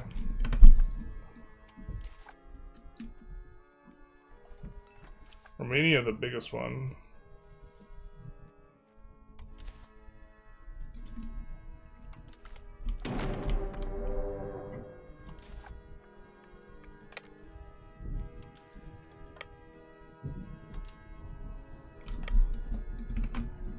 I know, but they drive me mad. The thing, I think every time you reload, they reset too, right? Like, you could dismiss them and they stay dismissed. This is something new on the beta, by the way. I don't know if you see this, but yeah.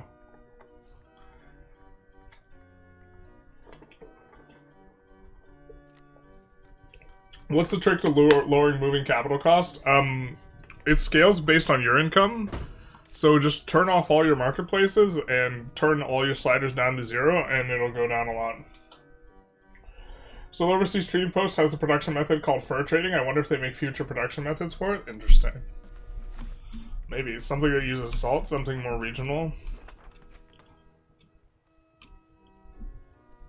Like, desert can make salt. It would feel really nice if like you could have a robust salt trade coming out of the Middle East. Like, the Middle East is just so scuffed as a region. It's just, like, completely unplayable.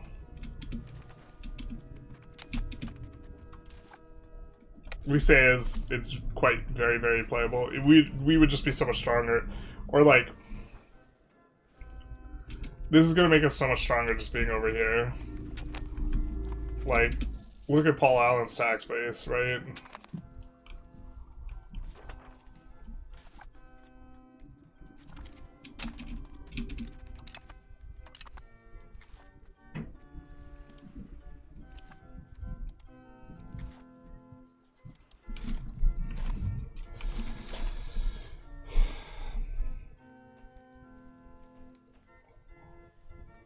People keep saying mute, talking about the alerts, and I keep thinking they're telling me I'm muted. The worst. Because I was. Alright. That'll be nice because we can colonize that. Let's grab this, if we can.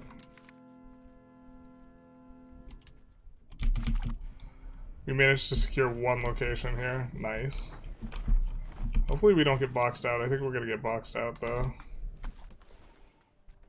We can get boxed out over here. I have a sneaking suspicion that that might be all we get, though.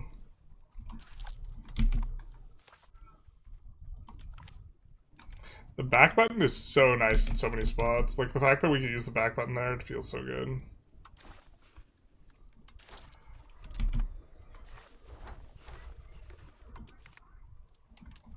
The fact that we have to click this much to begin with does not, but...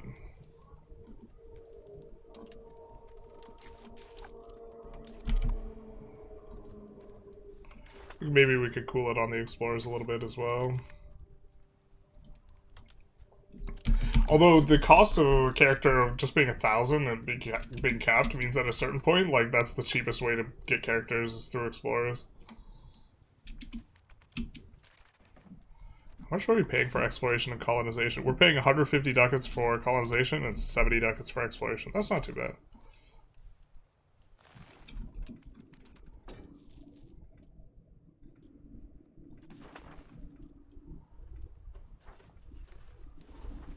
Persia colonization is cursed. The cradle of civilization.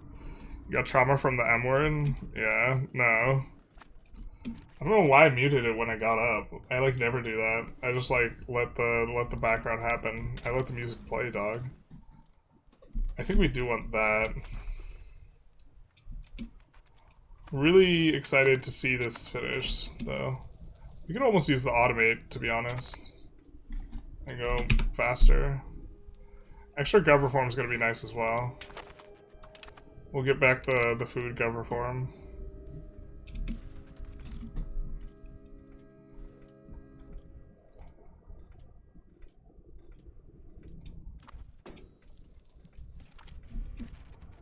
Starting to still get choppy again. Maybe we're going to fight Bulgaria now.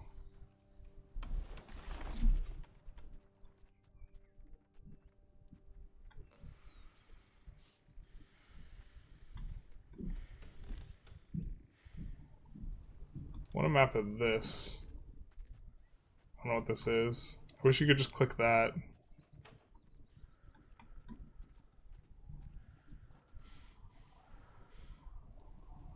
I guess we'll settle for the Sahara.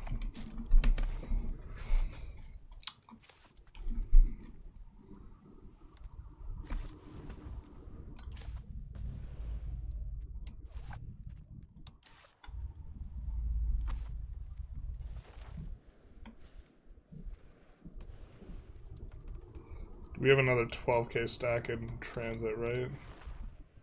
No, this guy's not doing anything. So, troop count has come down quite a bit. We could deck on Bulgaria at the same time here, or we could try and wrap this war up quickly. Oh, I forgot Epirus existed.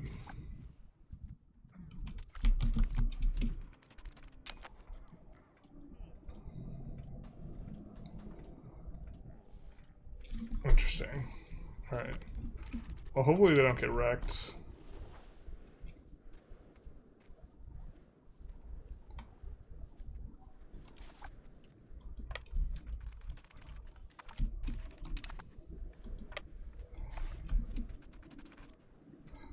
We could almost carpet siege this, though.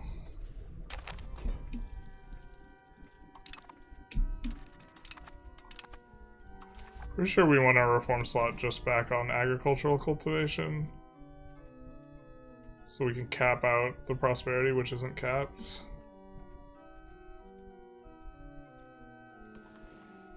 Prod efficiency is always attractive, though.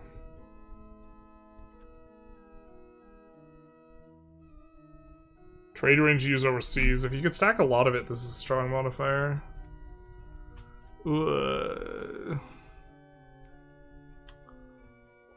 This is also really strong, too.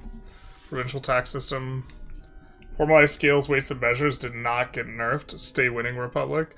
One of the few tax efficiency modifiers that did not get nerfed. This was 5%. This was also 5%. Now it's not. If I recall correctly, maybe it was 10% and I'm just trolling. 5% all max tax would be nice. I think we're going to go with this because the food's also going to help us with the pop growth.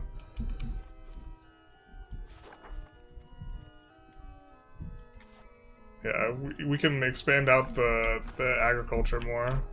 Like, what are we getting in pop growth here? Look, like 0.7%, bro.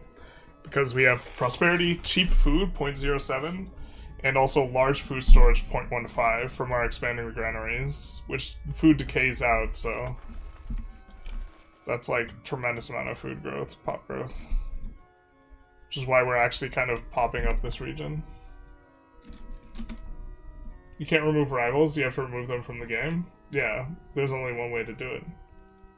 You might want to support Loyalists so he doesn't get a separate peace deal. If he starts to get occupied, we're going to support Loyalists, otherwise we're not. Because then we'll... if we forgot that we had him as a subject, we'll definitely forget to stop supporting Loyalists, and we'll just be draining the whatever for forever. Also, it wouldn't be the end of the world if we lost him. Obviously, we don't want to, but in terms of theminess, he's not a central element. Oh, baby. Let's go.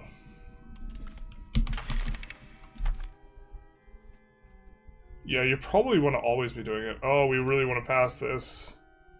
No, which one are we most okay losing? You don't want to lose the research speed.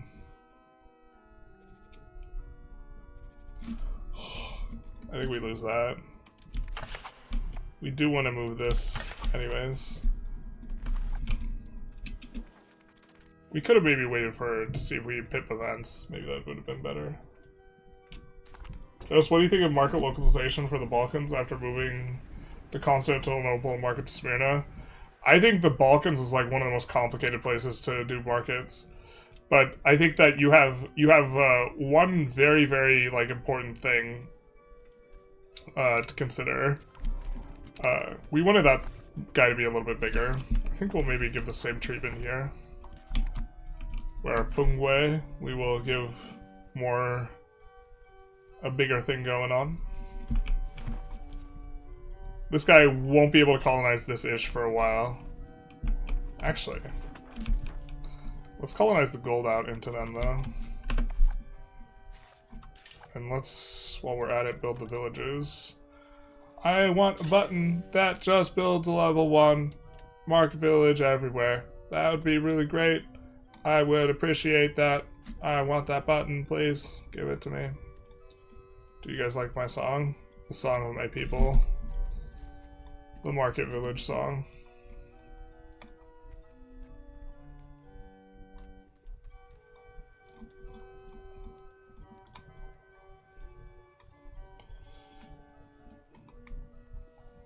Interesting. We will have interesting surface area there.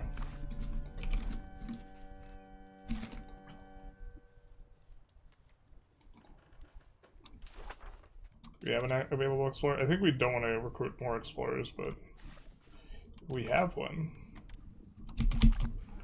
And are we getting our explorations gummed up here? Nope. We built the things so that it could work. Super.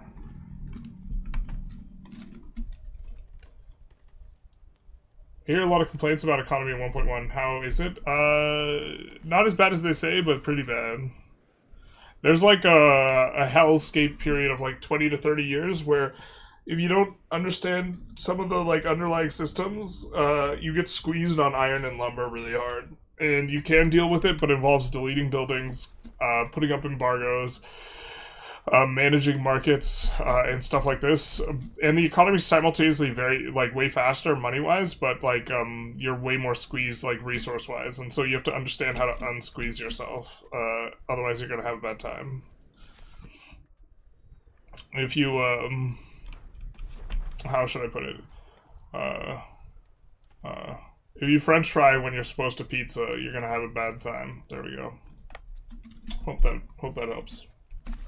When does Market Village drop on Spotify? Basically. Nobody clipped that. Every rural location should just have a couple burgers naturally, then we wouldn't have to do this marketplace nonsense? Maybe. See you and das? Or cheers, sorry. Yeah. Just be ready for the issues. Deleting buildings or closing buildings that are consuming wood, and also going after production efficiency can help out a lot. Also, playing Sweden's pretty sweet right now. Because Sweden's like the least impacted country by the issues, I would say. I'm Dundas. Thank you for the gifted sub. Much appreciated, my guy. Thank you.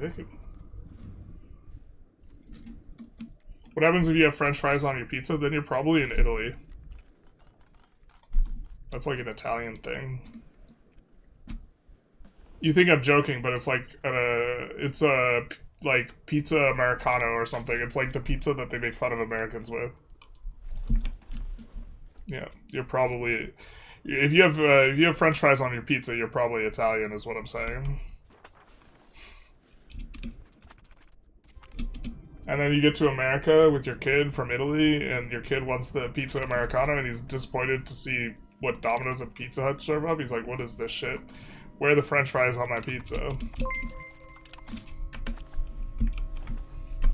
You guys think I'm joking, but I'm not. Emery Glass, thank you for the follow-up. Much appreciated. We are starting to get some cores up in this. Okay, so the place that's been cored, are you getting soldiers now? You got soldiers. Okay. Bailiff.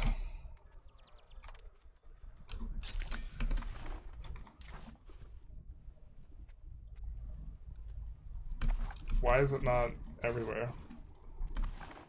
Alright, well. We know that we're not going to urbanize the lumber, because this lumber is going to go back. So we'll do something like this. Rice is kind of nice too, especially the wetlands. Maybe we shouldn't have urbanized the wetlands. I'm not sure exactly how we're supposed to play this. This is kind of foreign territory for me. I'm thinking that we do want to take over Kilwa and maybe put... Well, okay, it's actually just bad and we're just like trying to play Kilwa because we played Kilwa before. Almost certainly this isn't worth a naval governor, but if we put a naval governor here, we actually can develop something here, and that looks cooler visually. But in reality, the naval governor should probably just go over here. And that would be way better than Kilwa. I'm trying to figure out how to get use out of this. Could just give it to subjects, but like... It's not that bad if we get a decent chunk of control. Or if we get like 30-40 control and we're just like... Okay, this is RGOville for... RGO and trade place. Because RGOs don't decrease how much is output from market access. And we control the trade once we get enough. We control the trade out of here. The trade out of here is also like 8 ducats a pop. And so we control all the outgoing goods, and so we can use, like, for the LAR market, the lumber is a bit of an issue, just having enough lumber. But now we can, like, source it from here. Like, really easily.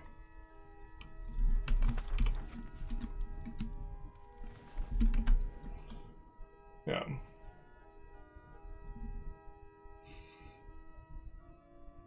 I think you're right. Generalists trying to rage bait people by mixing up cultures. I am not joking. 100% it is Italians that do this. As an American, yeah, that's too, you can't... It turns it into a sandwich, actually, because you have your carb, and then your meat, and your cheese, and your sauce, and then your carb again. But... As an Italian, I can confirm you can find it. Thank you. Thank you. People think I'm trolling. I'm not. This is an Italian thing. I want to add auto-expand for buildings like Granary in the auto-expand fork, and I also want to add the ability to build buildings like temple or settlements everywhere possible. That would be nice. You know what would also be really nice? I was talking about this earlier. If your auto-expands auto-upgraded to the next level. Because every time we get a building upgrade, what we have to do is we have to track down all the places that we have the previous level and set them to auto-expand. Yeah. If you have an Italian that goes to Canada, do they, instead of using marinara sauce, use gravy is the real question. You have gravy, you have pizza, and then the sauce is gravy, and then the toppings is mozzarella cheese, and then cheese curds, and then, I don't know, sausage or something, and then on top of that is french fries. Yeah.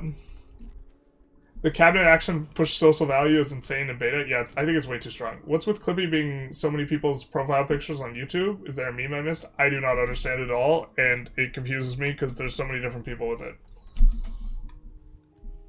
How do you get a lumber surplus? You kind of don't. If you don't produce the lumber within your market, you just tolerate high lumber prices on this patch. And so you have to go for lumber mills, which we can't do because we have desert. It requires vegetation that's farmland plus. So farmland, woods, jungle, forest. But we could get enough to keep our PMs going, which that's all we really need. But you build the lumber mills, and here's the crux of the issue. You build more lumber mills, and then now you're going to get squeezed on iron because you need tools for the lumber mills. And the economy spins up too fast, the estate economy, and you demands too much lumber, and that's the issue people are having. And you just need to deactivate the buildings and fight it out. Poutine pizza, yeah, now we're talking. Fries on the pizza for kids, sure, but it's not something Italian. Okay, hold up. That is absolutely something. Nowhere else in the world do they do that. That's a thing in Italy commonly for that's like saying chicken nuggets aren't American just because they're for kids or something like this.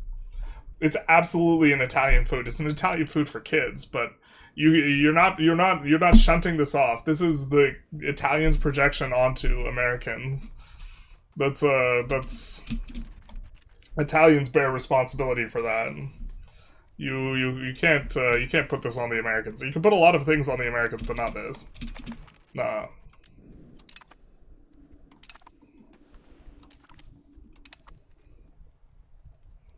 We have a lot of prestige. JP is about being against AI being pushed in every surveillance and every data collection, and that AI is unwanted in services. Interesting. We all know Spain conquered the lumber for the Aztecs for the lumber. That's exactly it. Yeah, I mean, there's... Yeah. It's a little bit to be left to be desired. Alright, the spiritualist push is going to be nice. We wanted to get integration pushed, I think.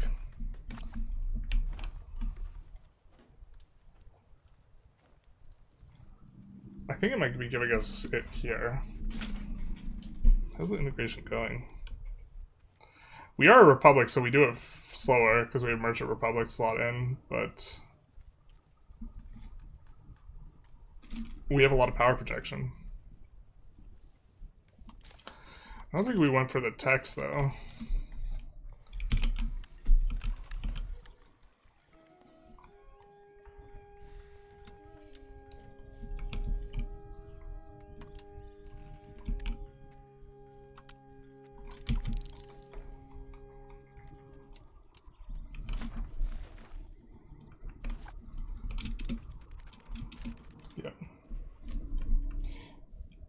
It's like the Americano coffee, which is mostly water. I know less about the Americano coffee in terms of who's responsible. As an American, I know I do not see French fries on pizza anywhere. I can find, breakfast pizza. I can find a lot of, whoa, that's a fat person pizza type pizzas, but I do not know of a single place that serves French fries on pizza. I'm sure there exists them, but there's probably a place opened up by some Italian.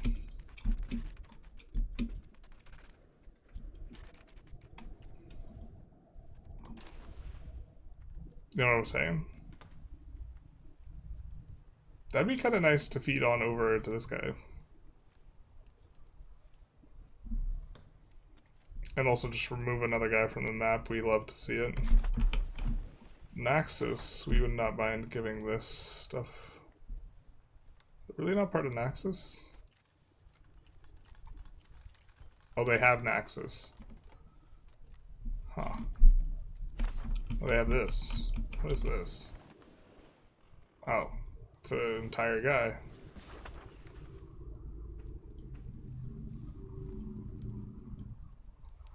Okay, I think taking all this is probably good.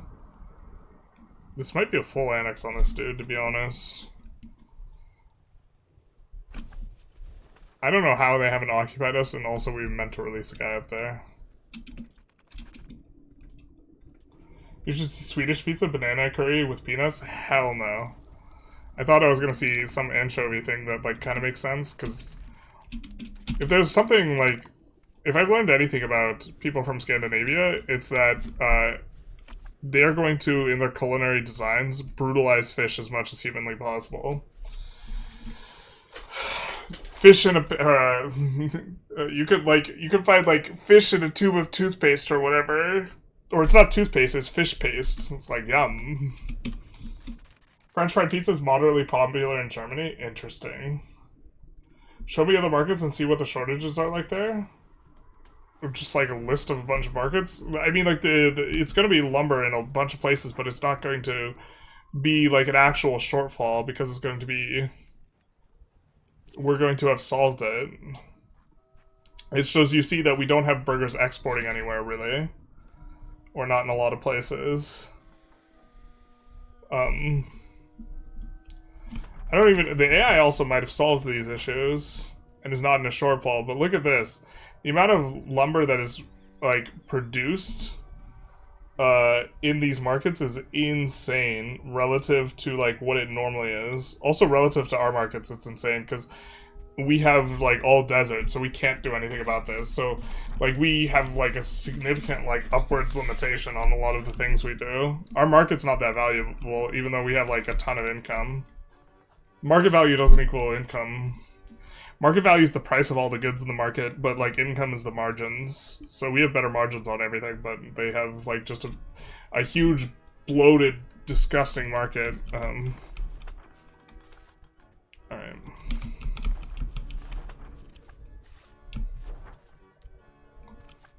It's gonna be good for food, actually.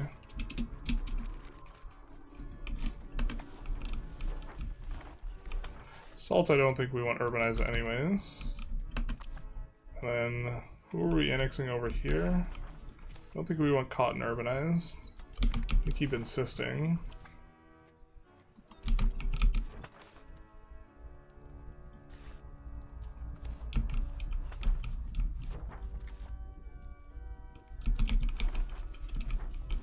Grassland's probably okay.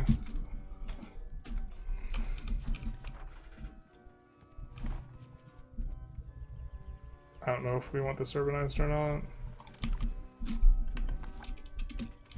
But we'll annex faster without it. Anchovy pineapple pizza's goated. God, I'm getting hungry.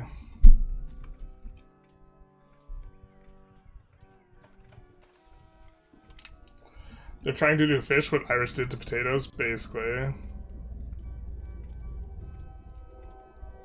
No fish is safe, 100%. Yeah, but salty and sweet on pizza is really good. I'm a big fan. I would prefer bacon pineapple pizza. I think that's really good. Bacon pineapple pizza is also, like, more reasonable as a breakfast the next day. Americano is from World War II. Soldiers diluted espresso to get closer to American-style coffee. Oh, interesting. Sort by all products in the game. I'm curious to see if there's a total shortage of goods among AI in the game in general. Alright, we'll take a quick look at one market. I don't want to, like run a ton of these. You can see they are running a deficit of a bunch of stuff. jewelry somehow. Because trade is OP, probably. But before the lumber apocalypse, when we go to import any sort of, during the lumber apocalypse, when we go to import any sort of lumber from anywhere, there was literally, none of these were able to run routes. There was no surplus of lumber anywhere. Yeah. Is there another cap for dev besides 20? Well, so at 30, I assume you mean breakpoint. At 30 dev, you will start demanding books. I think you demand paper at 20. I think there's one more thing you demand at 30, but I can't remember. And then at 40, you demand marble. Yeah, so marble's like a dead product until you hit that. I think we have like one source of marble. Maybe more than one. I don't really know. Yeah.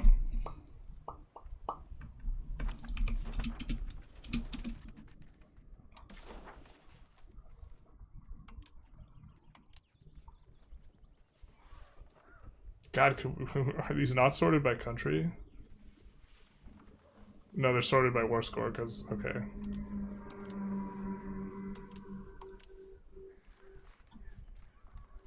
Sorting by the country name doesn't work, alright.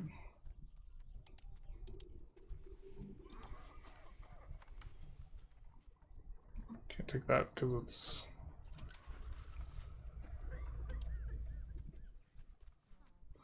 We should be able to full annex them.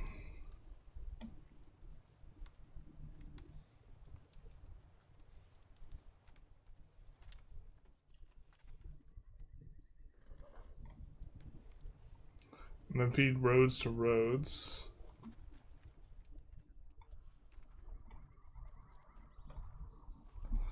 Yeah. So this is a nice clean peace deal, I think.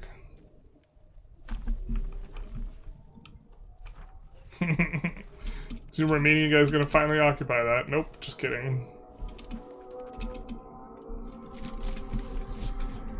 Hawaiian pizza, my beloved. Hawaiian's Canadian bacon. Oh, you might be Canadian.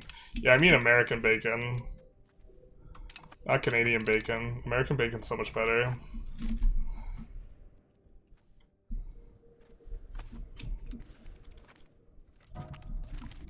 Yeah, wrong bacon.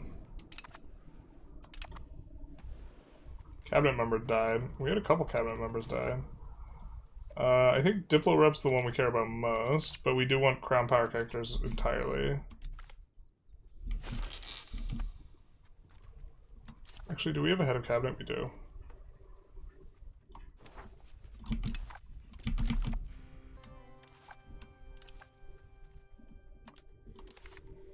I think that we don't even have max crown power. It's kind of a little bit grim.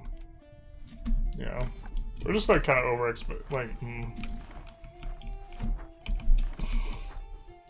It's almost like this is not a good location for a capital, actually. To be fair, we can't project as much as like... Well, actually, it's like the mountains too. We will be getting a Supreme Court soon, though. You call it a huge problem, the shortage of hardware tools on all markets. Yeah, but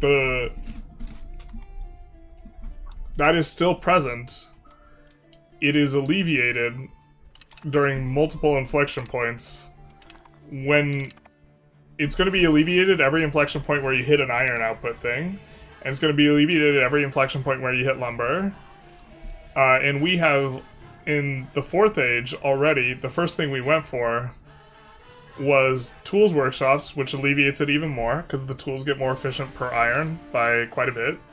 And also iron output plus 66%. So this is why we're not having like this shortage of tools, but in particular, as the AI is spamming the bejesus out of universities, like in the first, like, when you unlock university, it's actually probably when the really big problem starts, because they spam the crap out of universities, and then there's a tool shortage, and then the tool shortage kills the production efficiency on all the lumber mills. So if you want one identifiable inflection point where the apocalypse starts, it's when people start researching university.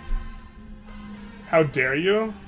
I mean, I'm just speaking the truth about which bacon is better. Which bacon is best? Beats bacon Battlestar Galactica. Pineapple plus American bacon plus Canadian bacon equals win.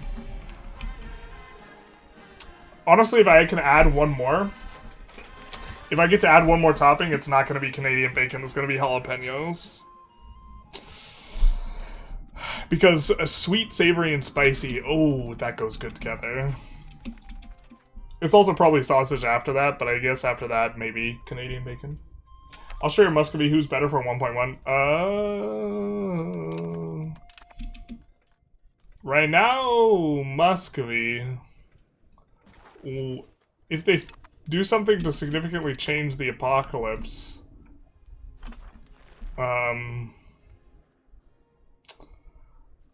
then I would say Austria. Austria is really neat that they get the cost reduction stuff, or the proximity reduction stuff. Like, look at them go, bro. 37 procs all the way down here. To be fair, the capital's not in Vienna, actually. It's in Graz. Why did they do that? Looks like they have a regional capital in Vienna, though.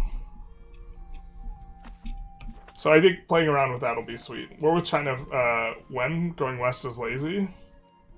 Bro, we're so far from China. Why would we fight China?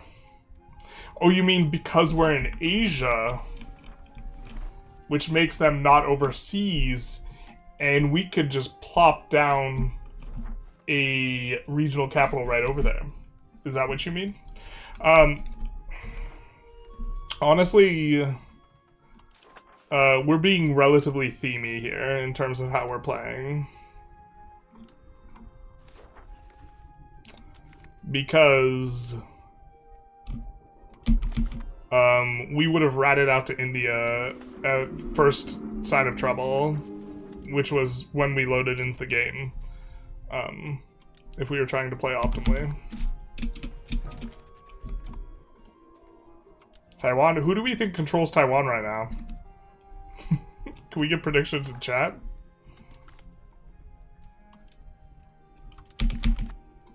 Who controls Taiwan right now? Jalapeno is the right choice. I agree. Is the tight choice. No, it's the right choice. Canadian bacon is American propaganda. We just call it ham. You Canadians call it ham? Alright, we're gonna say 3, 2. Okay.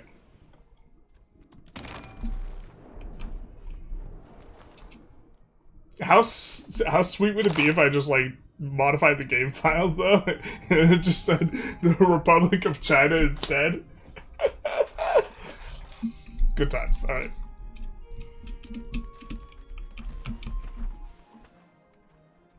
Missed opportunity.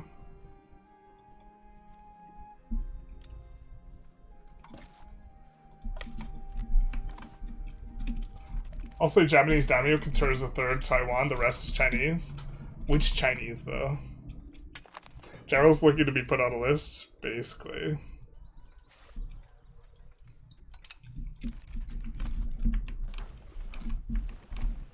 Where's the Republic of Tharapur that we just annexed?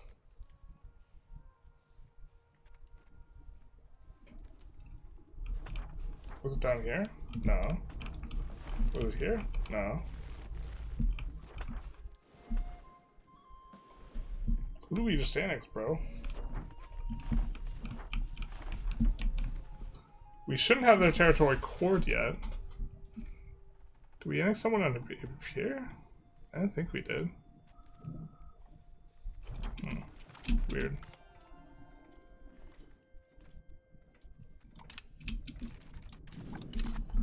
Surplus equipment.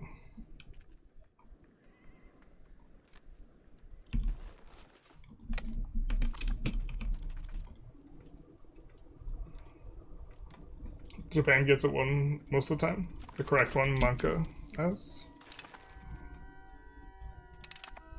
I actually am so hungry though. I haven't eaten yet today.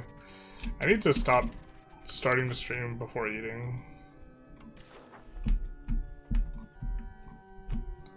Can we not select the whole province?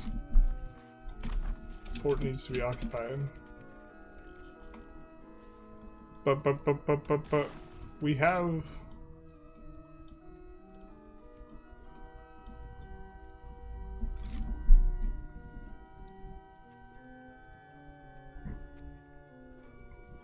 I mean, they don't like it because they get annexed, but we could leave them on the table. I like annexing them well. It's nice and clean.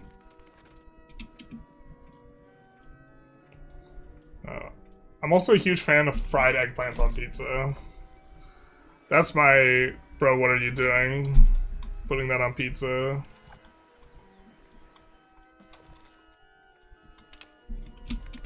Option.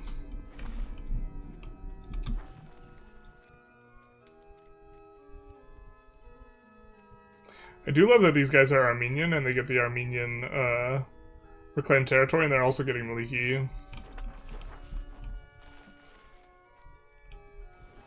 I hate that this place can't get the road bonus. Terrible.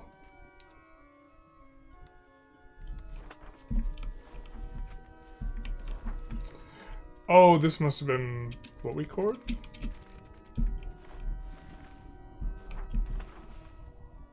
So much control here, though.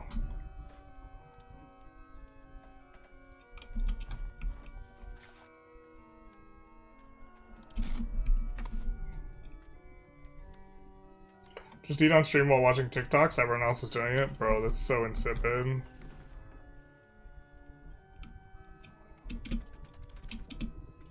I mean, maybe you're right, but...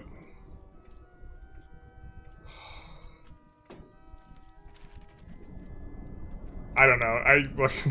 There's a lot of things that's just, like, objectively better to do from a content creator's perspective that I don't want to do, and it's probably just ungodly punty. Like, I'm probably just, like... when you look at, like, the divergence between, like, what growth I could have and what growth I, like, actually have, like, low-key, it might just be, like, ruining my life in terms of, like, outcomes, but, like, what are we, like, I guess maybe I don't like watching people react to stuff, like, at all, really. Maybe with a couple exceptions. And it, like, annoys me when I see it. And so maybe it's just, like, how I am as a consumer, but, like, I don't want to be the one doing that. If the person isn't going to have something interesting to say on the thing that they're reacting to, just, like, calm down. I like green olives on pizza. Green olives. It's interesting.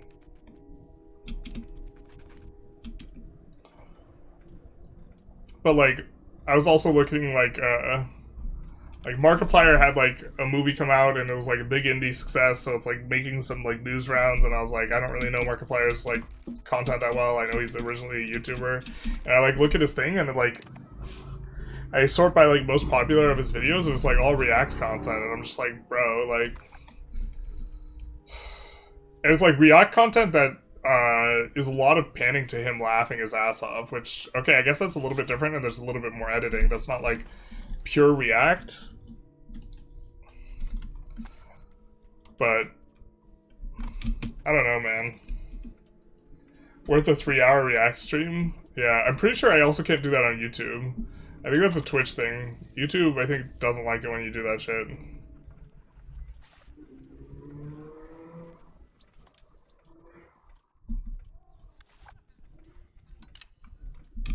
Okay, so we annex over here.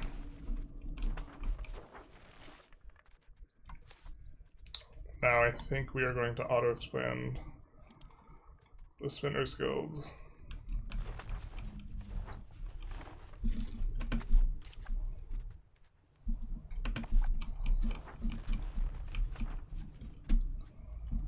But we will actually be able to get some control there, and it will all be cored.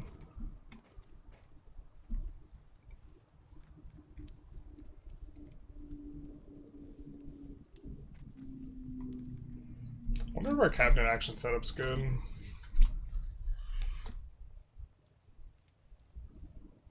I like Diplorep and Diplocore, but maybe Diplorep's just kind of unnecessary. Diplocore also, we're just idling a bunch of our diplomats.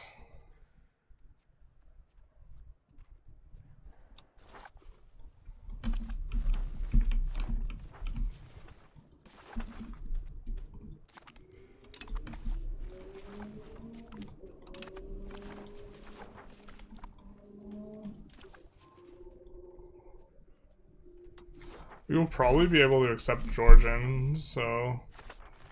But if we don't have to, we don't have to. Maybe it's better flipping the Georgians. Armenian. Forgive me, Georgians. For I know not what I do. Except I know exactly what I'm doing.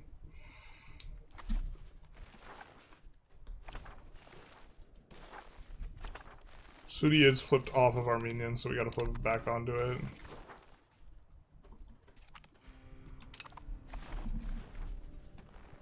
Oh, these guys are Turkish. I'm trolling. We didn't need to flip them.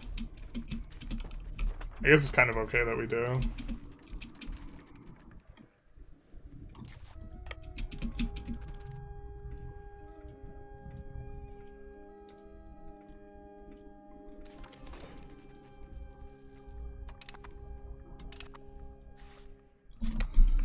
Alright, did we decide how big a military does Bulgaria have?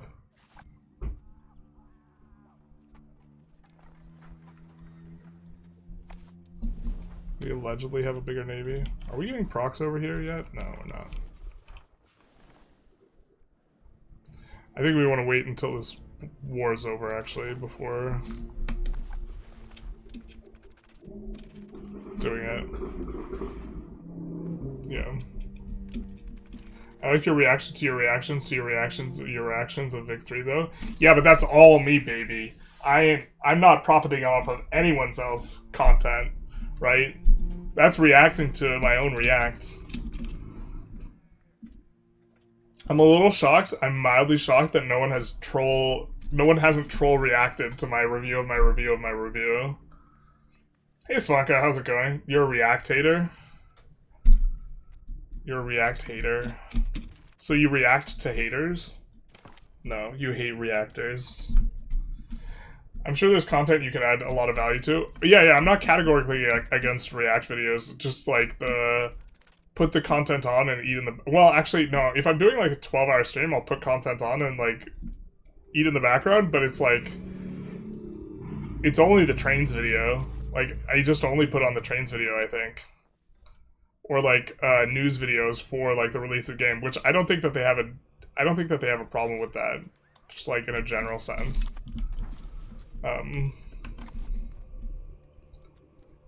Like, I think Paradox is... I mean, I guess I could be mistaken, but I feel like Paradox is okay with that.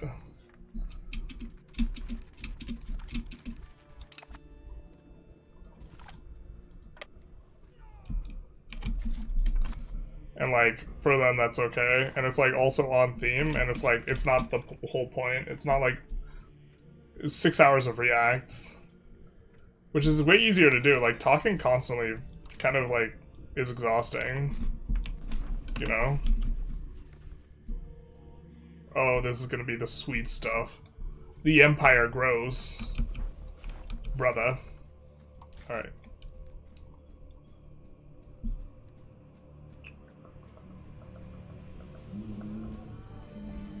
Where's our governor?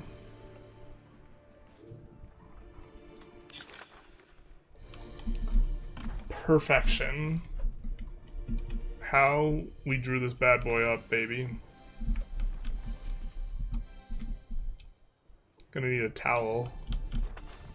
Alright. I think that we will actually trace proximity this way.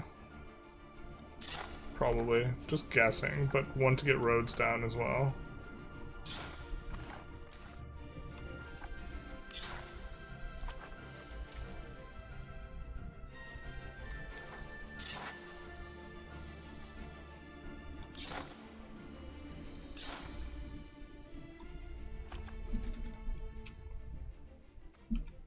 For that sweet, sweet dev growth.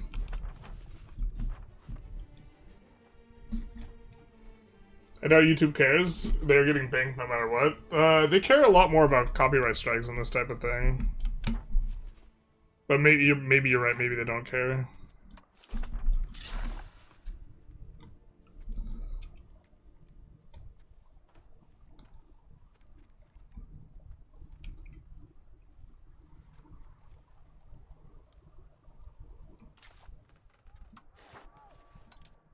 That's not going to be connected to the capital anyways for us. Who owns this ish? Bulgaria. Terrible. Where can we find the reactception? Here, I'll find it.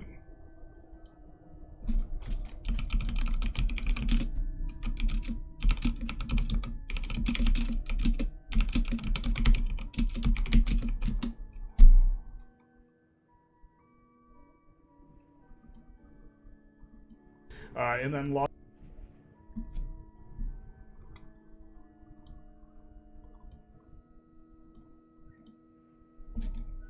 here's my react to my react to my react to my react. You keep stealing content from past journalists. Everything he would feel. Everything about how he would feel. You know, that's true. That's fair. Okay. Heard. I can see your argument there.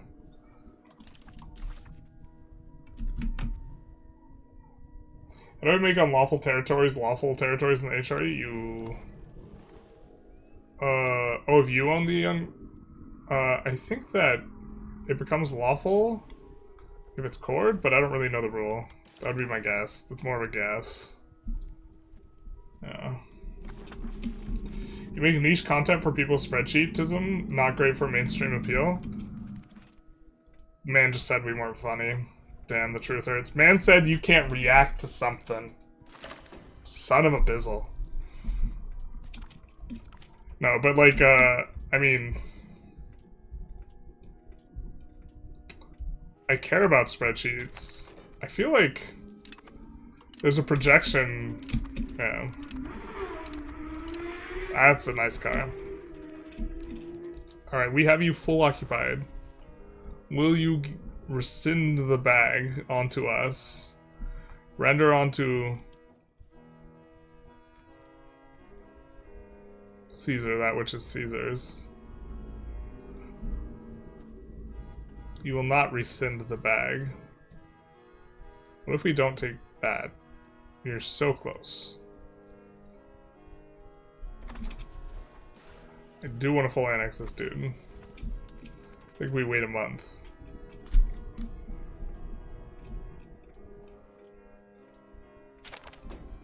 Yeah, I mean, I think I could do, well, maybe it wouldn't get much traction. It feels like React content is just like, maybe it's true.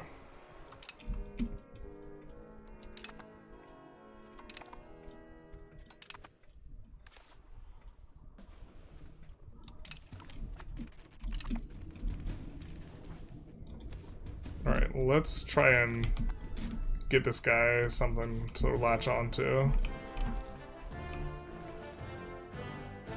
I don't think it works, but...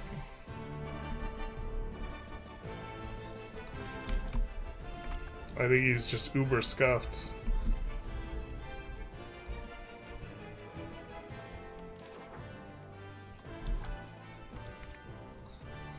I feel like React content just didn't... Well, it depends... There's like multiple types of React content too, I suppose. There's one where you're like actually saying something, or there's another where you just put it on. Where the only thing, if you are serving a role, the only role you are serving is like as a curator. But that's like...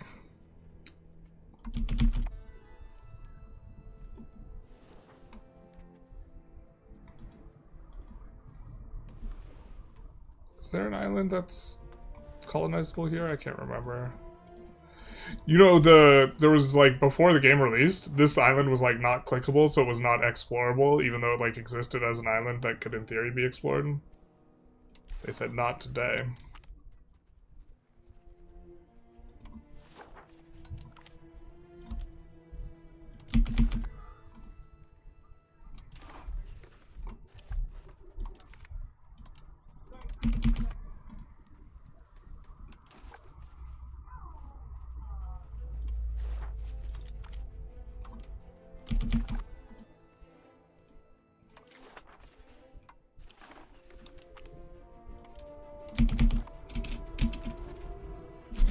There we go. We'll see just how saturated it is at this point. Oh my god. They increased the cap, but they didn't make it... Sorry, chat. There's something really most important we must do. They increased the cap on the money, but they didn't update the UI for it. Why don't we restart the game while we're at it? We gotta turn on a mod. We have a special mod for this situation. We're over 1 million ducats, but we have a mod we need. We have a mod we need to use, chat. And we're just gonna restart the client, because performance. Territories Court, I don't see a tooltip. Feels like they should give you a hint of how to get rid of a -100. It's -100 control? Jeez. Maybe become Emperor would do it. Oh, that's crazy.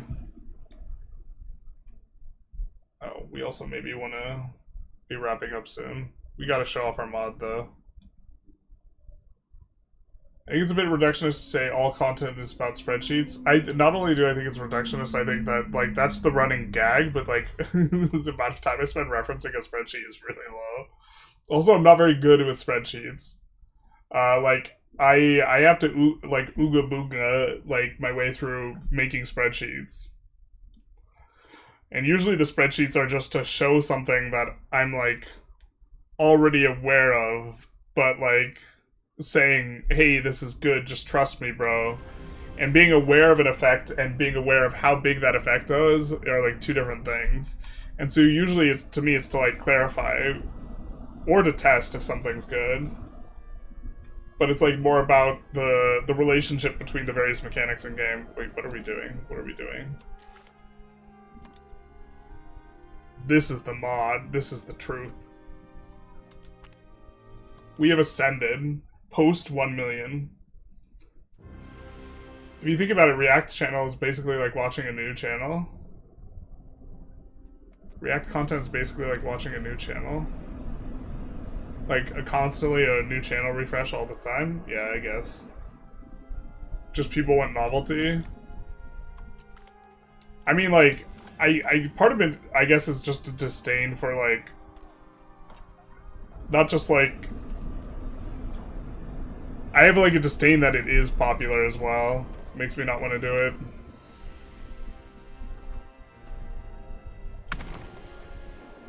But, like, I also think that that it's popular is not, like, a sign of, like, cultural decay, but it's probably just emblematic of human psychology.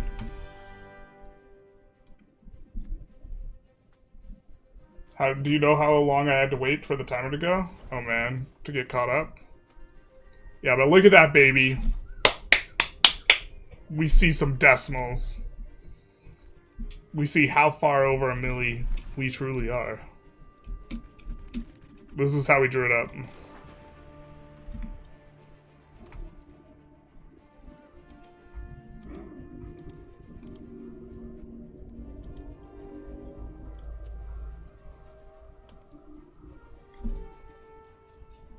Okay.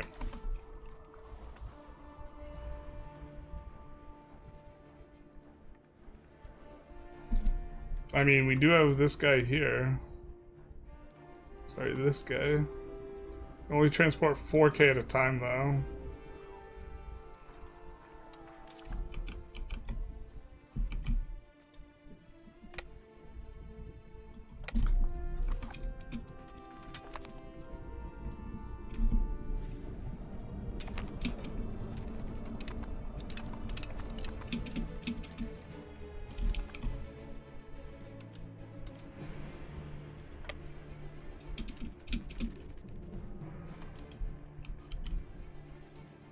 If for me it just says 2 million until you get to 3 million, yeah, you need the mod, you need the juice. You need that special sauce. Sauce.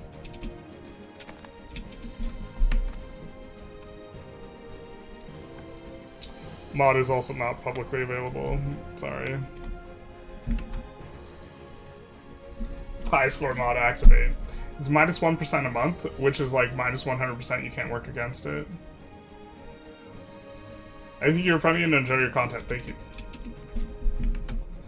I guess what I meant is that, yeah, I was joking when I usually my self-deprecating stuff is like joking, or at least half joking. It's like never, it's almost never like yeah, not done for effect.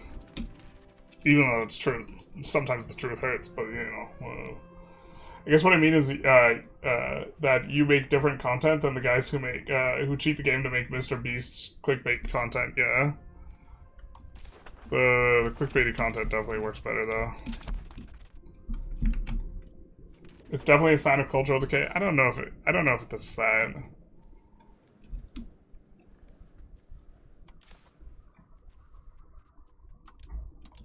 All right, we can resupply these guys as well here.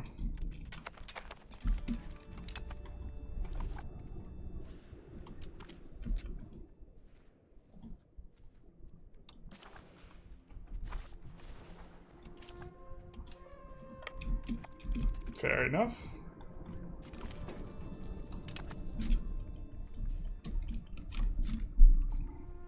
You will come here.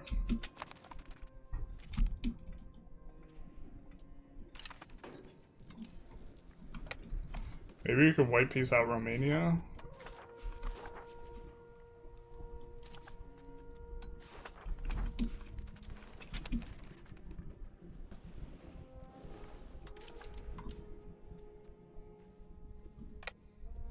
This is so silly.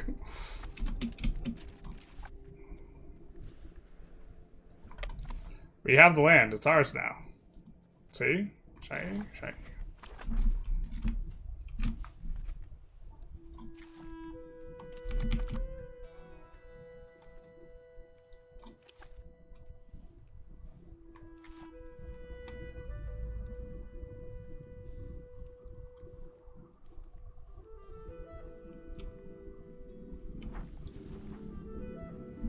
We have the universities. So yeah, the universities, I think, brick people because they demand tools and lumber. And so when you research the universities, I think that's really the inflection point for this patch. When you research the universities, suddenly they queue up a bunch of universities and logjam apocalypse. Also, the more cities you make, the more you're gonna have issues. I don't think we built the thing yet. No, we didn't. Oh, but we are getting proximity there. That's curious from there. Oh, very interesting. Yeah, that's going to mean that this is going to become less important for us. Because in the middle, this will be able to give just as much proximity, basically. So it's not actually giving more proximity. So that means next... We might want to annex these guys next. I think we already flipped those guys. Culture?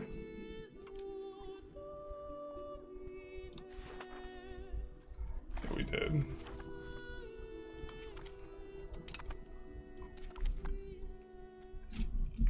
Flip the Iraqis.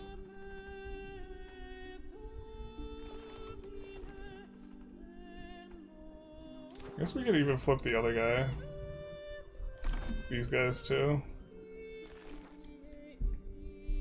Because we do prefer Armenian to Farsi, even though we accept Farsi. Persians fighting Greeks, nothing could possibly go wrong, basically.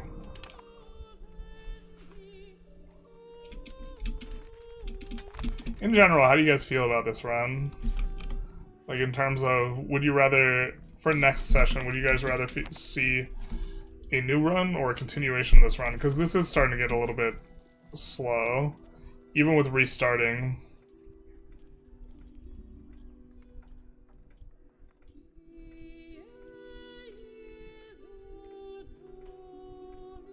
I think we want to give 33,000 ducats for a little bit of prestige.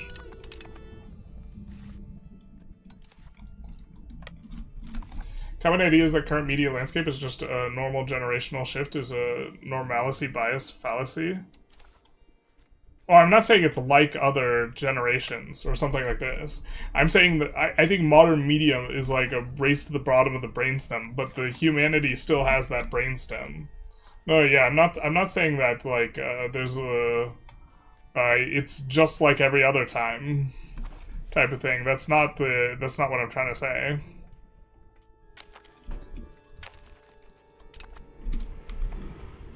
I think we are going to need more transports, too, just based on how this is going.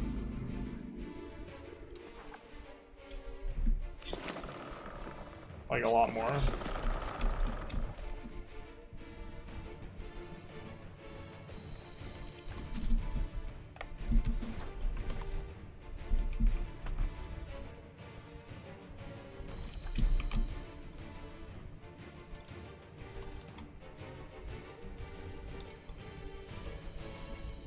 Let's come in here.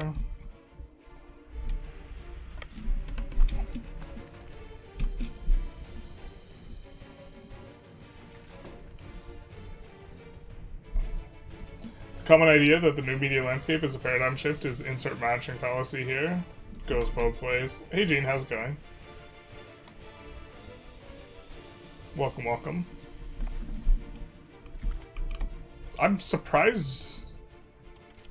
I guess now makes sense. It seems like time approaching Super Bowl would maybe be a busy time for your workplace. Do a Giga Trade Max Cheese run.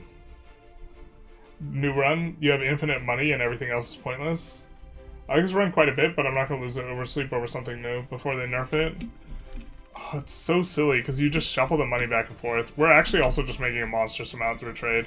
We have trade income of 3.3k, which is half of our trade, with a measly, pitiful 24 crown power.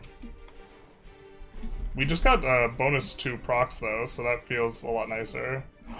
And there it is! Our beautiful governorship! Which probably makes this a little bit less important. But this also doesn't look turbo insane, right? We have roads here, but this falls off. This is like not a huge projection. I mean, he's going to be a decent amount along the coast, to be fair. I do think coastal projection probably just generally got stronger because there was more modifiers to help you reduce procs on the land. And there was less on the coast, which meant that the coast naval stuff was already balanced in a particular way. Right, around low procs cost reduction, and efficiency is better at lower values than procs cost reduction was, so. But I think getting these things is kind of an important inflection point, so I'm glad we played at least this far. But political principle, proximity speed, 10%.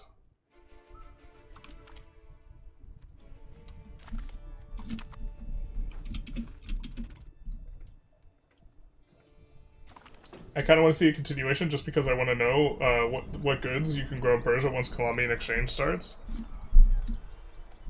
That's like another 50 years. That's several sessions.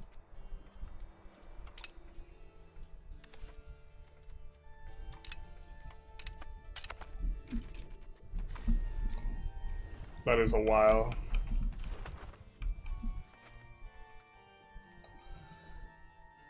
Did we ever get anything going here with this? Okay.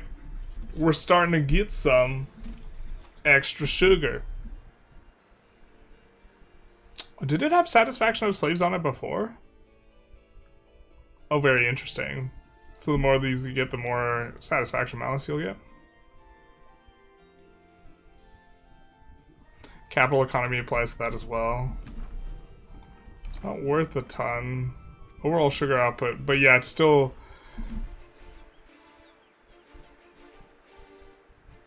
They still don't employ up properly. Yeah, 5k of the slaves that are here are just bricked.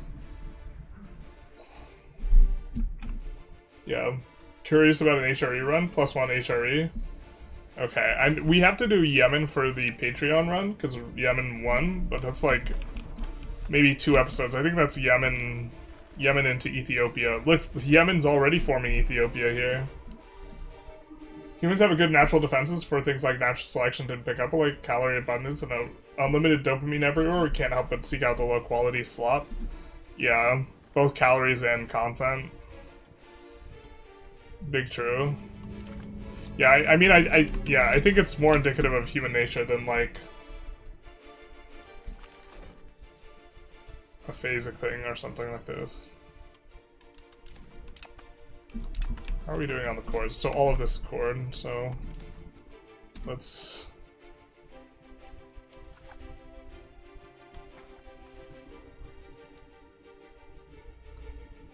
do this, and then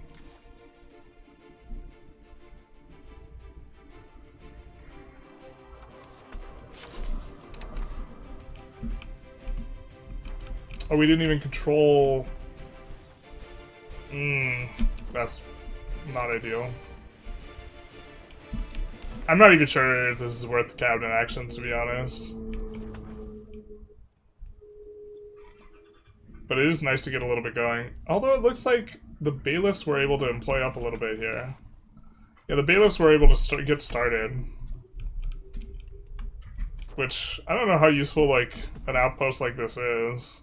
We're getting, like, a good amount of dev here, so we could hold it instead of having subjects. Also, just, like, the main value of it is honestly just, like, the base amount of wood it's supplying for us. And saffron. And it would be so much more if we, like, use subjects, but then I don't think we want to use subjects and then integrate the subjects, given our overall trajectory of what's going on. I'm curious about how procs and dev growth would look with the age 5 stuff, but that's pretty far off. Yeah, that's like, if we were on the cusp of age 5, I think I would continue pushing, but we're talking about, like, well, we haven't even unlocked all the biggest age 4 stuff, so, like, it's more of it would be about us trying out the age 4 stuff. I'm gonna join Pungwe, I think.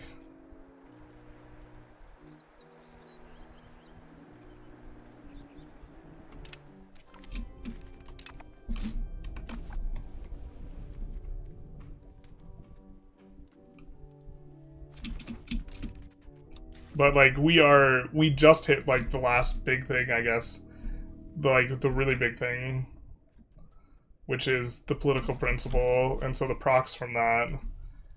And once we annex these guys, we will be able to see procs in, like, 3 different distinct areas.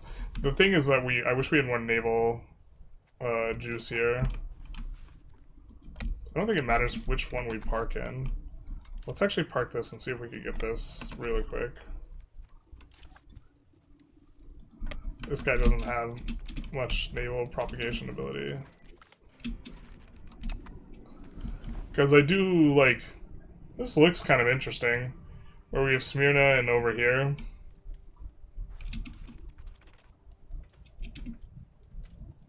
My brother is a data scientist, a big social media company. Culture's been forced into decay in a historically novel way.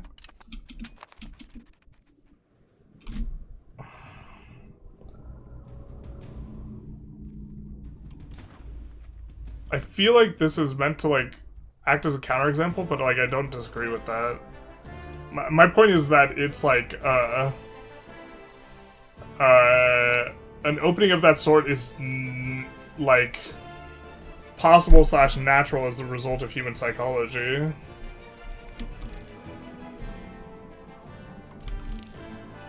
Is there anything really huge for us coming up? The lumber mills. The god text of the lumber stuff. Because we already, I mean, to be fair, we're still expanding. The thing is, we're still expanding out some of the cloth stuff, but also expecting the cloth stuff to just be insane. There's a bunch of trade stuff that we haven't picked up yet.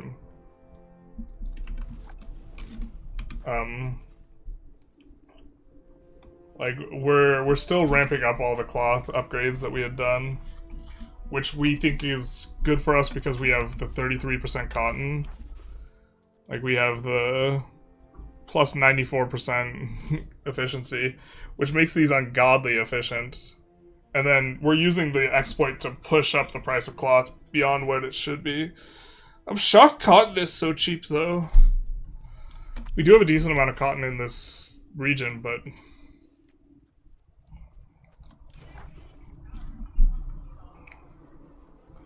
we also could supply it via colonies. We don't really have those colonies in place yet, but eventually.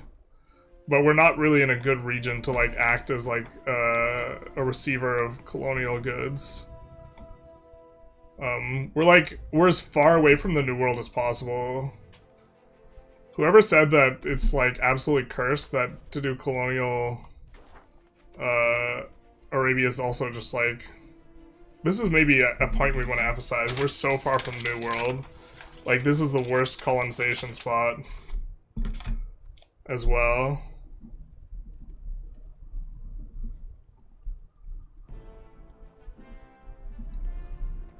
Like, this is just kind of generally grim.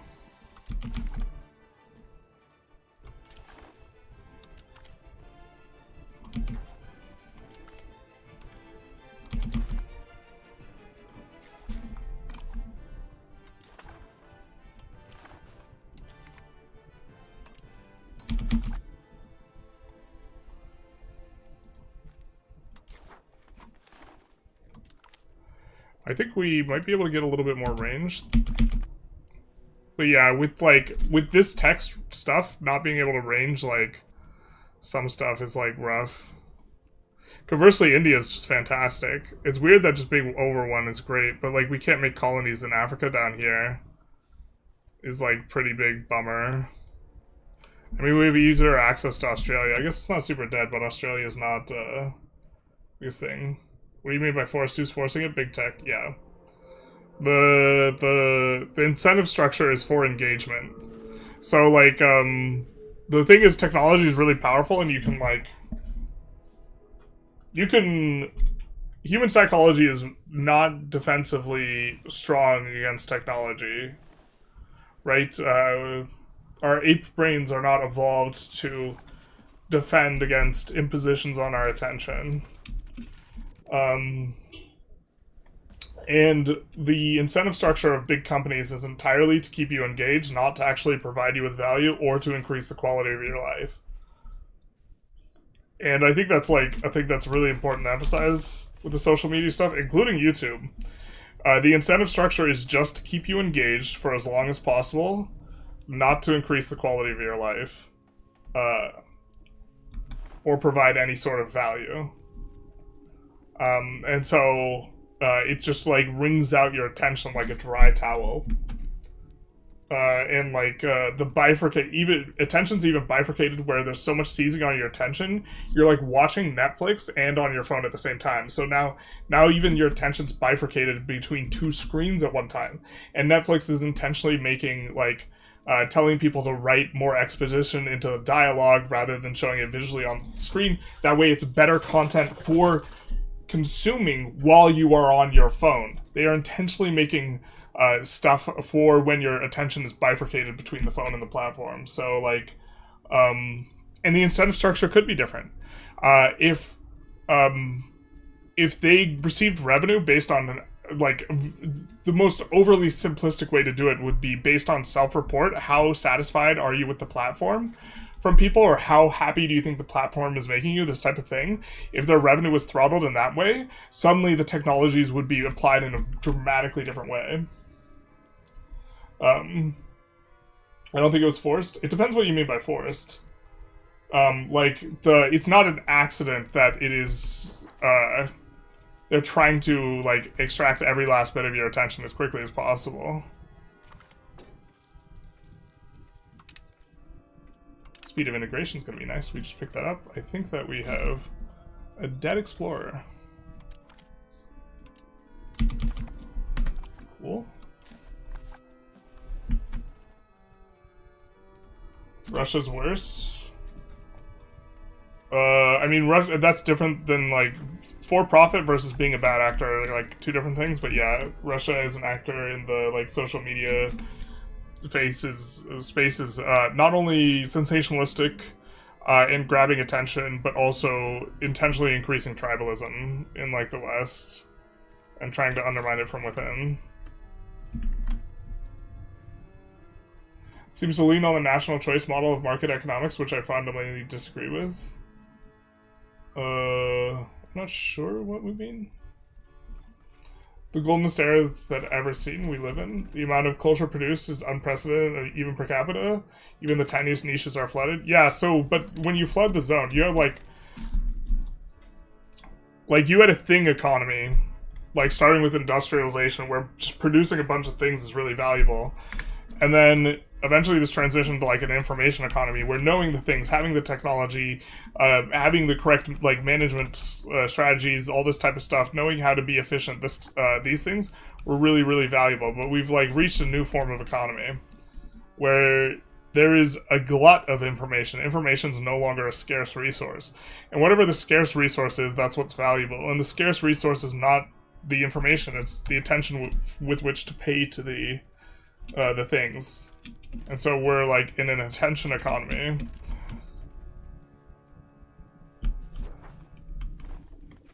Are we faster on some of these segments? We would be faster if we had these segments. I don't think we have control of that unless we, yeah. We're not gonna have control of that anytime soon. C-zone-wise. Per capita, yeah. But quantity isn't necessarily a super, super good thing. But we are starting to see proximity here. We're starting to see it. Brother got the typical gamer red spots on his wrist.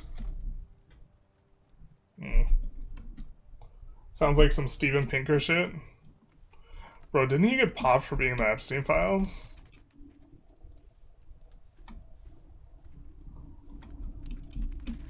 The, like, Pinker and Chomsky. I think Pinker's was, like, more ambiguous, though, like, what was going on there. Or, like, Pinker, like, went to, like, dinners or something. Like, Chomsky was giving him advice. We pivoted to the extraction point of market capture. They couldn't operate at loss indefinitely. I agree it's like this, generals. At the same time, wonder why no company's pursuing win-win, WRT, attention, and good value for the users. There's no incentive. Anyone who tries to do something that is like hostilely met by the other media groups, and the other media groups like buy out and also like hurt the ability for new things to spread. Like, it's been very static. There's functionally not very good competition among like what's going on, basically. Are you trying to say that AI Hitler fighting Stalin in the UFC octagon not making your life better?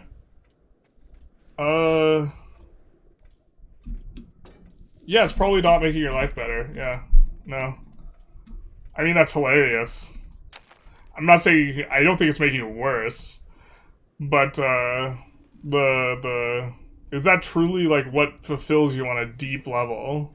Don't answer that question. I know the truth. I know the answer. Yes.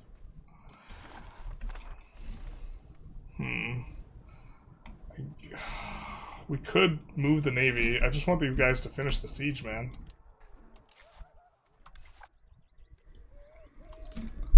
Oh, I didn't want to click that button. Oh no, I didn't mean to click that button. It's maybe okay. We have a breach. We did okay. We had a breach.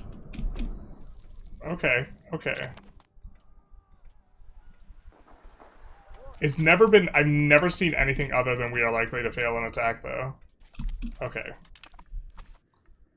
Okay, it was okay. Yeah, this guy's not feeling it anymore. So we can come here now.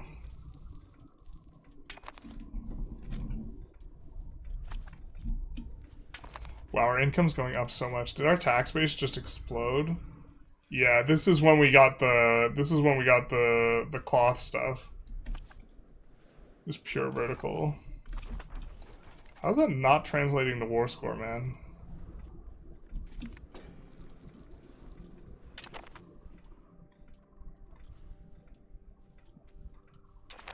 Crazy. Alright, there we go. He's willing to accept anything. He's like, I'm done with this. I'm over it. We can actually take more stuff now. Because he's at complete capitulation.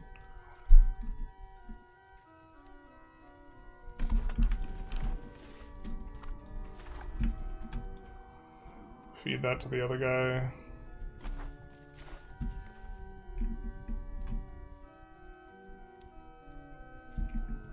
Alright. This is good enough.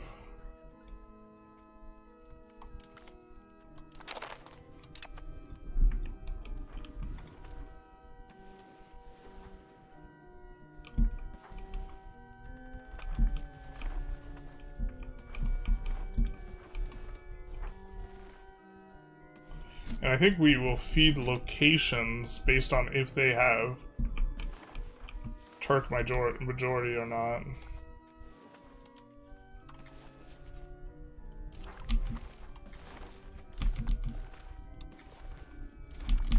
Because this guy flipping them Turk is fine, kind of fine. Like, this has Turkish majority, but the other one doesn't.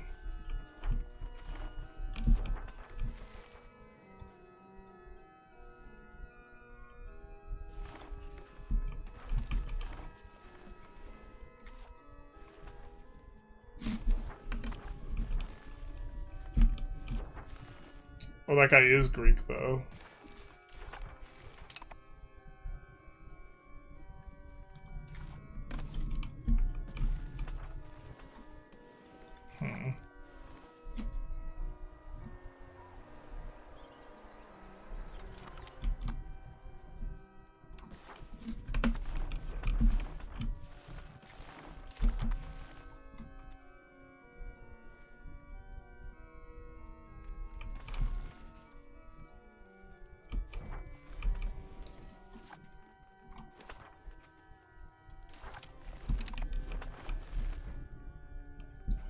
And then the rest we integrate ourselves.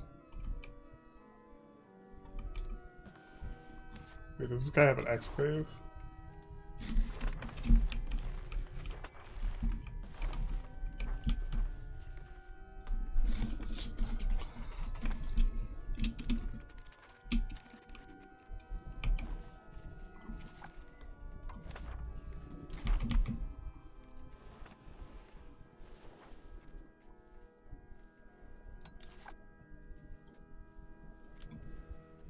Oh, this guy can walk back? Spectacular. Just kidding, he can't. We not walk back? Alright.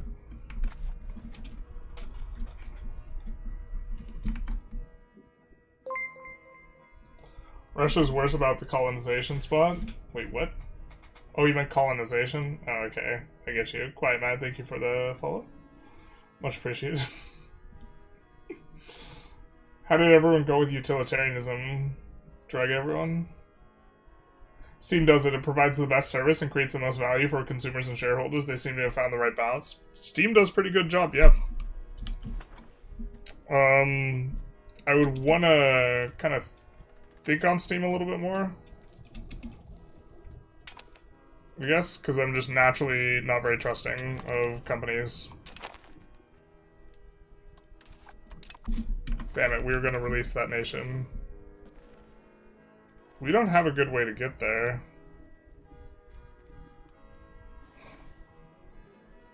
We could also just, give them independence. So now we can't click the buttons. We wanted to click more buttons. I just wanted to see the sweet, sweet proximity that we were getting.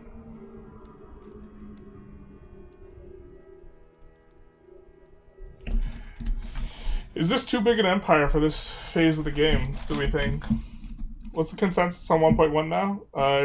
You got a very rough patch. I think the rough patch actually starts when people research university.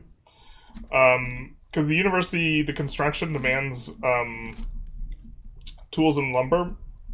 And I think demand for tools and lumber, and then everything stalls out because so many universities are constructing because the clergy are so rich. I think that this is the most focal point at which there is pain. But there's a lot of tools you have to deal with it, and once you get to age 3, it like kind of is just whatever. Like, this was a phenomenon that would happen before, but you wouldn't have the clergy spamming a ton of universities. But after thinking through it a little bit, I think the universities is... I think you play through it. I think it's rough. I think the play patterns of closing buildings that consume wood is not good. So I think it's not a healthy play pattern, but I think if you know what's going on, you can kind of play through it. Steam is privately owned. There we go. They don't have a fiduciary responsibility. Like, I like Costco, but Steam is not quite doing the same thing, I feel like, or it's something that's very similar to social media. See, they're getting sued by the UK, insanely stupid lawsuit. For what? Content creators fleeing the UK because they can't legally stream Steam games. What? UK has real strange private court laws over there. It's government going after Steam, or is firms going after UK in court? That's... Steam as public shareholders, not just public sale. But aren't they... You can be private and have, like, other shareholders, right? You're just not on an exchange? Is there a way to mass lock production building for a building type? I don't think so. I think you could just do it, like, one at a time. I'm not 100% sure, though. So if we went to the Baghdad market and we typed in market village, I don't think that there's a way for us to lock all the market village PMs. Maybe there is. Like with this? If we just put them all onto weaponry or something? It looks like we're already on... No. That doesn't lock it. Oh, I guess you could put them all on weaponry with this portion of the UI. And then lock them with this? Oh wait, that closes the building. Nope, I don't think so. I like Steam North. They were the most, one of their most significant income stream wasn't normalizing gambling. That's...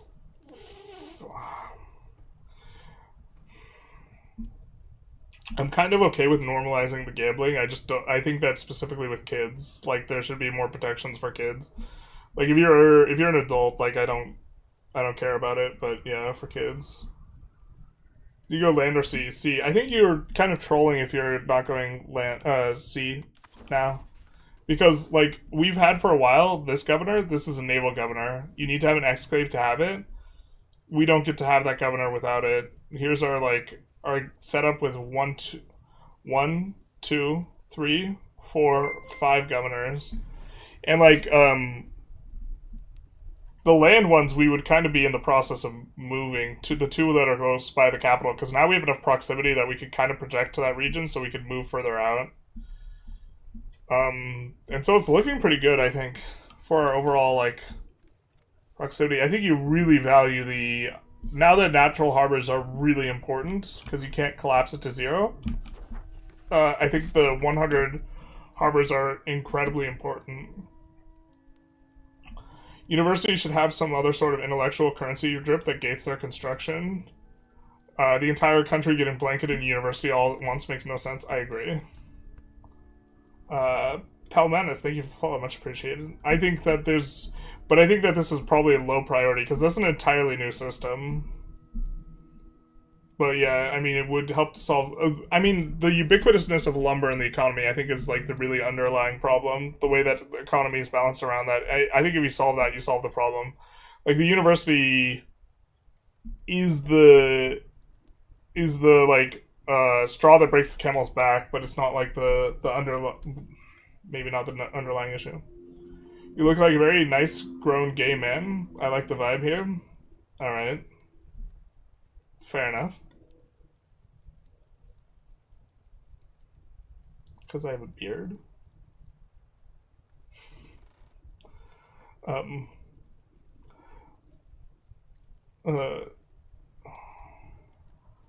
the lawsuit is in behalf of 14 million Steam users. Most of them probably don't even know there's a lawsuit going on behalf. And from what I understand, lawsuit themselves. Interesting. Yeah, I mean, the gambling specifically, I think it matters a lot for kids. The thing is like, there's, like, loot boxes. You should not be able to do stuff like loot boxes for kids. And there should be, like, I know, like, kids effectively gamble through Roblox and stuff like this, and there should be, like, mechanisms. This naval governor, though, we would want to move it somewhere else in the near-ish future. I guess we could actually just plop down in here, and that would actually be very strong. I think that is not overseas because it is adjacent to the Middle East. Kind of an interesting thing. We could put a naval governor in like East Africa. We could put a naval governor in Suez from here. We could put a naval governor in, like, Sueda, and then another one in, like, Bengal.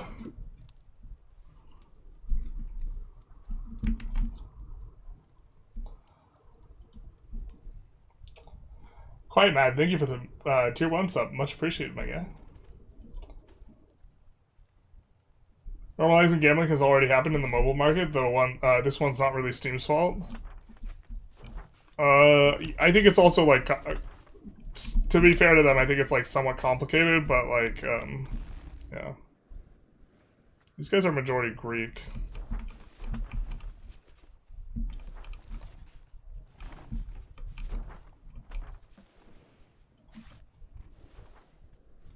Oh, we can't feed them there anymore. Womp womp. We can flip these guys Armenian, though.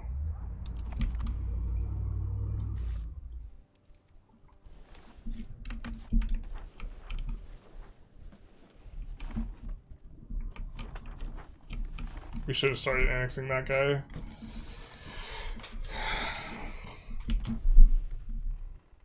I think we're going to catch up and then wrap up a little bit of a shorter stream today.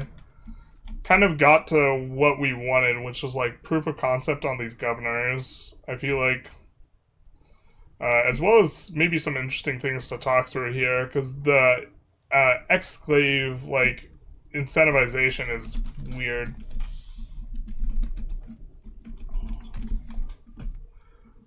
From what I understand, UK is suing Steam for having a monopoly on games and not allowing you to buy and play DLCs from other online stores, which all other game stores also do.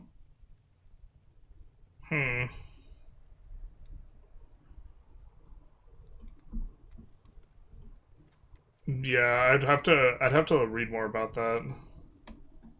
I do think that currently there's basically zero antitrust like mechanisms that are like productively employed, and that's a very significant issue. We also would have proximity down here if we actually propagated it on this coast over here. I'm quite keen on this. This bad boy here. There's one that is much better, Natural Harbor down here though. Yeah, that might be better. The fact that the Natural Harbor still operates as a discount is such a big deal. Because, like, so this harbor, we only have to pay 6 going out, but paying that 6 going out means -5 control in every place that's serviced from it as a result of a harbor. And with Smyrna, because it's a 100 natural harbor, it's effectively like +4 control everywhere that's serviced by it as being a harbor. So Smyrna is going to be like this insane location.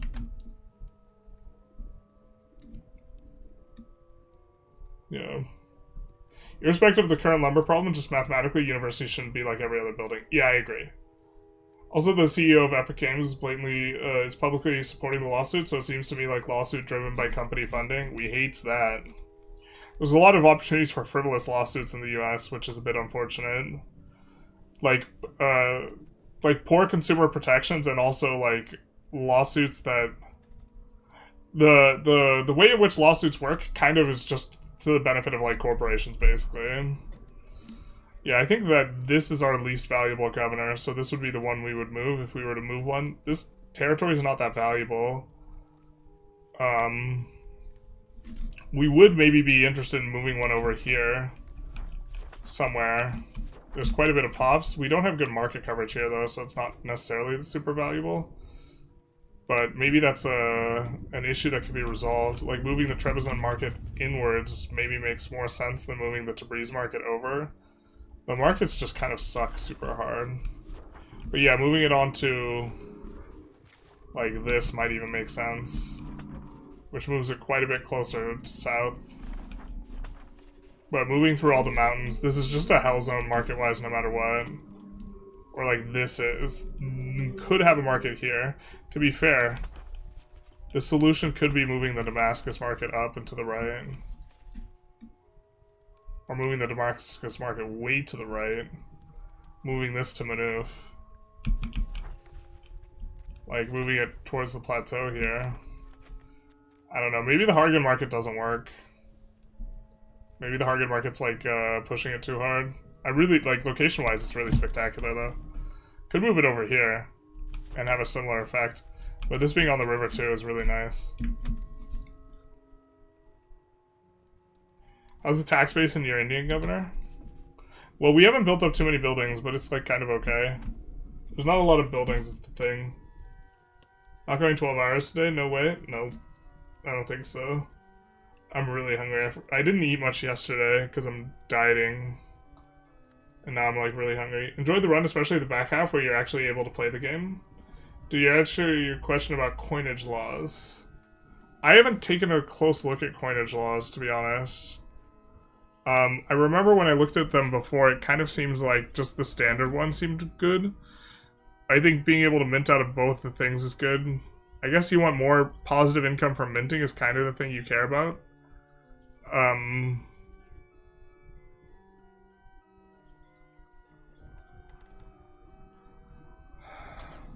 The thing is like you don't really care that much about minting threshold because you don't get inflation really either way once your economy is sufficiently large, so I don't know if you even need the bullion coins.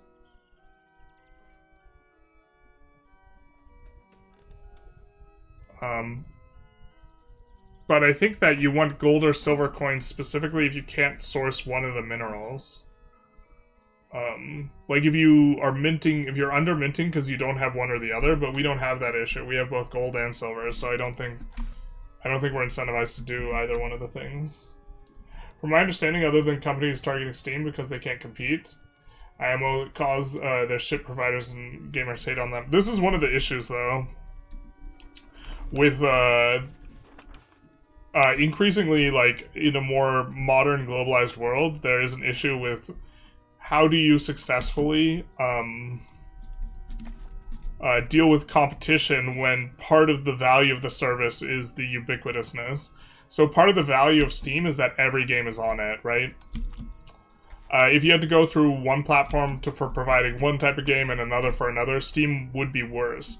And at the same time, if everything is on it, then this creates a asymmetry that makes competing difficult. So you would have to somehow regulate it so that everyone would get access to every video game, and that it was basically just like a client is what Steam was, and you were competing with clients rather than Steam providing you a service for facilitating this thing, because they would all have to need to have the equivalent service.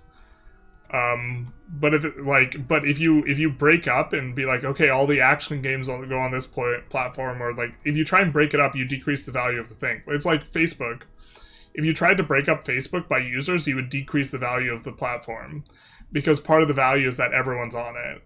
And so it's difficult to really kind of wrap around how to break that up. And this is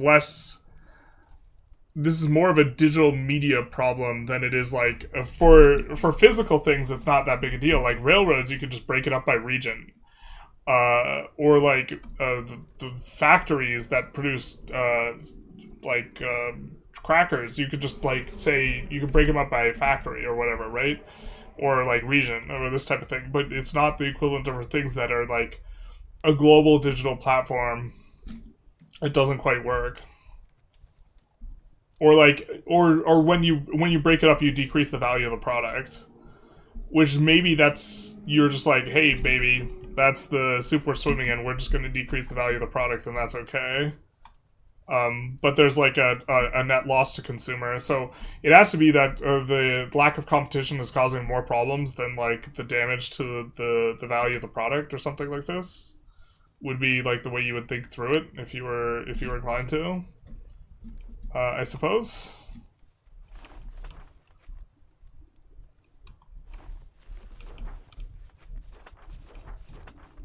Something like that.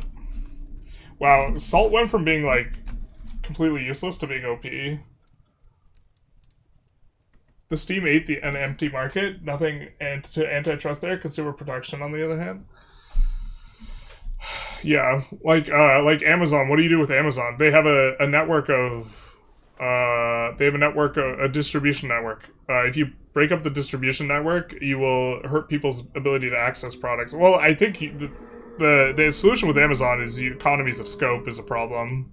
Like, you should prevent Amazon from producing their own products when they're gathering market data from other people selling on their platform. Like, they should be able to have, like, a sales platform and not the other things. But also, I think, potentially, like, a logistical distribution should be, like, government-run in that the storefront should be distinct from the distribution.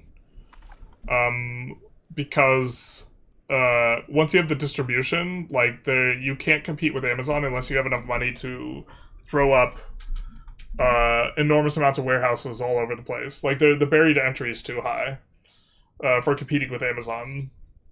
Like in theory, there's like nothing stopping you, but like you can't. And then now Amazon has economies of scope in that you pay for Amazon Prime to get cheaper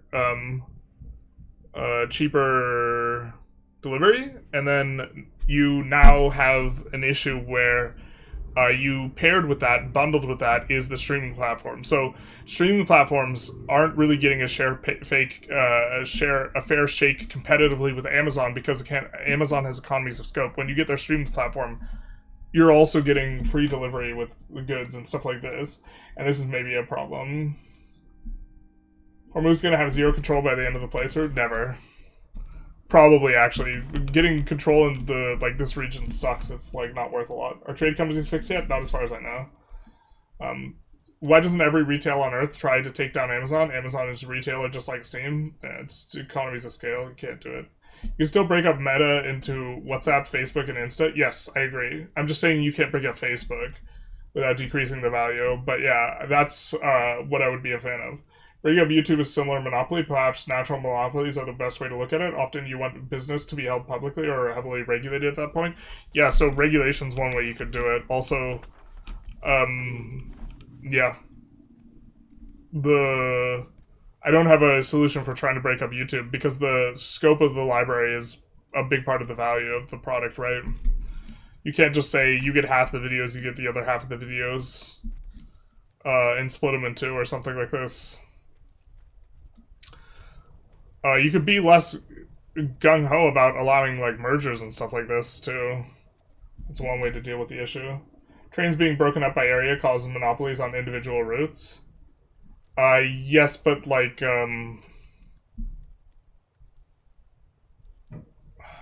yeah, it does. It is easier to... That's fair enough. Trains was maybe a poor example. Telecommunications, they've broken up by region. And apparently that helped out. But I don't know that much about telecom regulation in the 80s. Regional monopolies are necessary services, not a problem at all. Also, US Railway died because some of the antitrust stuff. Amazon could have their merchandise arms split off and they'd be fine. They can make money off of AWS. Communist, fair. I need to try Cannon Bornu again. Yeah, Cannon Bornu with the salt stuff. Molly also gets the salt stuff. They're probably painful right now with the tribesman bug, though. But once you start spinning up some of the stuff, it's probably fine. Like, you can get rid of tribesmen real fast in urban areas, and so if you're just, like, careful about stuff. Also, you can stack a whole bunch of people with the tribesmen, or... If you stack tribesmen and encourage urbanization, it's very quickly. Who cares if you're out of ironwood? They're kind of the base of the entire economy. Government-run distribution sectors? What's next? Breadlines? Yeah, fair enough. When it becomes ubiquitous, it's basically a public service. It should be treated as such. Also, when there are perverse incentives, one of the issues I have with, like, yeah, I mean, like, if it's something that, by its nature, it can't be kept from becoming a monopoly... Like, the big part of why you don't want the government to run stuff is that it's inefficient because it has no competition. If you're just shrugging your shoulders and saying there can be no competition, then the really big argument against government-run stuff kind of goes away, right? If you're saying... But also, like... Yeah. When it becomes so ubiquitous, it's basically a public service. It should be treated as such, regulated or nationalized if necessary. Yeah. Music videos are rest. There are ways. Particularly bad in the UK. They have horrible, expensive train tickets because Thatcher privatized the rail. Specifically in regards to railways in the U.S., they like. I think it should be nationalized if the U.S. is going to force people to go to work. Like if you're going to prevent, because that's what the U.S. did with like the strike on the railways. If you're gonna do that, like it should just be nationalized. Amount of companies that can afford the amount of data on YouTube is in the low double digits, I'd wager. So they would need like a lot more data centers and this type of thing. Tribes are good, especially for Scotland and Gale countries. I don't know, they're so bad for proximity. On some routes, it's cheaper to fly to Europe than transfer to a different plane and then fly back than direct train. Interesting. Playing Mali at the moment. I was close to a revolt in the beginning, but now it's a sweet sailing. I don't know to play. I wanted to play in an isolated market to avoid the apocalypse. Yeah, maybe Mali's actually a really good shot right now. I was saying Sweden, but Mali actually makes even more sense. I just really dislike nations with locked major government reforms, too addicted to merchant republic. You could just play as one of Mali's subjects then, maybe. Or I think that Senegal has like some content or something like this. You can play in the region without playing Mali. But yeah, having the locked government reform kind of sucks. Right now, Merchant Republic's just insane. Trade is just so unhinged. I imagine trade gets worse tomorrow, though. Or, like, sometime early next week. It's just, like, too insane. I have no memory of... What?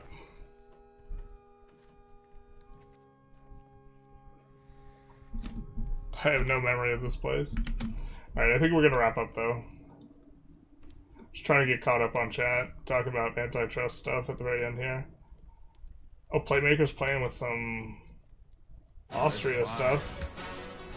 I think we'll throw him a raid then.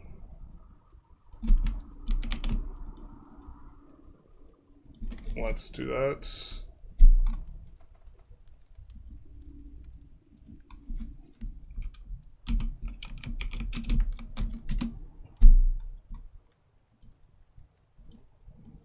Right.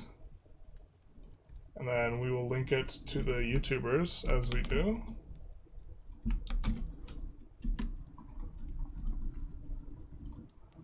And then we will say thank you for joining us, everyone. We'll be off.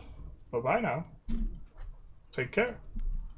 And the Twitch people will be raiding.